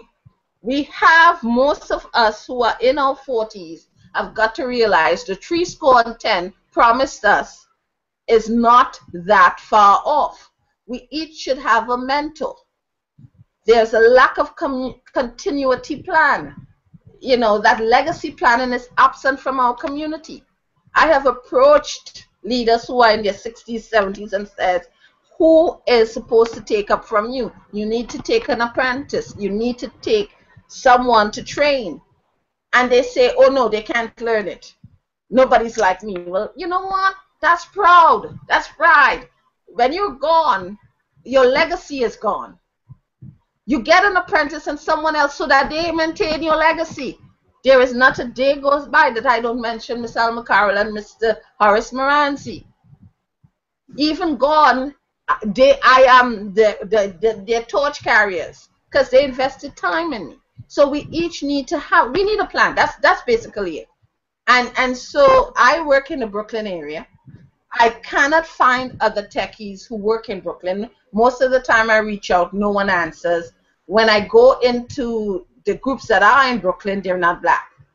And so one of the challenges is, and I'm in the BIT, Harlem has a really decent tech hub, but even then, they don't respond. They're about social, there are certain segments of black tech. There's the social media black tech. There's black techies is more code oriented. There are very few business ones, you know. So we need to connect all the corners and figure out how we each play.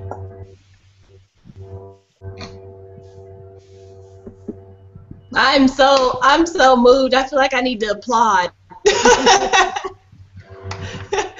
I'm sorry, I got I'm sorry if I went so hard.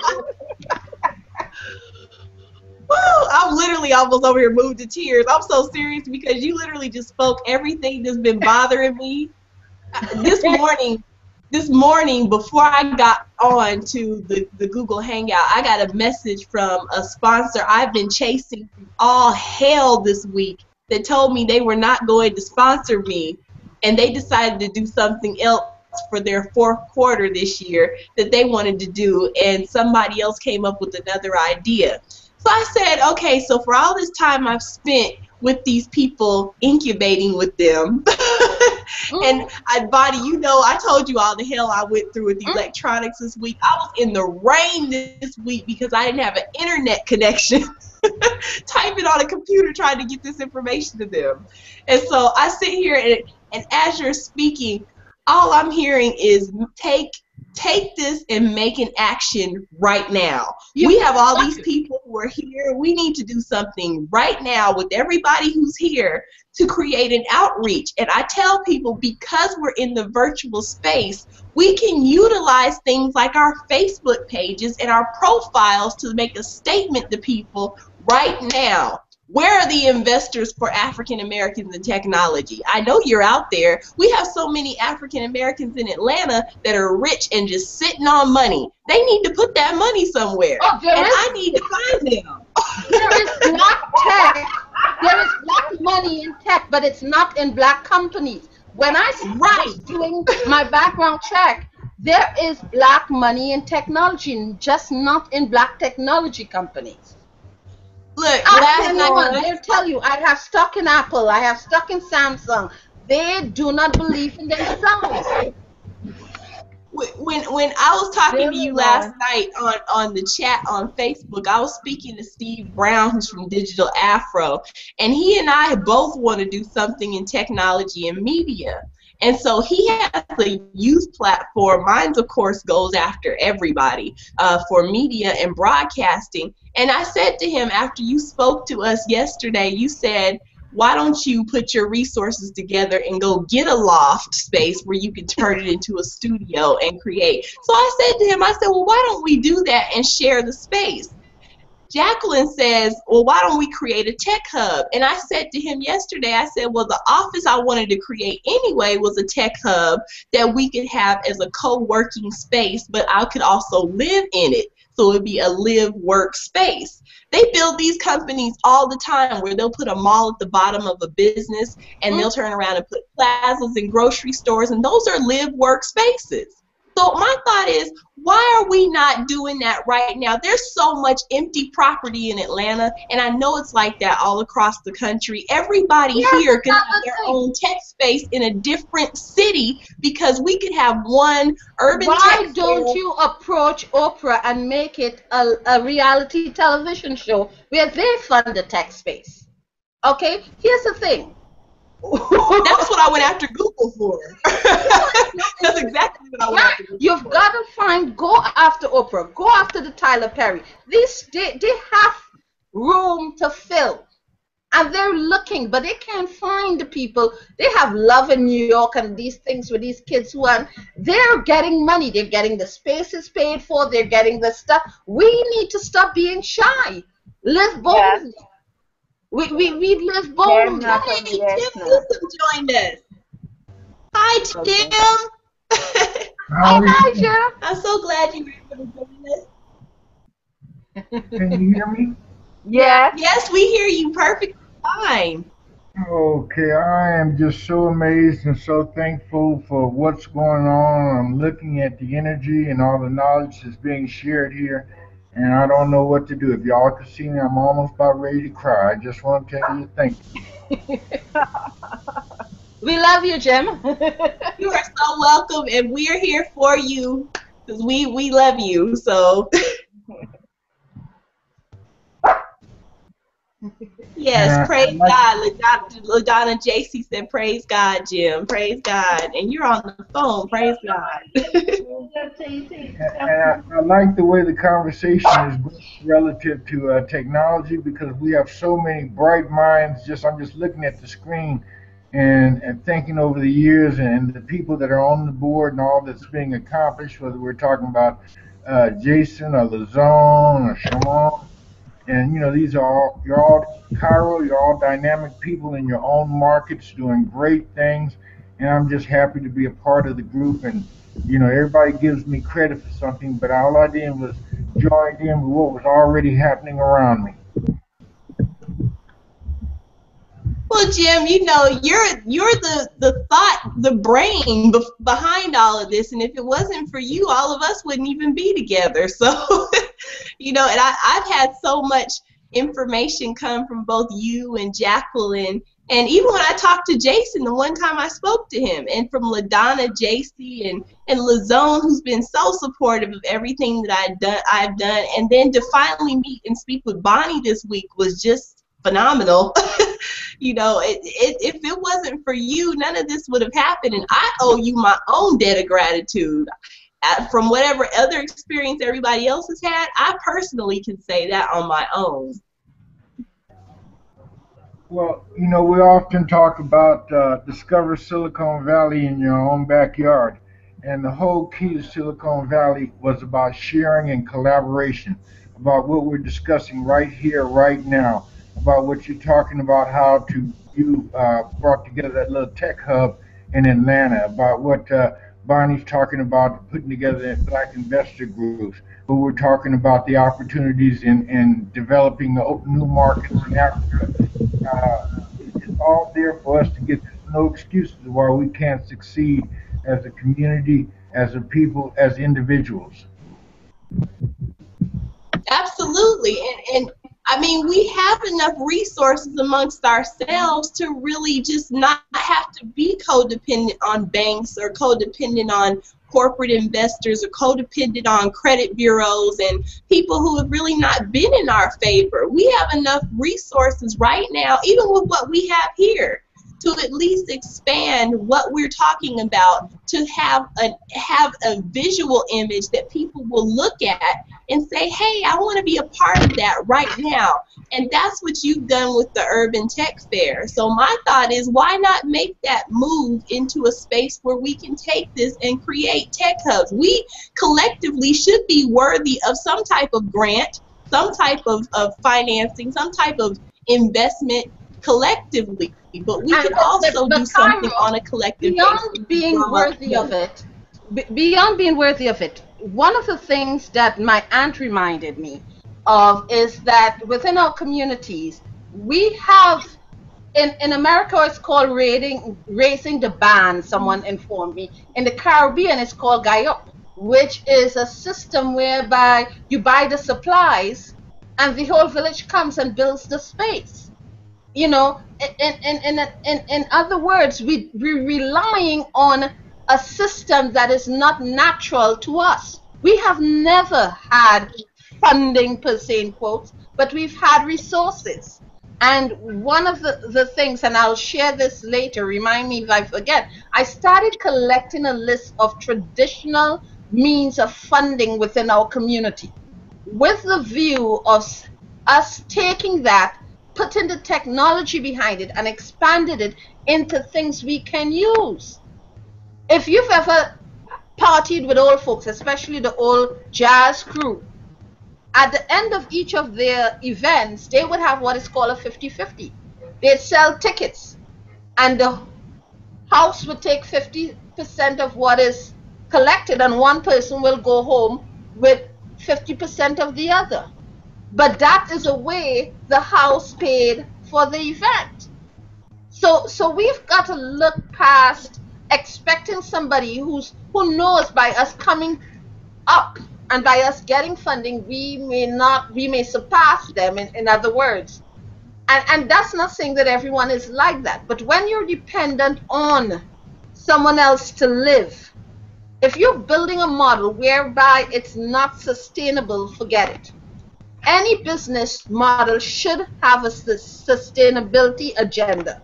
Yes, you need funding to start and to drive growth, but you should also try to do it without that. And too many, not just Black, depending, I read on that track today, well, you know, I can start my business at home, but at some point I need an office space. Well, if you are starting a business at home, you don't develop products, services, and merchandise to justify the cost of your space, then you're not in business. You have a hobby you're expecting somebody to pay for. And the bottom line of a business is that you make a profit, which means all your costs has to be covered. So yes, you can cut the cost by doing things like co-working, which is traditional, okay? But you need to actually say to people, hey, if we can raise X amount, we can start a hub in every area. And that should be about $4,000, $3,000 to $5,000, 2 months. If you after 2 months cannot raise money steadily, then you're not, your business plan needs reviewing. And too many of us are saying we can't do business without investment. Then you're not doing business. You're doing charity work. Business is about exercising actions for profit. And if your plan does not enable you to survive without somebody else funding you, then you don't have a business plan. And that's the bottom line. Okay? Now, there are ways to do that. And that's what we need. We need to be able to say, we can raise. I found that there's two ways to fund a business. You can either sell something or you can borrow money. And we have enough products and enough talent and enough ingenuity to be able to market and sell ourselves, even if it's a virtual product, vis-a-vis an app, an event, advertising, marketing, those things that you cannot touch and feel, but yet they can generate a profit and they have a value to the purchaser. So from that perspective, it's just about us coming together and realizing the power of unity and collaboration and what we all bring to the table as a group. There's nothing that we can't do. And as Jackie reminded me last week, so many deals have been made over the last year with just people networking through our different social media forums. And if we just took a finder's fee, for lack of a better expression, off of that, we could begin to fund bigger programs. Now, I've been talking with Herschel Daniels and FAU about the opportunities that are coming up in Africa. Microsoft is in Africa, Google is in Africa. Why aren't we in Africa? We can develop an app in Chicago, but where are we going to sell it to? We can sell it to Africa, we can sell it to Spain. Let's go outside the traditional brick and mortar concept of Google and Facebook and begin to create our own marketplace, begin to create our own distribution channels. I agree.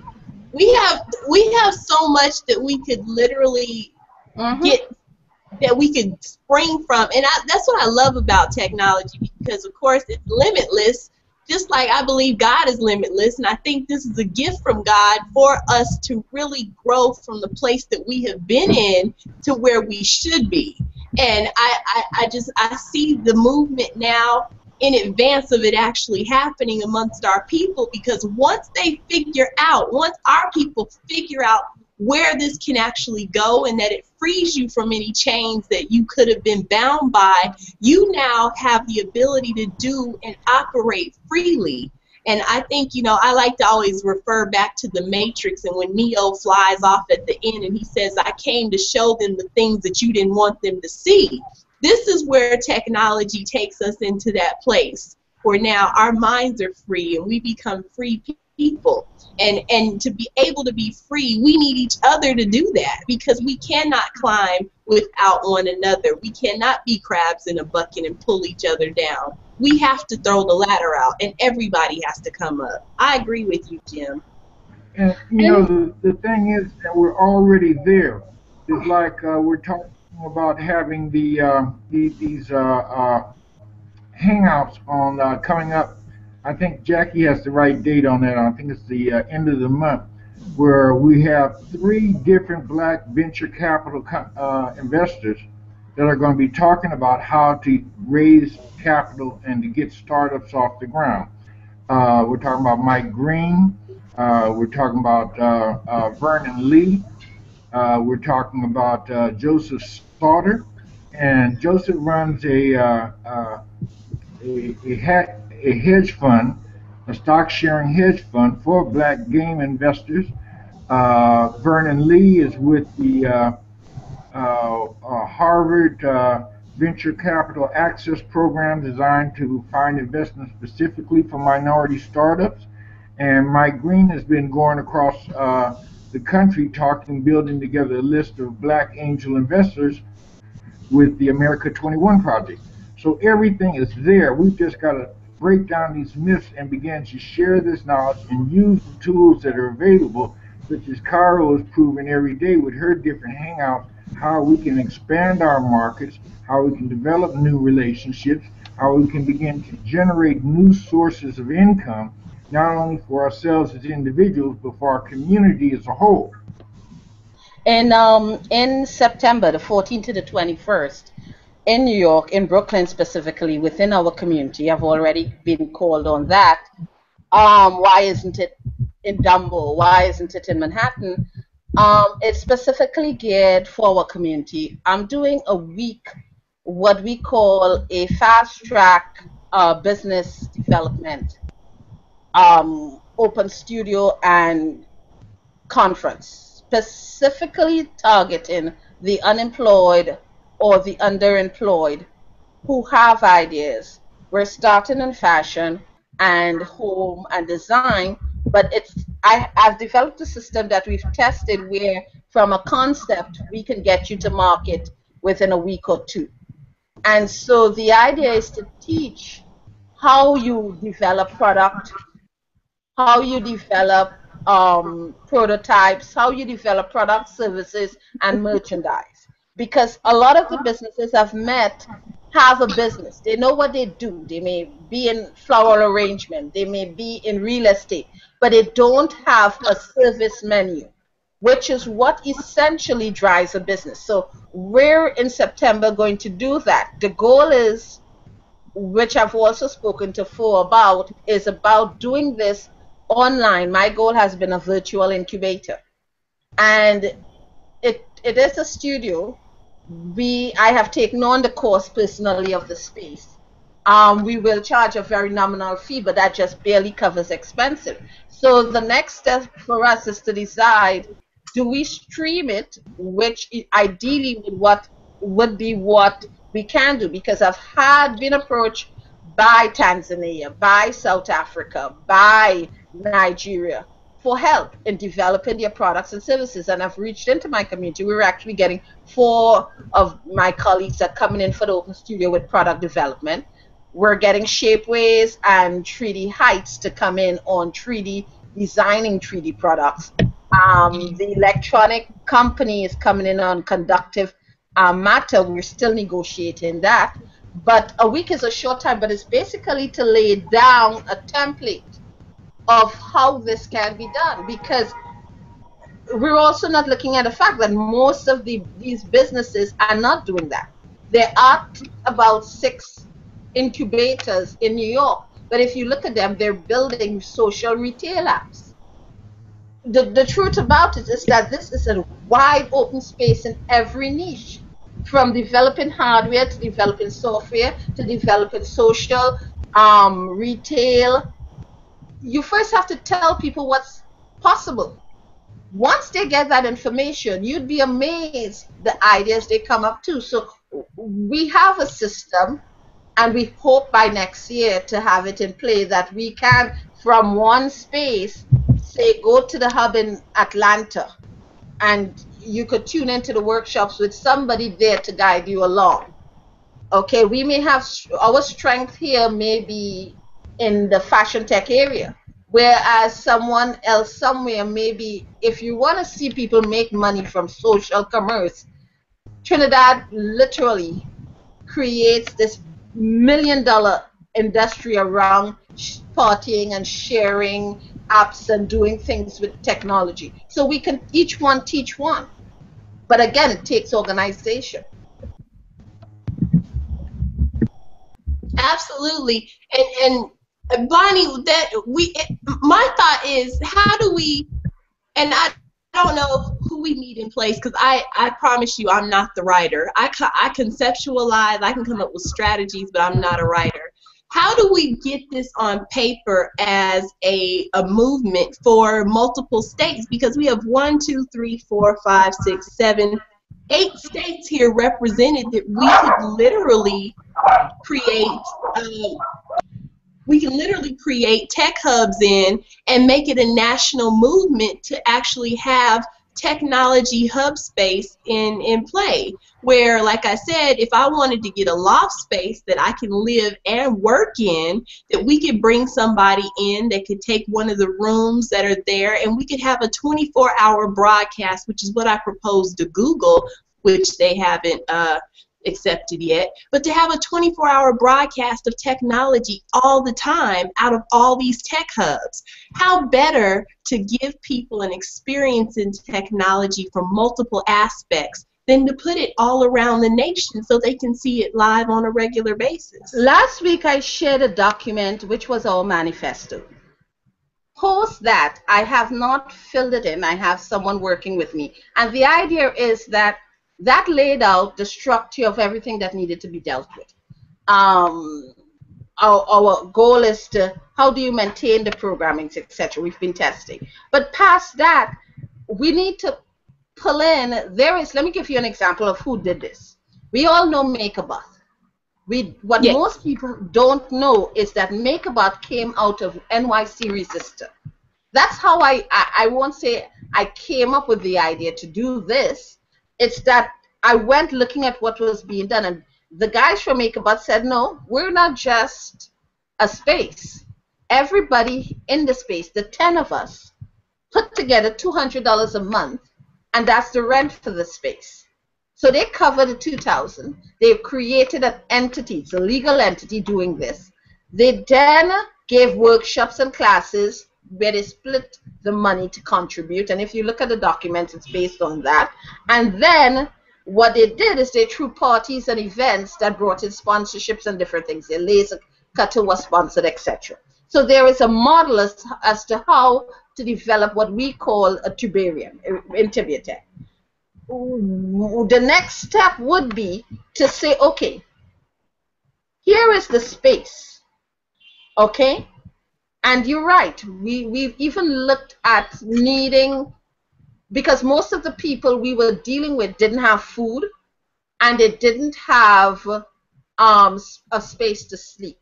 So we were looking for a building that we could convert into a sort of a living barracks for the time of your startup, and that you would be able to do X, Y, Z. So there's a template. So what we need to do is start building on these templates and pull it together. I have been trying to write some of this stuff. I have the most of it underlined that I've been doing so far. But the truth is it's a lot.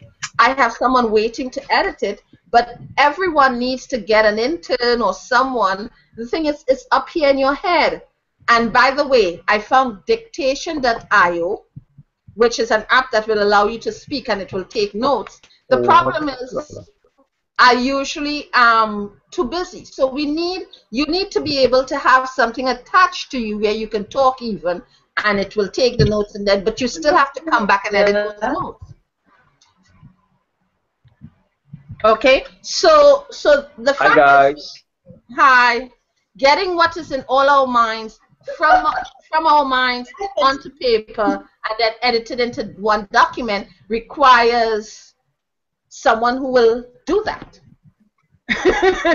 I mean, dictation.io is an app that you can speak into and it will type you the words you spoke. But somebody has to go through those like notes. Dragonfly. Yeah, somebody has to go through those notes. Yeah, but this one is free. Somebody goes through those notes and then has to put it into context. And that is where we've been. I have someone who will, once I put it into context, will edit it. But it's a slow process because she doesn't understand a lot of the words. She thinks they're errors, you know. So editing with her, even though she's been working with me for 6 years, means also educating her. So one of the things I say is that is something else we need. We need media people trained in technology. Once you know technology, the way you read what is happening is different for somebody who doesn't. And so our media, our journalism courses need the updating. And honestly, I'm in New York. There is not one black journalistic entity that is tech-oriented. That's scary. Well, that was my case in point in saying that we need a technology platform, because if we don't have a technology media platform for the urban community, and not necessarily just for the urban community, but there is urban identities represented in it, how are our people going to assimilate or to even pay attention to it if they are not engaged in a way that is going to be capturing to them? And I tell people, like, the number one way to speak to people is not in writing. And unfortunately, that's the truth. Like Jason was saying, you know, you don't put it in a book. Put it on TV. And But because we are moving to a I place. disagree in one thing. You don't put it in a book, you put it in a video. But at the end, there needs to be context where they can go and read. There is too much in the... Absolutely. We need... my son has agreed, once I'm finished with the book, to translate it into youth speak for me, because they're two different things. But he speaks in anime, which young people can respond to. So it's like having the Bible and then taking that and translating it into all these different languages. But you need the original. But the fact is, when I ask black folks where they get their news from, it's Mashables, it's Madame Noir, it's The Root. None of them are black owned. Oh, wow, I didn't know The Root was it. I don't think it is. And the context within which they view black news is different, because there are all those social... The Caribbean paper recently, and this happened in Brooklyn, which upset me. The Caribbean Life News is distributed, it's a hard copy distributed in New York freely. It is well read within the Caribbean community. Well, they removed the Caribbean editor, they put in an Italian gentleman, and they kept the name of the Caribbean editor on file. I happen to know that in last elections, and yeah, I have my black dress for court, let me see.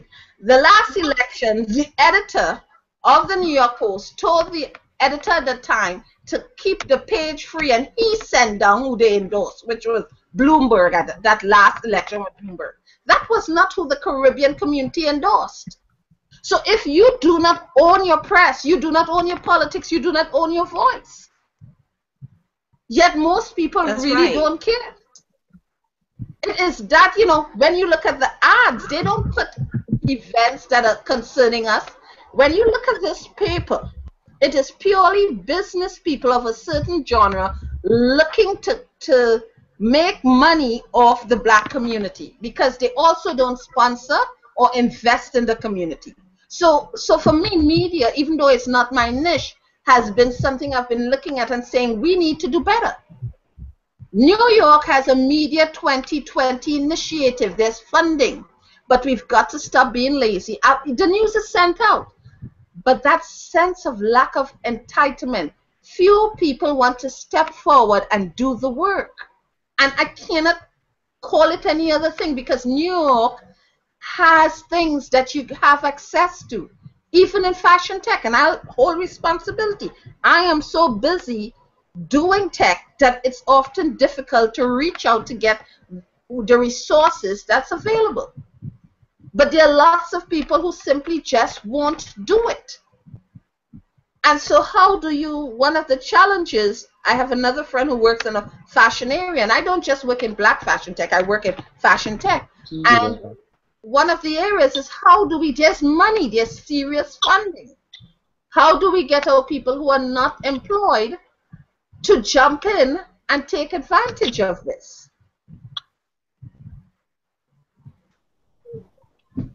How do we create capital and gainful income for these people who are not making money? And how do we take these ideas and bring them into the fold? And ironically, you sent me somewhere yesterday, which was angellist.com. Angellist.com has a structure by which you can see where they have a panel for startups, they have a panel for investors, but they also have a panel for where these startup companies need employees. And so that I thought was a brilliant idea, to take a space where people who are looking for her money can also go work for the companies that are already operational, you know, to try and make money. And they have tons of companies listed in different jobs. I thought that was brilliant. So I, of course, myself, always looking for a new side gig. I'm going in there to go and see what type of maybe a type of quick gig I can get out of there. Maybe someone needs some publicity or marketing. New York Tech. So I'm going to comb through those businesses, of course. There is a mapped, and let me type it in, mapped in New York, www.mappedinny.com. There are 1,504 tech companies looking to hire in New York. Hey, Bonnie. Okay, that's mapped. Bonnie, may I ask a question? Okay, yet when you have a question, Bonnie. Huh? I'm here today, and what do you think about Afro-American culture? What? What do you think Afro-American culture? What do you think of African American culture? Yeah, I wonder this topic. In reference to technology, or just the culture, our culture itself? I prefer culture. Well, this platform is about technology. We're doing a give-a-thon for someone, raising money for someone that needs some funds, and we're doing that by having conversation about technology. And since we all happen to be black, you know, it's just relevant to our community. Yeah, exactly. So. Oh, so yeah. Okay, so if you're wondering what we're thinking about in technology, we're speaking to the fact that we are unifying our forces to do more with what we already have for our space and technology. And so we are cultivating, of course, cultures all around the world and different types of wonderful things in music and different things in fashion and different things that happen around the globe. But we are in this space now to try to cultivate a movement in technology for the African American community and for the rest of our country and the world. Well, he seemed to have walked off. So. Let's pick up to the conversation of value. What were you saying, Bonnie? Oh man, he wants to play music. Oh Lordy. Cairo just asked the question as to how do we get our community to access some of this. And one of the things I can speak of New York is that we have a lot, whereas some of the tech hubs may not. And I know personally myself at S.T.E.M and Eula from Harlem, the guy Mike Streets, we share information. So it's not a problem of lack of access in New York. In New York, we would find that most people I thought it was fear until I realized I don't know how. I was never taught to.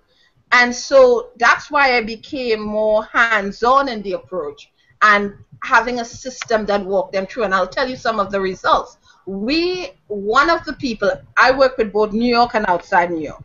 We got one young lady to move from 50 pieces a month to 400 pieces, but she won't go online. That's fair. But she's still surviving.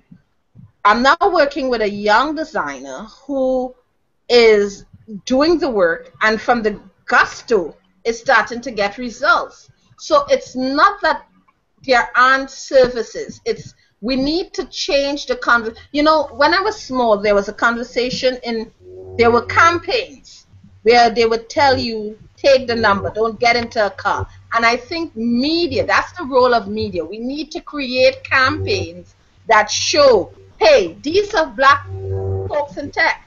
They're good looking, regular, they're not geeky, weird looking people. So there are the misconceptions that being a black in tech means you are a really weird nerd. But the guys are good looking, the ladies are attractive. We need to get that out there that you're not some freak of nature when you're a black in tech. And that's one of the things that I realize people think because you're most people when they look at me don't think you're in technology. Yeah, because I'm regular, but I don't look it. And so I started going out and I'll sit with people, give them the information. We thus far are meeting for the most part online.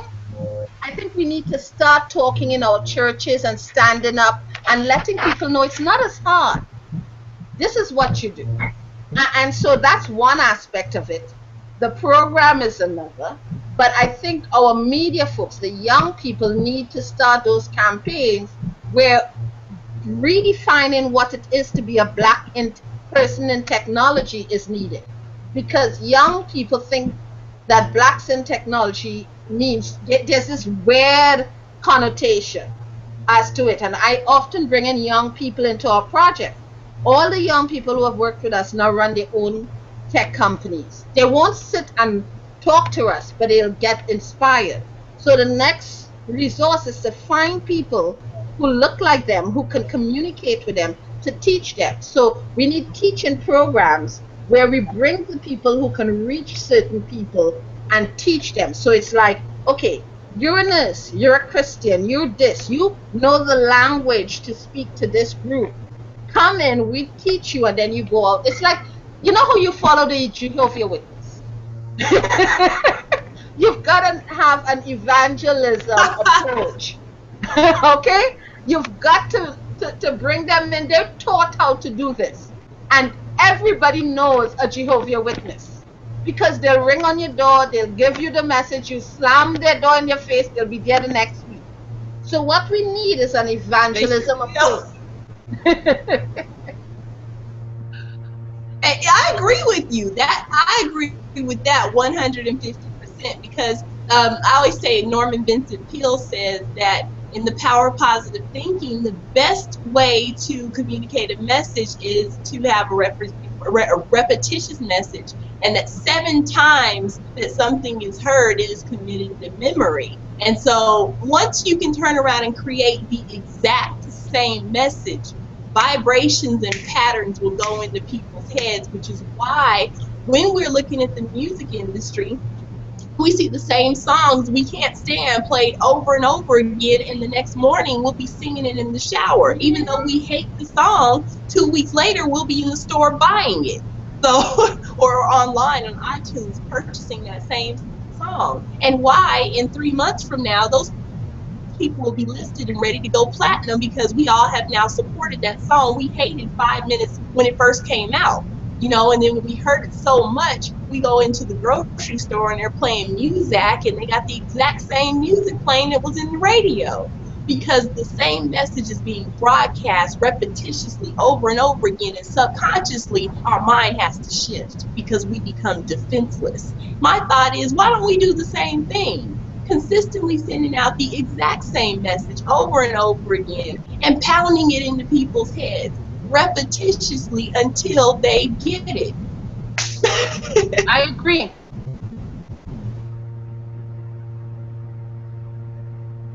So Jim has joined us again. Jim Neusom is on the line in Los Angeles, California. We have Bonnie Sandy, who is out in New York, and we have Jacqueline Taylor Adams out in Philadelphia. We have Mr. James Moore, who is an author, new book out, and he is out in Ohio.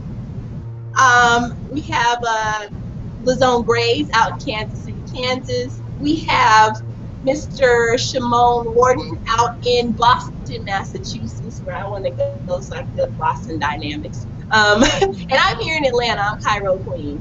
So we've been here today, and we have literally, oh, I said Jason. I said James. I'm sorry. Jason Moore.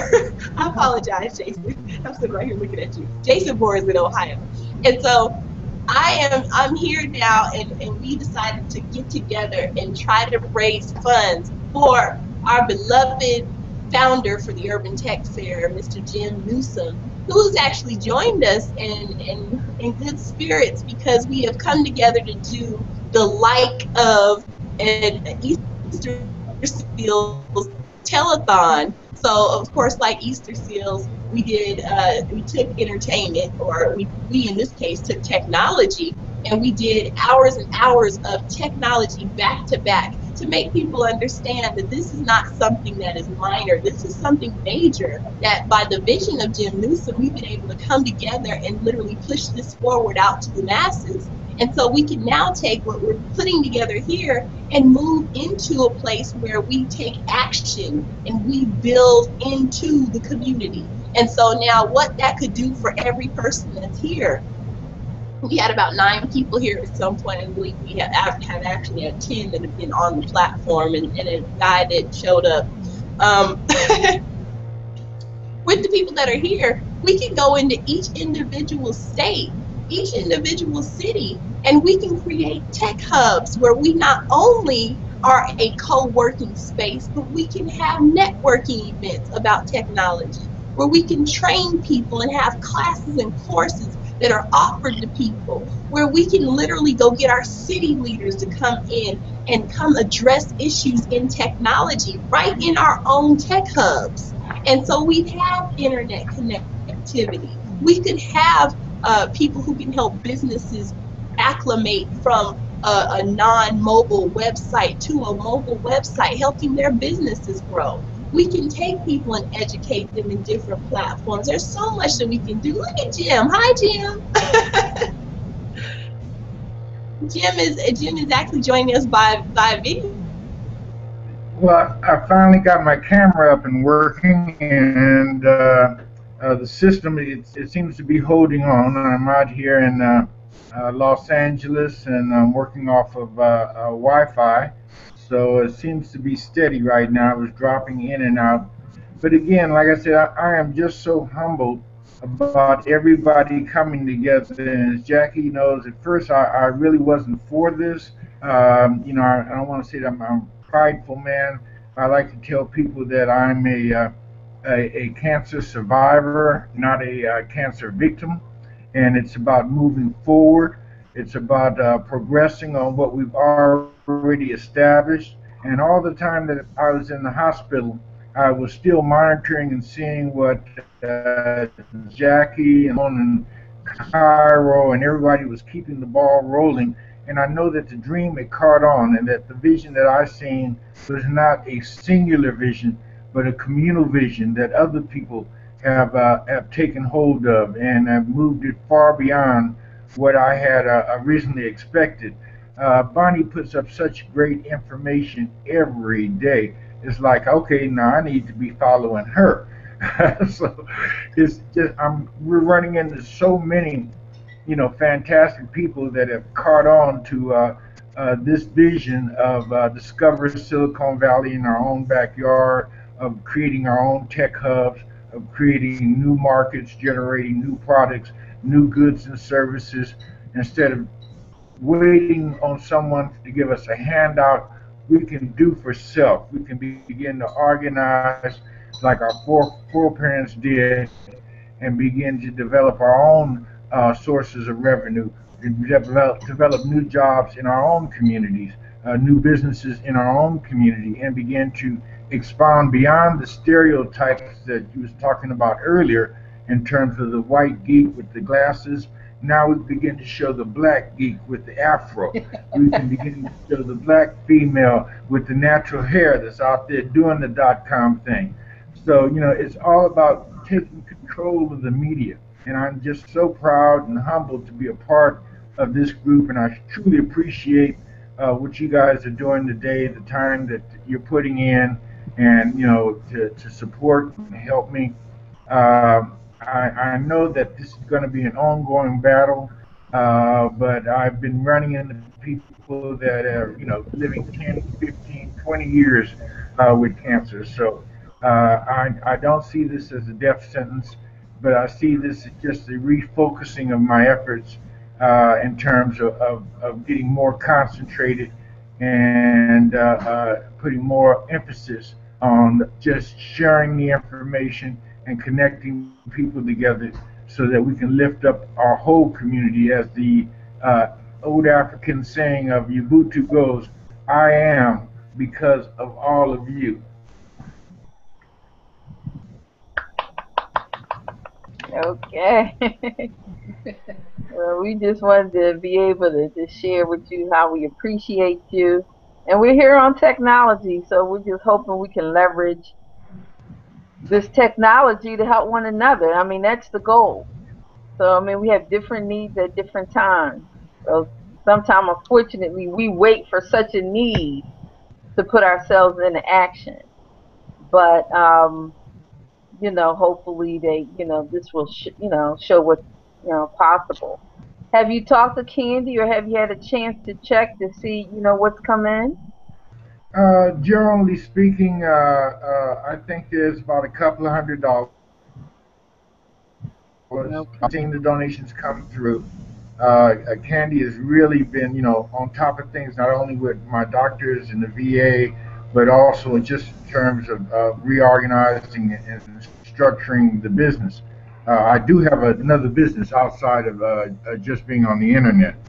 So it's been a whole reshaping of our focus and our activities as a family. I was laughing last night because my loving daughter-in-law is saying that not daughter-in-law, I'm sorry, my loving daughter is saying we're going to start having movie nights on Fridays. So I'm starting to learn to appreciate the finer things in life. Yeah. Yeah. Well, Cairo dropped off, but I'm pretty sure she'll come back in. Probably just her connection. So, I guess we're about to close. I know Cairo wanted to do a planning session right after, but maybe if we can schedule it for next Saturday, that's our normal planning. But maybe that would just be a good start, as the goal is to form an organizing committee. So maybe beyond the organizing committees, what we want to do is take those organizing committees and form a tech hub. And I know a lot of us have existing resources, like we all have the Man Network right there, Jim. And there are some things that are existing, like one of our members, Eileen, she's renting shared space as it is already. They've converted a lot of the buildings in Center City, Philadelphia that they weren't able to rent. They converted them into share spaces. And anyway, so these are like art hubs, tech hubs, that they're just in order to make use of the existing real estate. So we have an opportunity just to go down there with Eileen, and so we can look at actually fully realizing what Cairo has said, and then that's a great, becomes a basis for us. Now, and even like with my church, our church is going to let us. Hey, Kyra, I was talking about what you said. My church is going to allow us here in Philadelphia to use their basement for meetings, and in that aspect, what that's another opportunity, because my church is a unique outreach for the deaf and hearing. And one thing, we want to make all this technology and all accessible to the urban deaf, because that's really how the church got started. Where, because my pastor was a special ed teacher in the hood, and the same things that were accessible for other people of other communities was not accessible to the deaf community. And learning how to sign, that lack of communication for so many years, just things we just take for granted. But they didn't even have a concept of God, and that was way back in the 70s. So at that time, the faith church and state had to be totally separated. So we got funded, but the social service agency got funded. So I mean, she's gotten a job at the post office, things, places. She got people to accept in the city, places that they were never before accepted. Got people learning to sign. We've been giving free sign classes to the community for over 38 years now. And so we're one of the preeminent sources for community college that teaches sign language. Everybody in the city, if they learn a sign language, they have to come to our place, because you have to learn deaf culture. So, and they come for training, and so we're part of those things. So we did want to bring that. So I just think the concept of what Cairo said about creating a tech hub, and even like getting creative with it. There are spaces that we all may already have where we can create that tech hub and bring it right where the people are. And both you, Bonnie, and Cairo had already talked about the church and different things. So I think it's a real good idea. One of the problems we had, and I don't mean to cut across, and maybe this is where the group needs to go. There are lots of spaces in New York within our community, but their agenda, they do not understand the value of tech hubs to their community. And I think as a group, having a mandate that we, again, create a sort of um, infographic or Yeah. some material that can be sent out to explain, because there are hundreds. We have two challenges. There are empty buildings that are in the community that churches mainly own. Outside of that, in Brooklyn, we don't own property, which is why Williamsburg and Dumbo, the property owned by the Jews and the Italian, and the white tech hubbers have been able to get property donated for use for even a year, 6 months. That's enough of a start. Within our communities, we often do not own the properties. So I have gone to Flatbush where there are tons of empty spaces, and the minute you say to them, well, we'd like to rent, you know, and they inquire about what, and they realize what it is, the face changes, the attitude change. So we are at a disadvantage because of lack of ownership in Bonnie, some can I communities. ask you a question? And I'm not sure where they are now. I know a few years before Dr. Barbara Antier passed away, but I do know people over at the National Black, and they're working to save it so that they can keep it. Because Dr. Barbara National Black Antier, Theater, they yeah, she owned that, and she had 10 brownstones. She owned like 10 brownstones. We would stay in them because Dad used to be marketing director for theater company. So we would go up there, perform, stay. They would feed us, and that was all black owned. But they're looking for opportunities, and I know they rent it out, but they don't. Barbara and Tia never liked to go get those outside grants and all because of their agenda. But I'm not sure what's going on. But maybe if I connect you with some of the people over there. we need, okay, so I have been part of the NBUF, etc. I ran with Central Brooklyn Jazz Consortium. A lot of the properties that are owned by these members who got them under certain organization, I'll be honest, because I'm not pulling punches. They're not renting it to our community, and when they do, it's at a ridiculous rate. We're giving $1,000 a night. I can get a space in the tech community for 300. So one of the problems has been that misdirection from the people who gained these spaces in the 60s. A lot of it is that they have friends, they have circles, and infiltrating those cliques, it's not happening. Okay, but what I'm saying, Bonnie, okay, details. yeah, well, I'm just sharing with you. I know that click for the National Black. Right. So that's and what I I'm saying. know. That type of I'm not sure. I'm not totally sure because now that the children have it, they're not the same. Like not fake That's what is happening. There are kind of like two different groups, but I do know they're looking for solutions. That's the challenge we're having. It's not that I'm very well connected in terms of people who know people. The challenge is there is what you should say, a change of leadership. Yeah. There's a change hereditary. It's not going to organizations, it's going to heirs. So the heirs may not necessarily have the same community mindset or mandate as their parents did. So the lack of space, that's why I said it's not that we lack the space. It's the importance of making this space available to the community that is a bigger issue. Yeah. Because I'm saying outside of the National Black, she still had another 10 brownstones she owned. Well, and that's what I'm saying. There are spaces. empty. Some of these buildings are empty. And it's not, the plan we are saying is not to give the space. There is a budget for space rental, for space in the plan we developed. It's the mindset that why should I let that space be used for tech? It's a fear that I still can't understand, that we don't face outside of the community. There's a lot of fear around technology. And, you know, and so if I said to them, I'm using it for a clothing store, I would get I get approached to start certain things, you know. But business, using it for business development, there is a standoff approach that I have not, I'll be honest, I didn't take the time to delve into because I was busy with other things.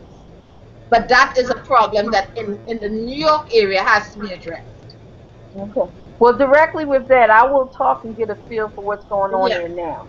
Okay, because we haven't been up there in a couple of years, but I'll try to see what the politics. I can Please go do, yeah. directly to people and ask them, look, I got somebody, you know, what's the atmosphere, and they'll let me know.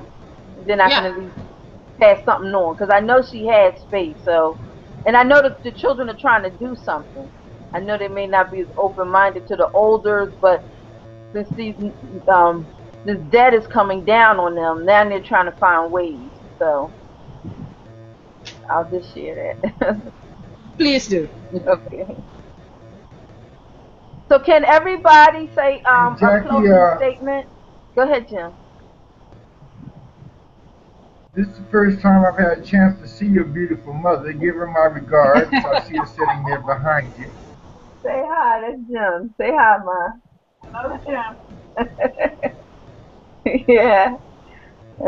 My mother's battling with Alzheimer's right now, so she don't like to be by herself. So I brought her down here with me. Okay, yeah. So, Lazone, you want to say a closing statement, and then we'll go to Jason, and then Cairo. Yes. Just to follow up on some of the. Can you hear me? Yes. Yeah. Excellent. Just to follow up on a few things that had been mentioned,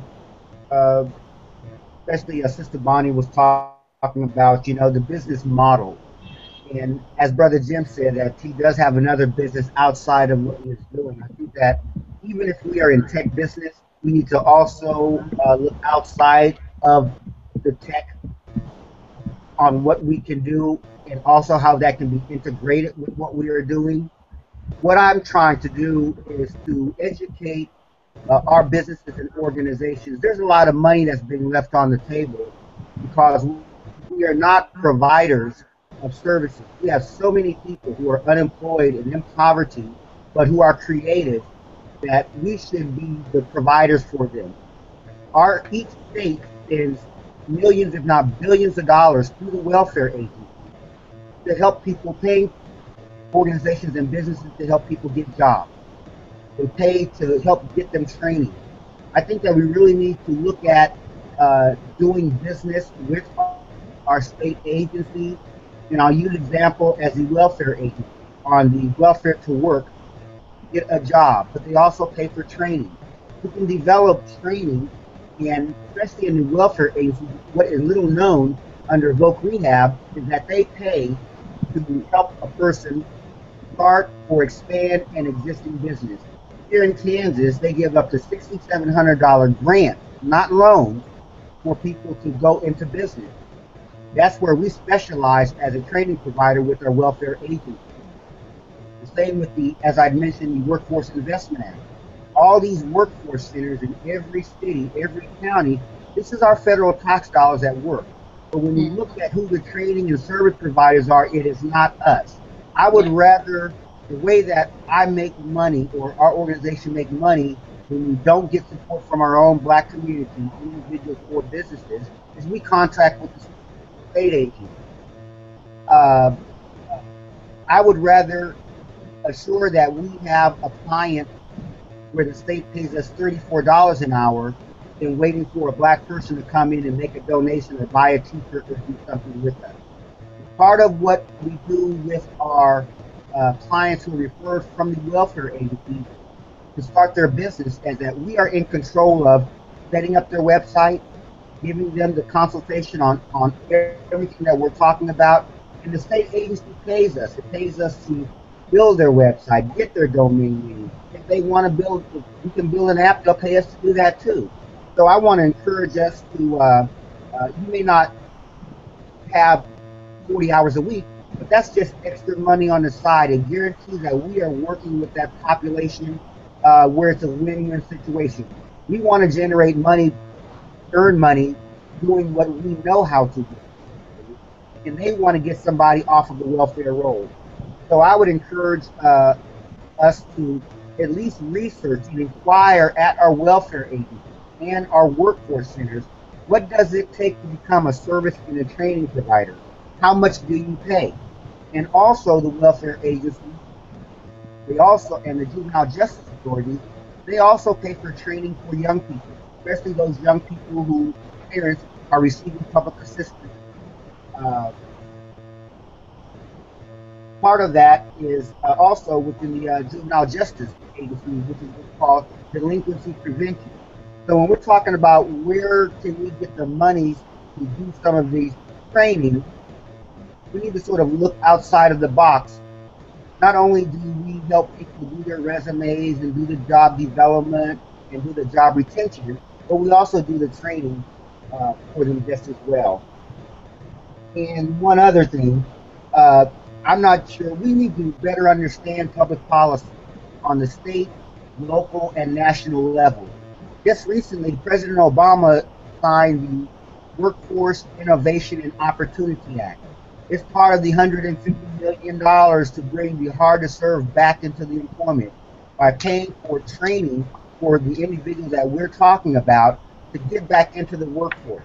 If you happen to be in a city that you can show that technology is where the jobs are at, these are the type of training programs that they're looking for, and they're looking to pay for training. You don't have to just be a nonprofit.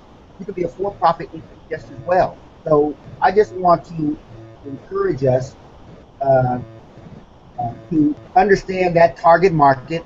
Our target market, as far as our customers, is not the people on welfare. Our customer is the state agency. What we do that they want is training and service providing. And who it is for clients who by and large look like us. And the pay is great. There's a lot of people making money off of our pitiful, poor, impoverished situation. So we need to learn how to capitalize on that. And the people that we help, these are not people who will come in and support our organization, but because they're in a situation where somebody else is paying the fees for them, then they see on the list, well, I want to go to IBSA because I know Luzone has a name in the community, and he's going to help me when the Chamber of Commerce does not, when the Small Business Development Agencies do not, when the other organizations do not. If we are not providers, they're going to be sending them to the other side of town. The providers who don't look like us, who don't understand us.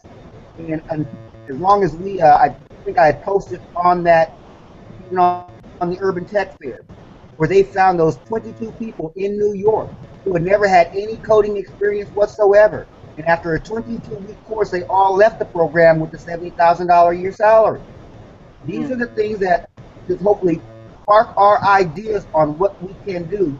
If Cairo wants to have a side gig, do a contract with the welfare agency. You would be an excellent mentor and sponsor, and someone that so many sisters and young sisters and brothers need to be under your wing, learning what you do and guiding them. Maybe you understand the tech side. Somebody else understands how to do feasibility plans and how to do business plans. Partner and work together. They are not going to be able to get a job and enter the market waiting on Wells Fargo, United Way, or any of these other agencies. Our people are waiting for us, and we need to get busy making ourselves available. You are so correct. You don't have to pass the buck. This ain't church. It's on us. You don't have to pass the church. If we're talking about the digital, closing the digital divide and finding that Silicon Valley in our backyard, there's money in the ghetto, whether it's coming from our tax dollars or they're paying it for on our own. We may not build a website. We get paid $3,500 for every business that we help get in the business and stay in the business for 90 days. And with that, they also pay that $6,700 for a grant, not a loan. We're trying to now leverage that $6,700 with those micro loans, so that if you need $10,000, we can guarantee $6,700 that's already being brought to the table. We're making sure that people, not just in technology, but contractors who do plumbing and other trade skills, that they get $1 million worth of insurance. Everything that they need to do to start bidding for local government contracts, we're making sure that they have it. They got uniforms, they got insurance, they buy them a vehicle, they pay for their magnetic signs, they buy them lawnmowers and weed eaters. There's money out there that we need to learn about, that we become a flow through on getting money into the pockets of our people. And if you want a specific program that's going to move from programming to start a tech business to purchasing the laptop to purchasing QuickBooks, and you want to get paid for that instruction, we need to be the leaders in our community and stop having our people have to catch a bus, get a transport, and go to the other side of town. Yes. Thank you, Lazone. You know what? You reminded me. I actually did that back in the 90s, and I held forums on welfare to work, because I realized the federal dollars for welfare to work program was going to one big Jew organization here in Philly. And then what happened was they couldn't do a lot of the deliverables because, a lot of that was mentorship and how they going to mentor our people. So then they started trying to connect with the community, and that's when I started learning about it. Now, since Obama's been in, he gives us notice of those things ahead of time, and we can build. But I actually did that. That's when I had my empowerment foundation, and what I would do, I would work with other small businesses. And how I got myself started, I would be the welfare to work trainer, and I would train them how to be the administrators and the receptionists, and I would help other small businesses. So I will partner with small businesses and do all their administrative work, and with the help of while I'm training welfare to work people. Yeah. Also, Dusty Gallagher came up with an idea about forming a national, like we had a national committee, but he said a Pacific National Board where each person covered a specific sector that we needed to engage. Like somebody dealing with political, say somebody dealing with state, somebody dealing with federal, somebody dealing with a nonprofit, somebody dealing with faith-based. But each person on that national board will cover a specific sector that we needed to reach out to. And I'm looking at, because you are the king of empowering small businesses and communities, Lazone. I really think if we come up with a model where you would train us, and we would specifically go after those dollars, and some of those dollars that we could, collectively what we build, we could definitely train a quality workforce and be able to get a lot of our current work done that we're working to fund and get some help. Correct. And you can best believe it's already started with, I think, Paul Ryan or whatever. One of the biggest conversations about this election period is going to be about poverty. And they're not going to put out numbers out there, but they'll put out some code words talking about us. And we have to understand that poverty alleviation, we have to be a part of our own poverty alleviation. Part of that is not just looking at what can we do to grow our own tech businesses, but to get paid through our tech businesses, going other tech companies where we educating them so that they don't go online and lose $75,000. That's what a feasibility plan is. It lets you know if your idea is good, and it also helps the person save money from a failed business. And so what I'm trying to do is build a model so that no matter what person comes to our agency, if we do the same thing over and over again, get a 75% result at the same time, that's what a welfare agency wants to purchase. They want to purchase your model for success, not just anybody out there to help the person do a resume, because so many people with felonies and other barriers to employment, long gaps in their employment. These companies are not going to hire them. So we need to flip the script, develop a model, nationalize that model, and let's roll out there and give them that billions of dollars.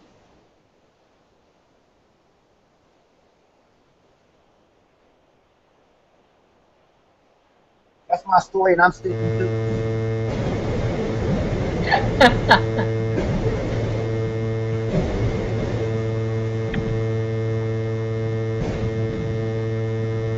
I still applaud all of you because you all are really angry movers, and I love to see people doing things. I mean, honestly, a lot of times I don't even care what people are doing as long as I see them doing something positive, because there's so many people who aren't doing anything. It's so annoying to me, and I'm like, they're just sitting there, and those are usually the people with all the resources and all the money. They're just sitting there, and I'm like, there's so much that we can be doing to help people and to really raise up a new nation of people who are producers. And we talk a lot in the country about how we don't produce. We could be producing, and we could be producing real easily with the platform of technology and all the different avenues that there are in it. And I think, you know, we talk about coding, go into binary structures and things like that. Well, we need to show people the cool stuff in technology so that they'll understand exactly where this can go. You know, of course, they say, oh, I can't do that. I haven't been trained in that. And I'm sitting here living proof that you don't have to be trained in it right now. You can just jump on board, and then you can get behind the people who are trained, and you can pick up and learn from the people around you. So, I mean, I think they say that you are the sum of the closest 5 people to you. And so I've tried to make those people in technology because I want to become immersed into the whole entire, who I talk to almost every day. He's an engineer, and he has created a platform for science, technology, engineering, mathematics, and entertainment. So not really STEAM, more like this, but he literally has a platform where he talks about the different types of media and things that affect the whole entire world, but you know, that always come back to a space of technology and innovation. So real creative and working on some things, platforms for his own hackathons. Then I have Jamila Brown, who just, I can't say right now, but she just landed a huge deal. So she's my co-host for A Taste of Technology in the Microsoft store. I'm really excited about what she's doing, you know, and the big amounts of money that are moving her way and pulling me into that fold also. Great stuff happening. But to look and say, okay, well, we have all these different people and all these different networks. How do we bring this to a place where everybody can benefit? And not only can we benefit, we can grow from this and to expand into a place where we're not only producing, but we're profiting. And that's the big thing, is to take what are these people who are consumers, what are people, and I can honestly say I'm not a part of that. I haven't been in a long time. I'm not one of the consumers who consumes everything. But the group of people who are known for being consumers around the world, we are the biggest consumer. And to take us and now make us producers and profitable. So this is huge, and I'm so grateful that we are here now with Jim Neusom, who's joined us live. And I tried to say that earlier, and apparently something in the universe didn't want me to say it, and they shut me down, gave me blue screen, but I'm back. And Jim is here, and we're here raising $3,000 for a simple procedure that could really do some great things to prolong his life and make his wonderful life able to reach more people with the work that he's already doing. And so that being the production of us as, you know, as the outcome for what his endeavors have been, that we are here collectively together, you know, to push not only technology, but to try to create a campaign to get money coming in for this procedure that we need $3,000 for to come in today. And we have only 30 days between now and the time for the procedure. So if you can, go to www.urbantechfair.org. urbantechfair.org. Look for the donation for Samsung. I'm all in technology. For the donation of PayPal, and go to the PayPal link and do that donation. Is that me with that background noise, or is that somebody? I think that might be me. Anybody You guys hear hear that buzz? I'm gonna put it on mute.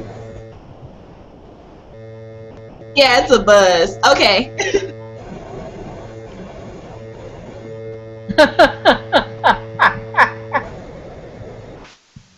No, it's not you. It's not Jim. It's on. It's not you, Jim. Oh wait. Well, it's off now. Okay. Remember that. Okay. Well, it's better now. Okay. Well. So we're now doing our closing thoughts, and I think who did we have last? We had Lizone Graves out of Kansas City, who actually did a wonderful close on his piece, and I guess we can go to Jason Moore out in Ohio. Jason, if you would like to give your closing thoughts and of course your takeaways from this event and any kind of action items that you'd like to see people do at this point, that'd be great. Okay, great. Can you hear me? Yes. Yes, I can. All right, great. Well, I thought this was a wonderful discussion. We're all rallied around Jim and his efforts to get his thing done, and I think that was great to have this dialogue, and for the whole purpose in general. I think it's overall positive. I mean, I did donate personally as well. I'm not just here to talk and give any types of spills. I'm about it. About the cause and giving for Jim. So I hope that's a success. Real quick, some of the things that I'm actually planning to do with Unite for Action, my organization, working with Big Brothers, Big Sisters, and hopefully some other organizations. I'm implementing a youth mentorship program, and it will be an online mentorship program. So it could possibly affect, children between the ages of 13 and 17 all over the country. So it's going to run in 12-week segments, and it might be even 16 weeks. I haven't decided completely yet, but 12 to 16-week segments, and it's going to be on the Big Marker platform primarily. My book will be part of that curriculum, but there will also be other curriculum on Udemy that will be free to the children. So I'm heavily tuning that up. And then another idea I had that I will launch probably in the next year or so is I'm looking to launch a major record label to counteract primarily the negative hip-hop music that is permeating the Black community and society in general. So I want that to compete with the stuff that's coming out from Warner Music Group, Sony, and EMI, those type of labels. So I figure if I plan it big, it will become big, and if I put the necessary resources into it, it will become what I envision it to be. It all starts with an idea, and I've never been limited by anything. I feel it's all about your attitude determines your altitude, not your aptitude. That's one of the things I live by.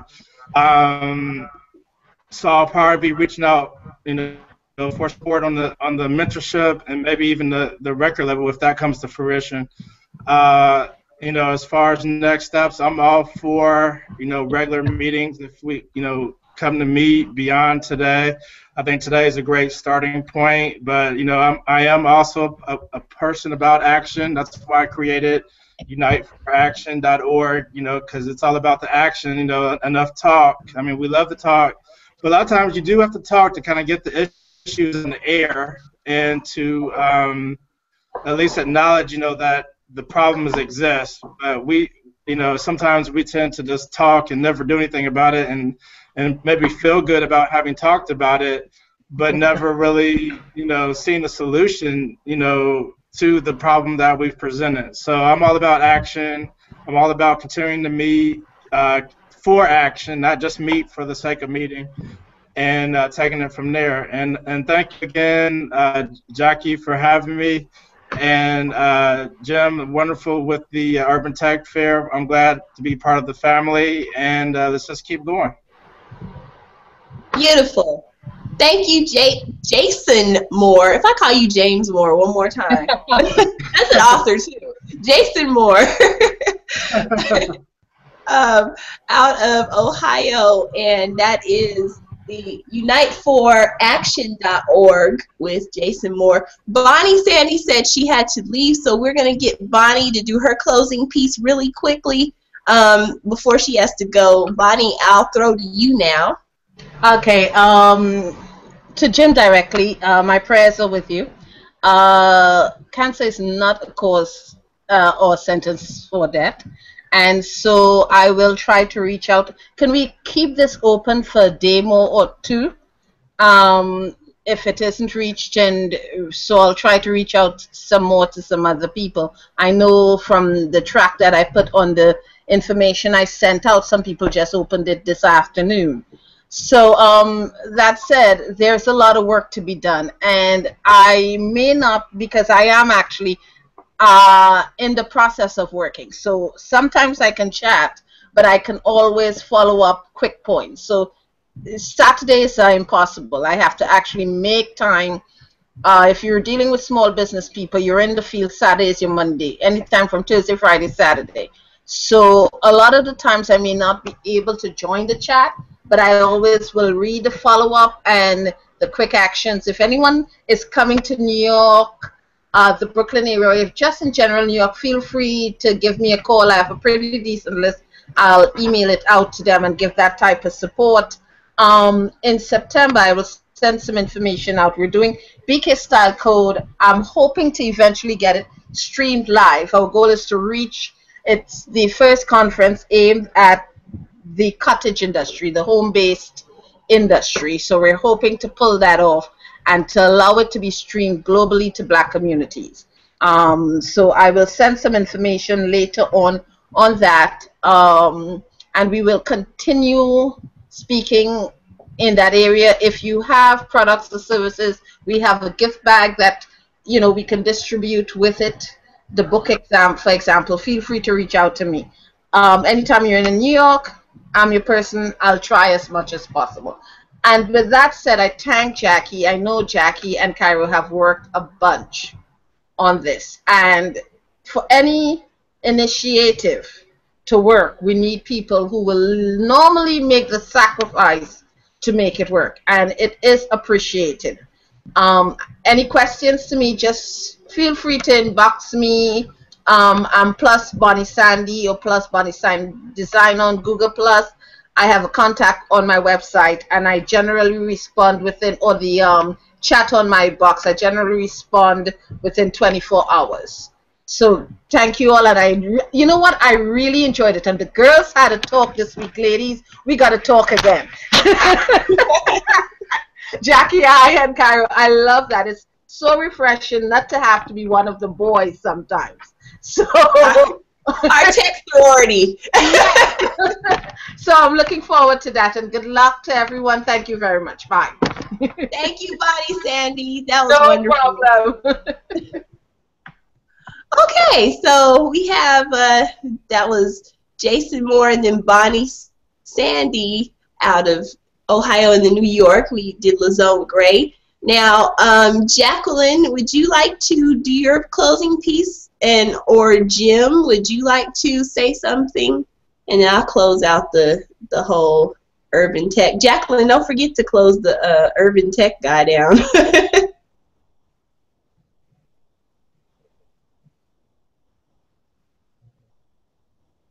Okay. No? Jacqueline? Oh, she must have put us on hold. Okay. Well, I can go, and unless Jim, would you like to say some words?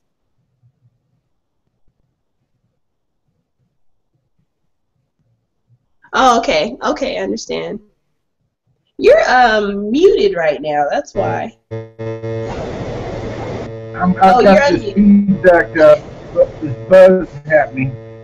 I think Jason referred to it like hair clippers in the background. I don't know if I'm overtaxing my, but I just want to say again, thank everybody for participating, for the support, for the love. Truly, I am humbled. I am impressed by the people and the skills that are in this room, and I'm just proud to be a part of this group. Thank you again for taking the time out of your day and for sharing all the messages and trying to get the word out, because it's not about me, it's really about the movement. But as Jackie and a few other people told me, said, Jim, just shut up and sit back. We're going to show us what you do.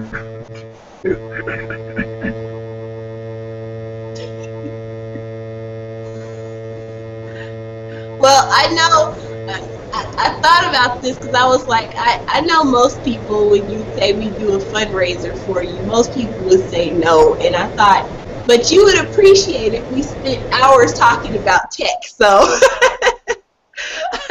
I know that was something that I know that you were not really interested in doing that, but at the same time, it did allow for us to literally do an all-day marathon on technology. And I don't know if that's ever been done before, so that's pretty cool.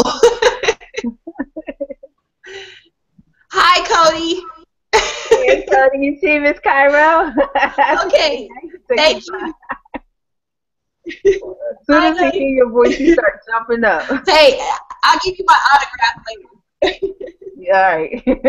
Okay, so that was Jim Neusom, and Jim Neusom is the reason why we've all come here, of course, to raise $3,000 for a procedure that is needed and not covered by insurance. So if you are watching today, if you happen to be watching tomorrow, today is August the 9th, 2014. It is Saturday. It is now 6 p.m. And if you're watching live or if you're watching later, please, please, please go to www.urbantechfair.org. That's urban, like the community, tech, like technology, fair, like the state fair.org, urbantechfair.org, and look for the donation to PayPal for Jim Neusom. And again, we'll probably be able to report any type of monies that came in, publicly at some point, because we're still trying to raise that money, and it's really important that you do go to the website and contribute. We did something phenomenal here, which is what they used to do on channel, well, I don't know what channel you're watching, wherever you are, but on ABC and NBC, we raise money because they would have these telethons. Well, we did a give-a-thon today, and this is why we were here. We use technology to revolutionize the way that things have been done previously, yet once again. So thank you, Google. We want to appreciate you for that. You allowed us the space for free to put this together. And, you out there in the Google world, you also can do these things via internet. And as long as you're connected and you can use your phone or your tablet, or you can go online and do it here. Now I'm going to throw to Jacqueline Taylor Adams, who is a strong backbone, if not the backbone support for the Urban Tech Fair, and has been a huge contributor with her gifts and her talents and her mouth and her time, to be able to really push this whole endeavor forward over, I guess, 2 or 3 years that she's been committed her life to this. So this is something that not only has to come to fruition, but we have to take this to another step just because of the seeds that have already been sown. These are people's life, blood, sweat, and tears on the line. And if you're watching, please understand that this is a serious matter. And it does not only affect your children, it absolutely affects you, and from all aspects. So please, please, please now give a warm round of applause for Jacqueline Taylor Adams. Thank you, Cairo. First, we want to give a big thank you to Cairo, because it was her idea. I was just burnt out, tired, so much I had on my plate. And then Cairo said, well, why don't we do a give-a-thon? I was like, wow. I said, sounds like a great idea. Tell me what to do, and I'll just do it.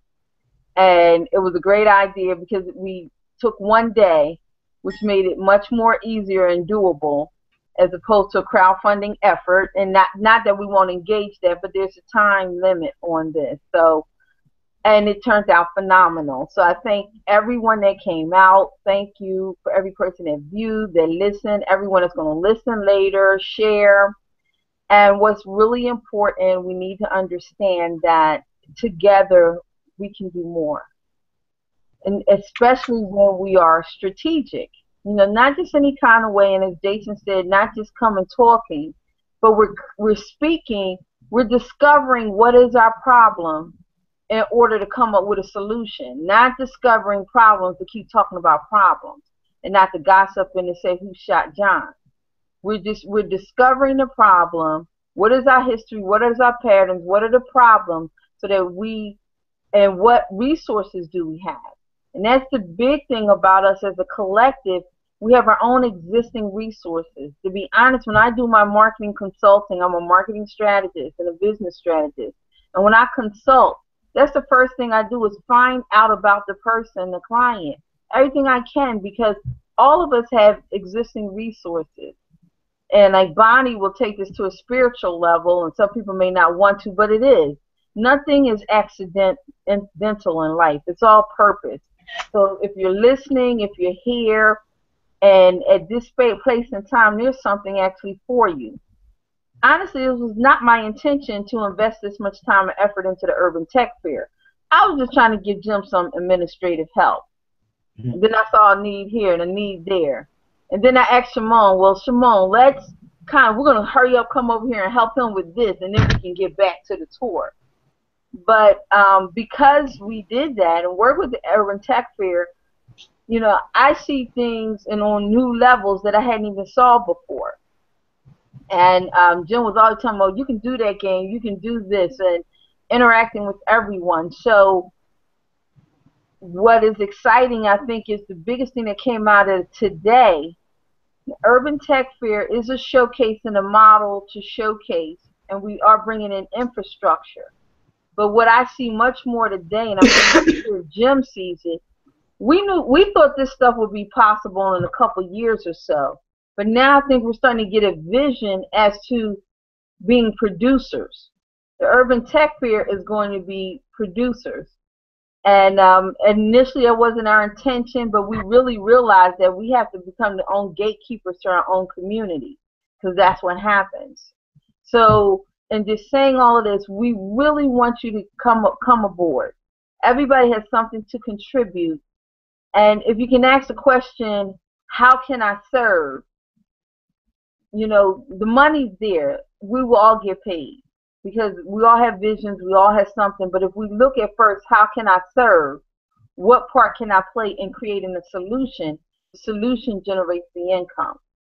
So if we can be strategic enough to do that, there is so much here for us, because there's been so many things that's been said. But and we're all just working together. I talked to Shimon, and so now we're all getting back together with the whole art and tech thing in the cloud. You know, it was just an idea, but because of these other people, between Bonnie and then Jason and now Shimon, I can see how we can actually create these cloud and ground listening booths.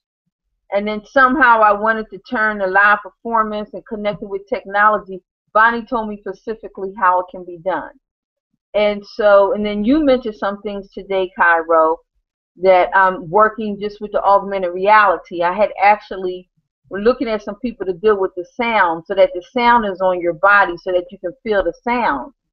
But if we can also connect that with the augmented reality, and I figured if, as we build everything here with the Urban Tech Fair and we do our organizing committees, I think it would behoove us, especially since Sandra just got her degree in this, behoove us to take this model that we're building here and build it in Second Life.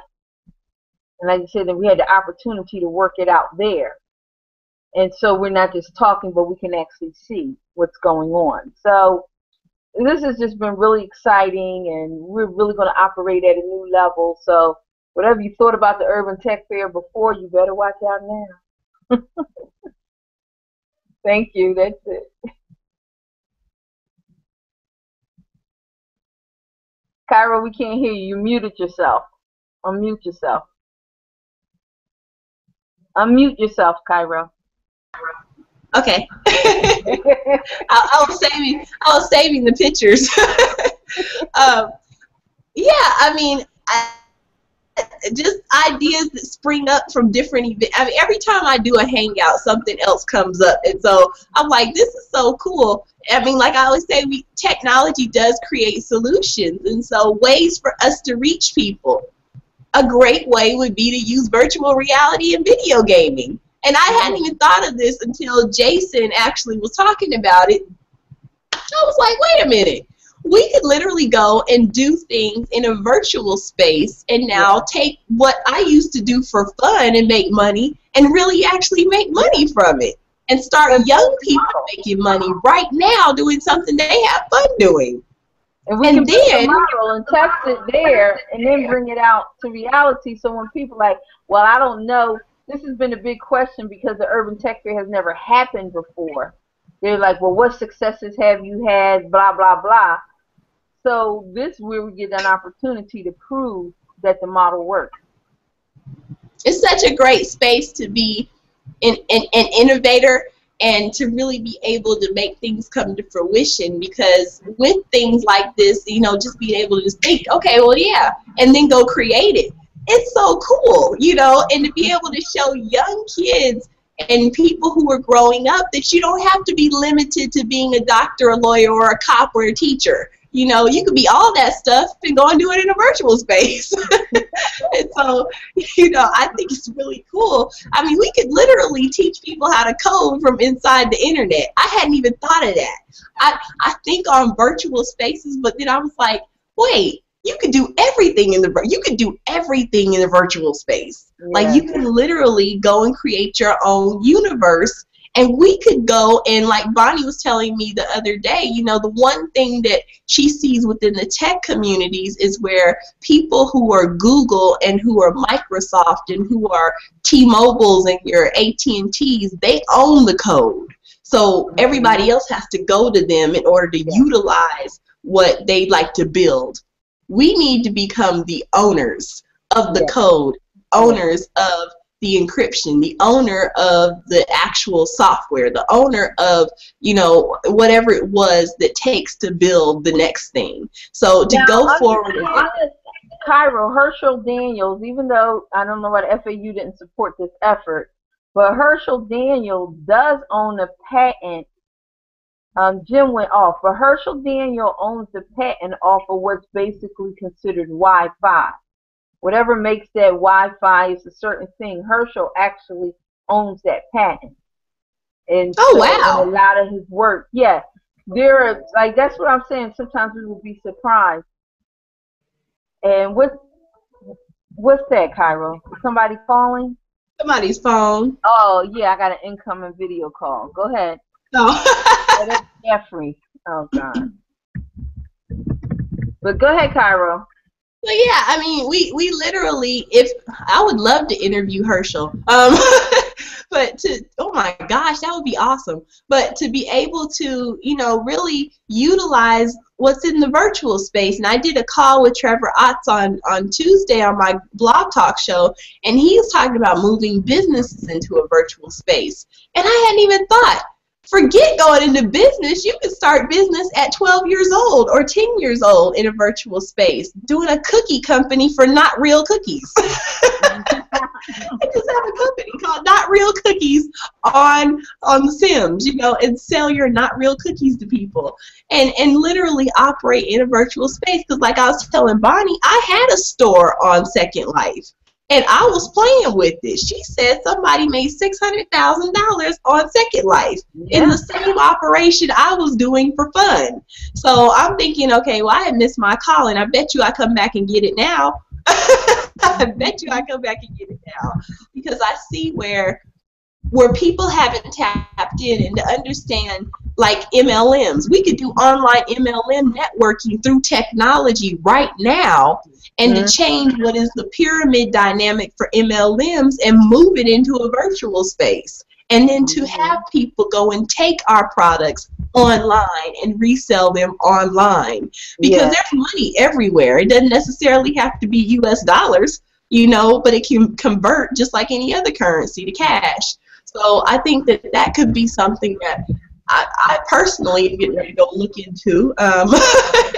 Go look into SIMs and to really be able to, I see a chat that came up, to really be able to go look into a space where, you know, we can operate on video games. I mean, because I don't see why we can't do that.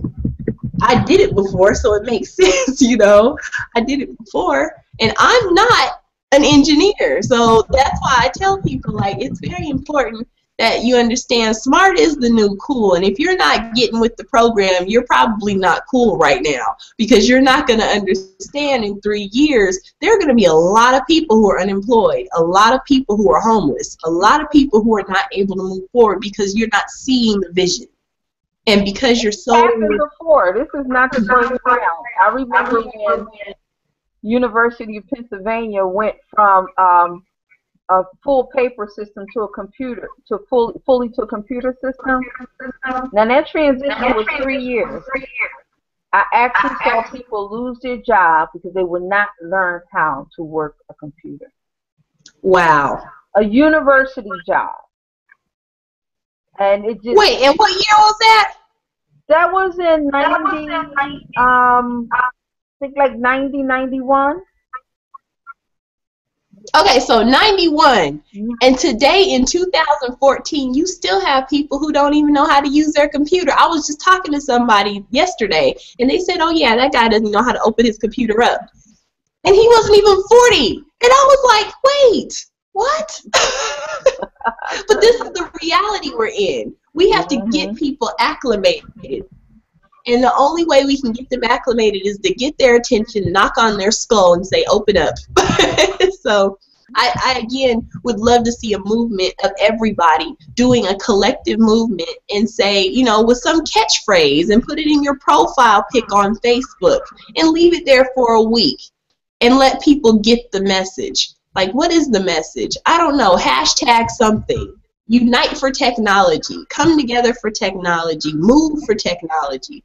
I don't know. We need to come up with some kind of something, because it has to be a message that goes out. And I don't know if I don't know why I have this sense of urgency, but I know I've seen several things happen in my lifetime, and I'm 37, when I watched Bill Clinton leave office and what happened in the transition of 9/11 and how our country crumbled and how I lost my job and didn't know where to go from that point forward, because I went to a city that was being pushed in a direction that it didn't know where to go, because Atlanta was big on this housing market and all these people were balling out of control, and then 9/11 hit and they lost it. Everybody didn't know what to do at that point.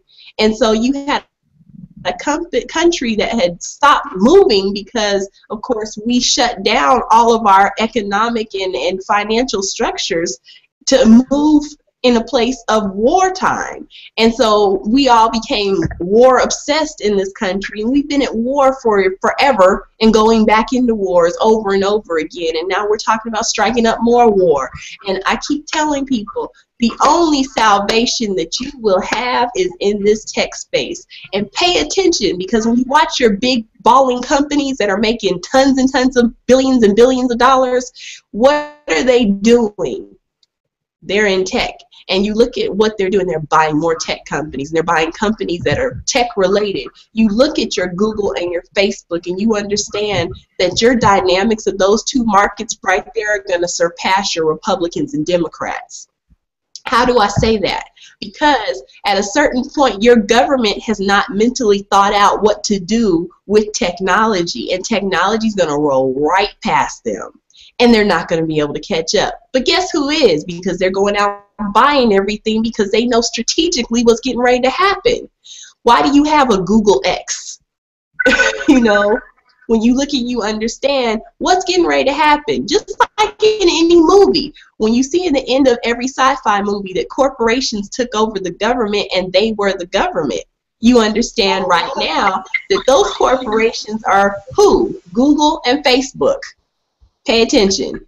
So when we looked and we saw in Terminator, where was Skynet? Skynet is who? Google and Facebook. Why is it that Google would go and purchase something like Boston Dynamic, and Shimon's not here anymore, but Google purchases Boston Dynamic. Why? They create weapons and robots. They're not an internet company. Because they create the weaponry through DARPA. Why? Because they're going to be controlling your military. You look and you see where our military had purchased the Iron Man suit and understand what direction you're going in. Pay attention. You have to get into a tech space and pay attention to what's really happening around you. And don't be hypnotized by the melee that they're trying to make you think is really what's happening, and it's not. Because you got to see what's going on behind the Iron Curtain. Attention to. I do a lot of research. I come off as a dumb blonde, but I have to do that to some people. Anyway, you look and you say, where are we going with this? You have to pay attention. Technology is the wave of the future. It is absolutely where everything is. It is absolutely where the future of technology is. It is absolutely where tomorrow lies. And if you are not in that space and you are not getting in that space and you're not encouraging your children to get in that space, the time is now to do it. Because in 3 years from now, when everybody else is moved past trying to come back and teach you, come back and show you how to get into this space, to come back and teach you how to turn on your laptop, you don't have a superhero anymore. You have to take advantage of the time, and that time is now to move forward. I'm Cairo Qween. This has been an awesome, awesome dialogue. I cannot believe we talked for this long all day long. But I don't know why, because I talk all day anyway. So this space has been created in order to push an agenda, which is to help Jim Neusom raise $3,000. $3,000 is all that it takes in order to help him get a procedure that can prolong his life. Cancer is a bastard, and I'm saying that because it is. But it is not the be-all, it is not the end-all. And I refuse to give way to somebody who is so wonderful and to have cancer take his life. I will stand here and fight for that money to come in today. I have raised $3,500 over a weekend for a radio station. I can do this with you and you contributing the $3,000. I will talk until I fall asleep. You can actually do a contribution today on www.urbantechfair.org. Give your contribution. I don't care if it's $1. I don't care if it's $10,000. Contribute and encourage your friends to contribute. Jim Neusom is a fine man. He is a wonderful founder, and he is an innovator. And before, I wish he's not even on anymore. I wish I could have had him talk about city lights. His multi-million-dollar company that he originally founded way back in the dot-com boom. You know, some things that happened to him. I wanted him to tell his story, but we didn't get there yet. So we're losing people now, and of course we've been talking. Have we been talking for 10 hours? It feels like it. But we had someone join us. Jeffrey? Yeah, hi. Hi. We had you joined in. I just saw your picture pop up. How are you doing? I'm good. I haven't seen you since I saw you on that Spreecast that you and Jacqueline and everybody else have been doing. Yes, and yeah. I was like, okay, that's a nice name. Well, thank you for joining us. Did you have anything you'd like to insert? I'm sorry. Did you have anything you'd like to insert before I close out? No. Okay, well, I appreciate you joining us, and I hope that if you missed anything, you can play it back. And please do share this on your social media platforms.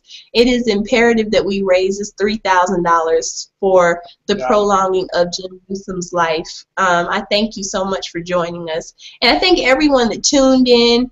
If you gave today, thank you so much for giving. If you were a speaker, to Bonnie Sandy, to Lizone Grays, to Shimon Warren, to Jim Newsom, to Jacqueline Taylor Adams, to LaDonna JC, to who else was on? I think that was it. But thank you so much to everybody who spoke, who contributed such valuable information to this panel. And it was awesome. I actually didn't even know it was going to be a panel. I thought it was going to be like a one-on-one, but it worked out either way. This is something I've never done before. I don't think Jacqueline's ever done it before, so this is new to us in the Urban Tech Fair. And I think that it's something that could truly probably show other people a way to accomplish things and get something done. So yes, we have ran a telethon. We haven't reported any type of money that has been raised yet. Maybe Jacqueline knows, or Jim Newsom might know. But again,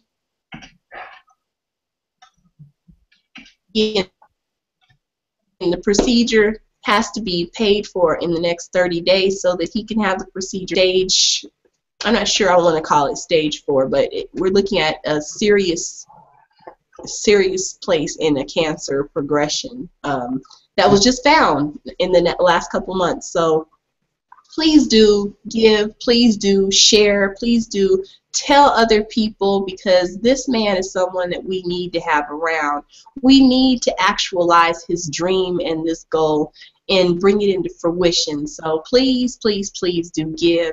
I'm Cairo Qween. My endeavor is to have under my company, I broadcast enterprises. I broadcast because I talk a lot. Enterprises, your business, and anyone else across the world. So if you are interested, I am working now to put together a web TV technology broadcast network, and that is from fun and from educational standpoints, infotainment at its finest. So I think that, you know, with the various types of shows that I've thought to put together, that it would be a fantastic platform, and I would welcome anybody to participate and join with me. I do have a plan for 200 business partners at $500 in 1 year of advertising. That's $500 1 year of advertising. I'm a publicity specialist, so imagine what I'm going to do with that for you and your company. That's 200 businesses at $500. So please choose to give. You can contact me at CAIROQWEEN@gmail.com. You can go to my website, Tech Socialite, that is Tech, T-E-C-H, Socialite spelled the same way, .info, I'm sorry, not .com, techsocialite.info, because I am an information activist. So remember that, techsocialite.info, that's I-N-F-O. So that is one endeavor that I have. I do have a show that is a blog talk show on Tuesday nights at 8 p.m. Eastern Time. Every Tuesday I talk about technology on my show called Cairo Qween's Taste of Technology, and we have people who call in from various places around the world, and we talk about different things in technology every week, and we make things fashionable and fun to talk about. I've had a lot of people who join me. I haven't actually brought the Urban Tech Fair on as of yet, so I'll be doing that in the near future. Talked about everything from people who build out technology to tech organizations, and I've had just recently Trevor Otts, who came on, and he was a speaker about taking your business into a virtual space. He actually called in, so it wasn't planned, but I'll have him back on. And coming soon, I'll be interviewing someone from the Black Enterprise magazine in the career section on my broadcast in the next few weeks. I'll also be doing a platform on nanotechnology and SharePoint services. Now, ironically, on August the 18th, I have another show, which is the live recording inside of Microsoft, where in Microsoft Store, Lenox Mall in Atlanta, Georgia, the Buckhead District, where we will be doing a Taste of Technology, the live show, a Taste of Technology, different from Cairo Qween's Taste of Technology. The live show itself is broadcast, recorded in Microsoft, the store. So you'll actually see pictures of me if you ever go on my social media or you check my emails that I send out, and you can subscribe to my email list also. But if you ever check my emails, and you'll see all the various photos of entertainment and the videos that have been made about the event. Quite fun. Lots of people that had a great time. We meld technology and food together, making technology palatable for everyday people. And so that is a space where we join the bridge of technology, techies, to everyday people, and we bridge that gap in jargon and technology. So we teach people about technology in various aspects. I don't just stay in the code space. I go into different spaces because, of course, I love robotics. That being said, the other platform that I'm working towards is the hackathon for my Urban Tech Fair, and I do need sponsors. I just think that there's got to be some kind of way out there that somebody can help me put these things together and that we can get them done this year. So I'm looking to put on my Urban Tech Fair in October of 2014, and that's in under 2 months. So I need your help to help me do that. If you can, please contact me. My number is 707, not 770, 707-500-0198. That's 707-500-0198. You can email me at Cairo Qween, CAIROQWEEN. You can find me on Facebook. One of my accounts is full, so that's Cairo Qween. The second one is Cairo Qween II. So Cairo Qween 2, you will find on Facebook. That's CAIRO space QWEEN II. So definitely check me out. Look me up. Connect with me on Twitter at Cairo Qween, CAIROQWEEN. I'm on Instagram under iBroadcast, which is the name of my company. iBroadcast, like ice cream. Broadcast, like this platform. So you want to broadcast live media, that's me. Definitely want to link up with me on LinkedIn under Cairo Qween. And of course, it's linkedin.com/n/Cairo Qween, CAIROQWEEN. I can't think of anything else right now, but I'm everywhere, and that's where you want to be. I'm a publicity specialist. I like to put your information all over the place. So please, please, please do contact me if you're looking for business, if you're looking for publicity, you want to do a partnership, or if you want to learn more about the Urban Tech Fair in Atlanta, I'm your girl. So contact me, and I'll see you all next time. Thank you so much to everyone for joining us. Thank you for everybody who gave. Please give more. Please give again. Please share and tell people to give. And please give to my platform because I do need money to come in for my platform. But give today, because today is about Jim Neusom.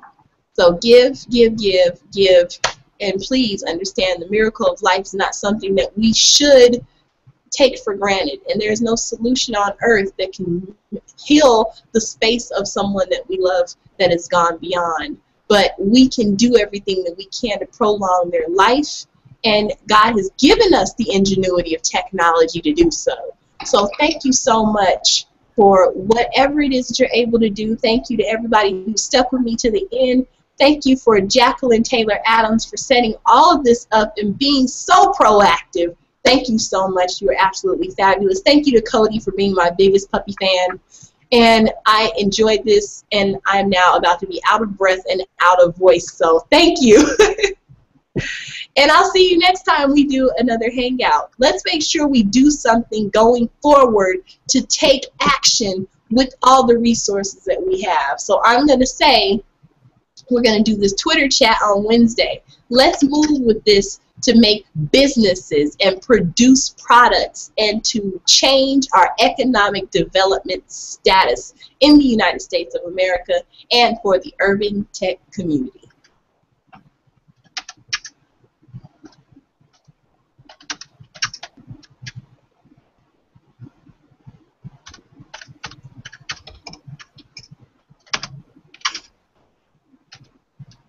Jeffrey said, please make sure to invite him. No, I'm serious because I was supposed I knew you guys were gonna be on. That's why and that's why that's why I was talking to Jacqueline to see if I can get the thing. Well, I do appreciate you trying to get on. Again, if this plays back, you can play it back and watch it. It should be actually on the link if it's able to be played back. So definitely going to put our contact information on here now. I won't hang up. I'll just leave this out here. I guess Jacqueline is probably copying the information, so or searching for the link on YouTube. But both her accounts are open. Oh, wait, she is. Okay, there she is. All right, so we're done here, and if anybody is interested in connecting, please do connect. If you are going to give, please give. I am signing off, and I'm going to type my information in the side now. Thanks, everyone.